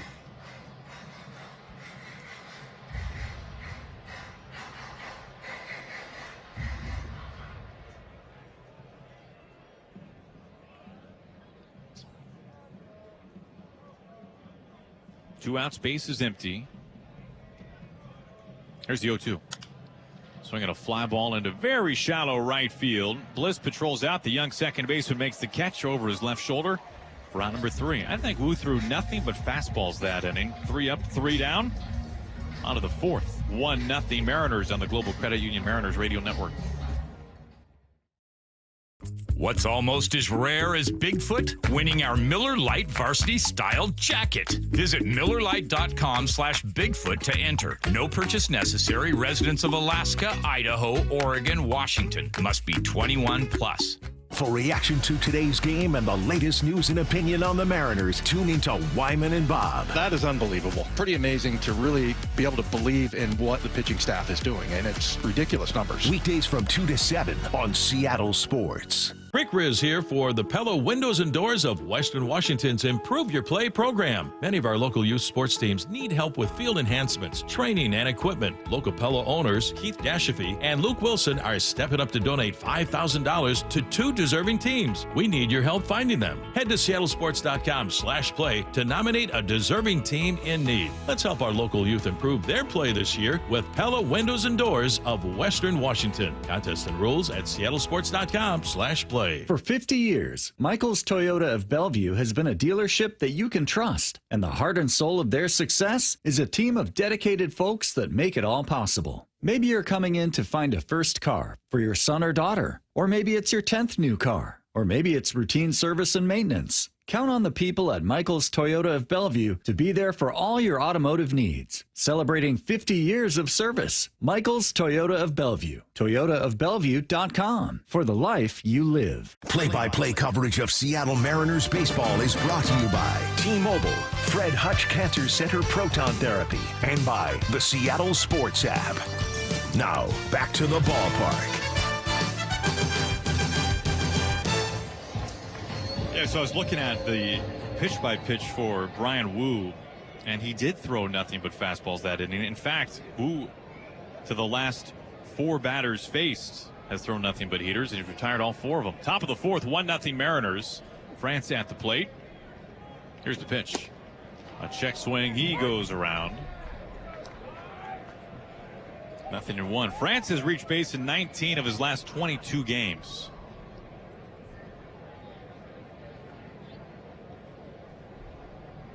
The next pitch misses upstairs. 1 ball to 1 strike. The Mariners leading 1-0 on a sac fly by Dylan Moore in the 3rd inning. Mariners had some traffic against Sears that inning. He was able to limit the damage. Mariners had the bases loaded. The 1-1. It's outside. 2 balls and a strike. You know, with all the conversation about the Mariners offense this year, and especially recently since the departure of Brant Brown from the ball club, and the Mariners trying to simplify things, the 2-1. A check swing again. They appeal, and he does not go. It's 3 balls and a strike. And to be fair, the Mariners were trying to simplify things well before Brant Brown was dismissed. You heard that from Scott. We both said it directly and also kind of talked around it a little bit as well at times, but it was pretty clear the Mariners were trying to, the 3-1 swing and a miss, 3-2, trying to kind of hone down the offensive process to fewer nuts and bolts, not overwhelm guys with scouting reports and information. Almost try to make it more of a see the ball, hit the ball type of a feel. France leading things off in the 4th, the 3-2. Swing and a miss for strike 3. Man, he just did not have some good-looking swings on that at-bat. He goes chasing after a fastball at 92. The catcher, number 29. Up above the strike zone. And there is out number 1. There comes Cal Raleigh. I don't think there was any better example of that than what we saw last night in the 9th inning from Julio. We talk about a guy who really simplified things facing Mason Miller, and we asked Scott Service about that earlier today. The pitch to Cal. He swings and misses for strike 1. Mariners leading 1-0, 1 out, nobody on top of the 4th inning. And Scott, almost with a little bit of a wry smile on his face, said that, yes, absolutely last night. The pitch inside. 1 ball and 1 strike. He did not go around. Julio. And that hit him. And now they're saying that it does hit him. Cal said, looked at the dugout, he said, that hit me. I think they were seeing if he went around on the swing, right? Yeah. And now Kotze's got his hand up. But hit him in the back leg. No challenge coming from the A's. The right fielder, number So Cal hit by a pitch. Yeah, he was trying to get away, and it looked like he had gone around on a swing. He was just trying to get away, and that's why they checked. But yeah, he was hit by a pitch. And they ruled that correctly. 1 out, 1 on now. And here's Mitch Haniger. Mariners lead at 1-0 in the top of the 4th inning.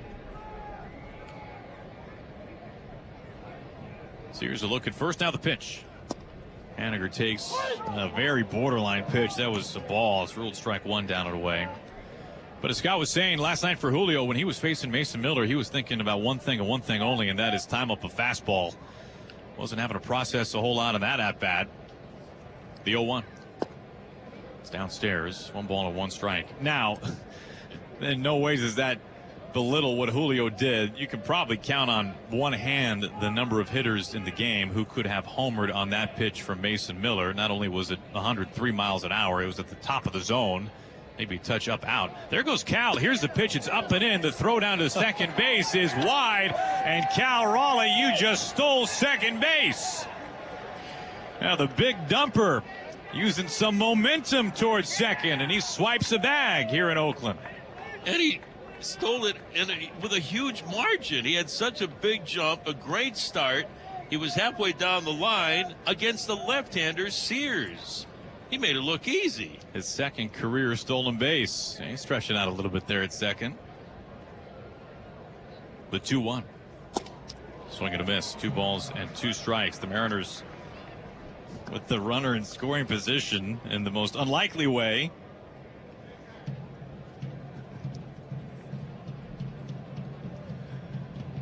So Cal at second, 1 out, 2-2 the count to Haniger. Here's the pitch. And it's upstairs. Easy take. I mean, Aaron, you were just complimenting Cal on his sprint speed just yesterday. I was, to his face. Yeah. I was, letting him know. He's a wonderful gate. I think it. And look what happened. Yeah, I did. Are you saying that I inspired him? I am saying. You're inspiring everybody today. The payoff pitch. Swing and a miss for strike 3. Haniger whiffs on a fastball up out of the zone. Scott gives a lot of guys the green light. Pretty sure Cal doesn't have the green light, but he was feeling frisky in that one, and he had such a huge jump. Stole second. I think maybe after today he has it. Oh, yeah. No doubt about it.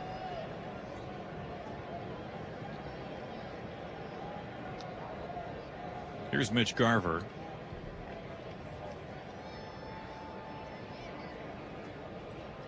The pitch. Garver takes a strike. Yeah, I was talking with Cal in spring training about stolen bases because he missed a game in spring because maybe he did actually steal the base. He at least attempted to steal in a Cactus League game, and nothing serious, but by spring training standards they sat him the next day. The 0-1 is a strike, 0-2, and I said to him the next day what probably everyone did, which is, what the heck are you doing? Why are you trying to steal a Cactus League base? And he reminded me that he did have 1 career bag, and I said, you know what, your goal should just be to try to steal as many bases and 1 more than Dan Wilson. I said, I think Dan only has like 7. The 0-2, swinging, it's fouled back. No balls and 2 strikes to Garver. And I said, you know what, I'm going to look it up and get you the exact number. Dan actually stole 14 bases. No, I'm sorry, he was caught 14 times. It's not a great ratio. 23 stolen bases, Danny.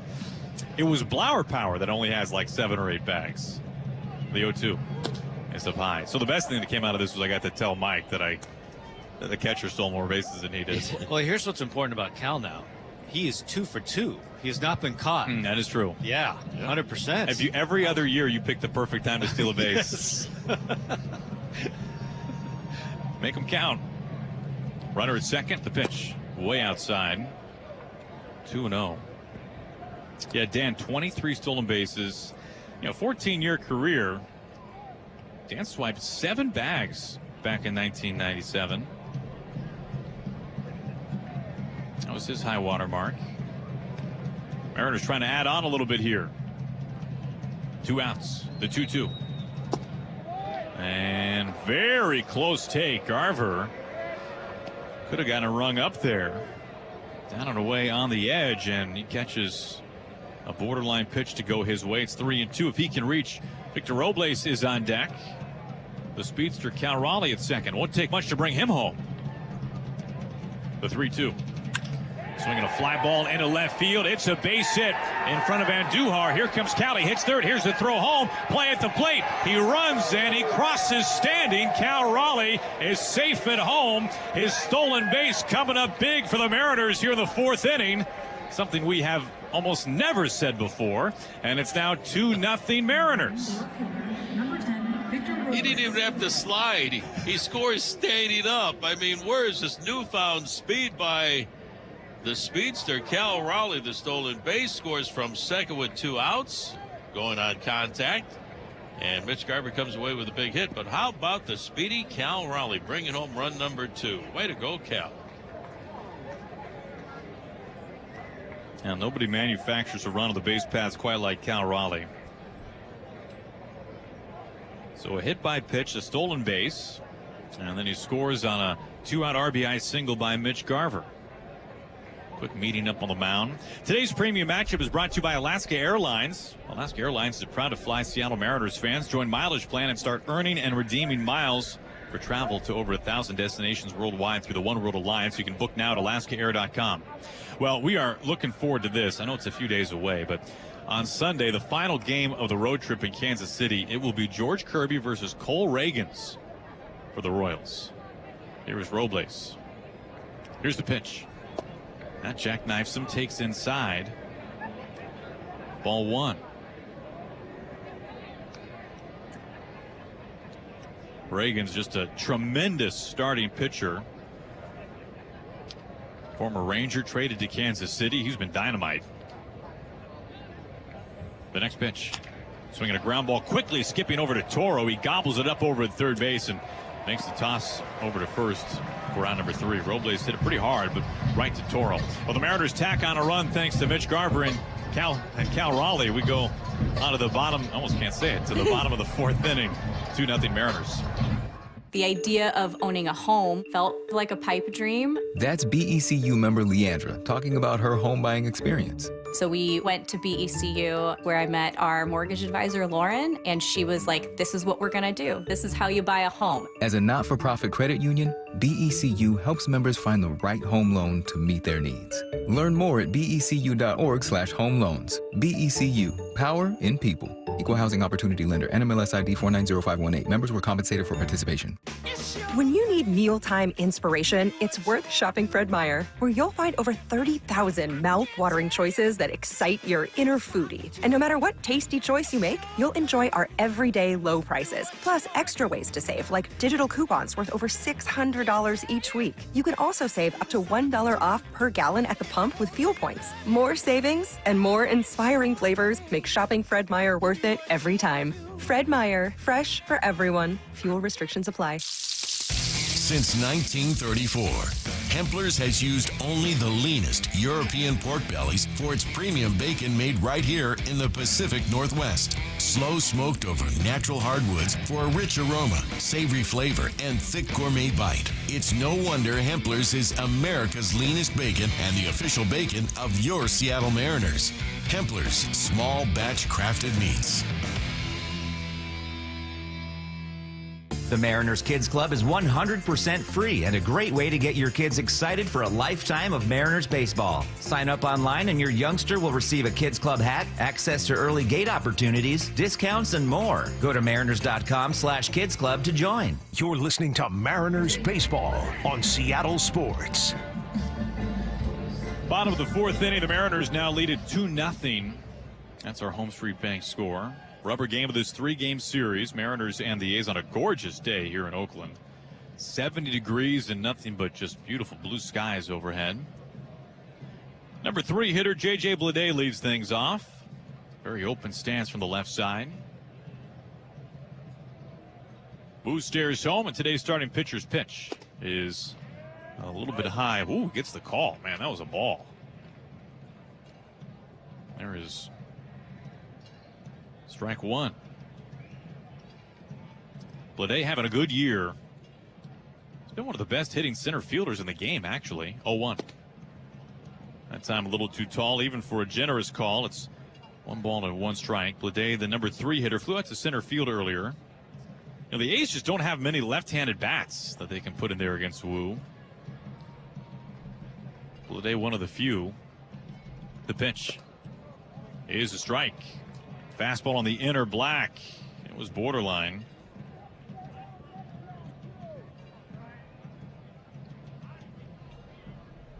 Now the big bats coming up here. You've got Bleday at the plate. Brent Rooker on deck. Powerful hitting DH. The next pitch. Swinging, it's popped up into shallow left field.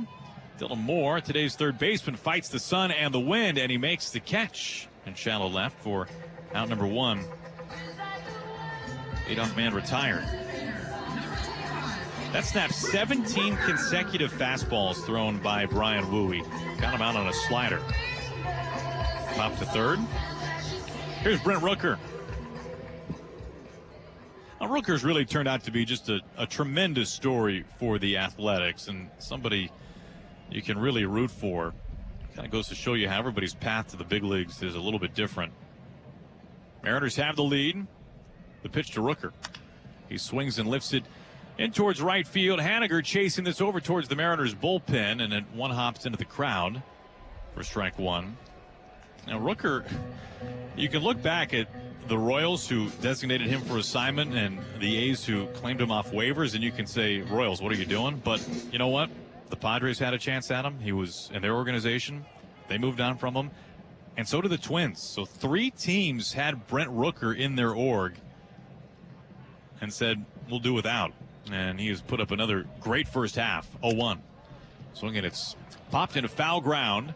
France looking straight up. The wind has taken this. He's over by the bullpen and can't get there in time. It's a foul ball, 0-2. And Rooker, who's really developed into one of the league's true power hitters. He strikes out a lot, but I think Rooker is a kind of a good poster child for the fact that you can strike out and still be a very effective big league hitter, if not a premium one in a lot of ways.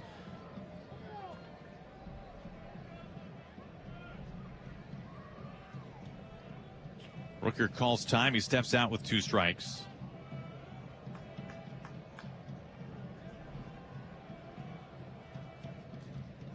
Rooker now digs back in. Mariners have the lead. The next pitch. Swinging, it's fouled back. He got a piece of a fastball on the outside corner. Now Rooker entering today, really hitting for a good average, batting .275. But the power numbers are what stand out. 12 home runs on the year to go along with 13 doubles. The pitch, way outside. Sweeper that wasn't close, and it's 1 ball and 2 strikes. Yeah, he had a good year last year. 30 home runs, yeah. 68 runs batted in. He's a good hitter.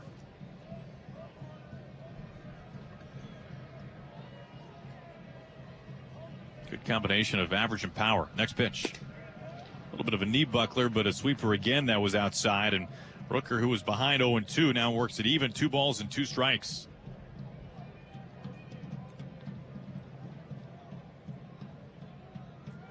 One out, nobody on. Bottom of the fourth inning. Mariners have the lead. Wu's pitch. And just misses down and away. So full count. You know, Wu has only walked 2 batters this year in 5 starts. And this is only his second 3-ball count today. 1 out, base is empty, bottom of the fourth inning. Mariners have a 2-0 lead. The payoff. Swinging a ground ball. It goes foul over by third base.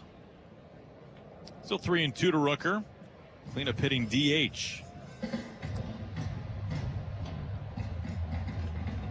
You know, thinking about those 17 straight fastballs thrown by Wu.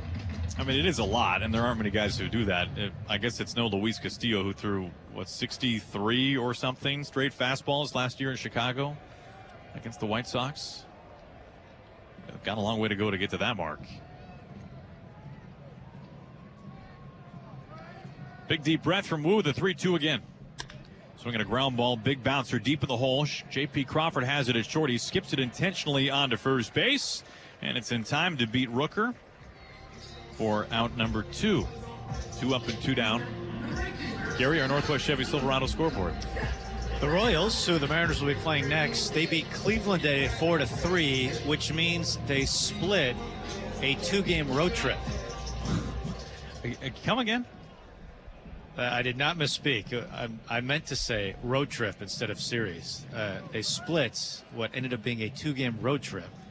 Kansas City's lost 7 of 10, by the way. Pitch to Brown. He swings and hits a fly ball to straightaway center field. It comes right to Julio. He makes the catch for out number 3. Now Wu retires the sign in order.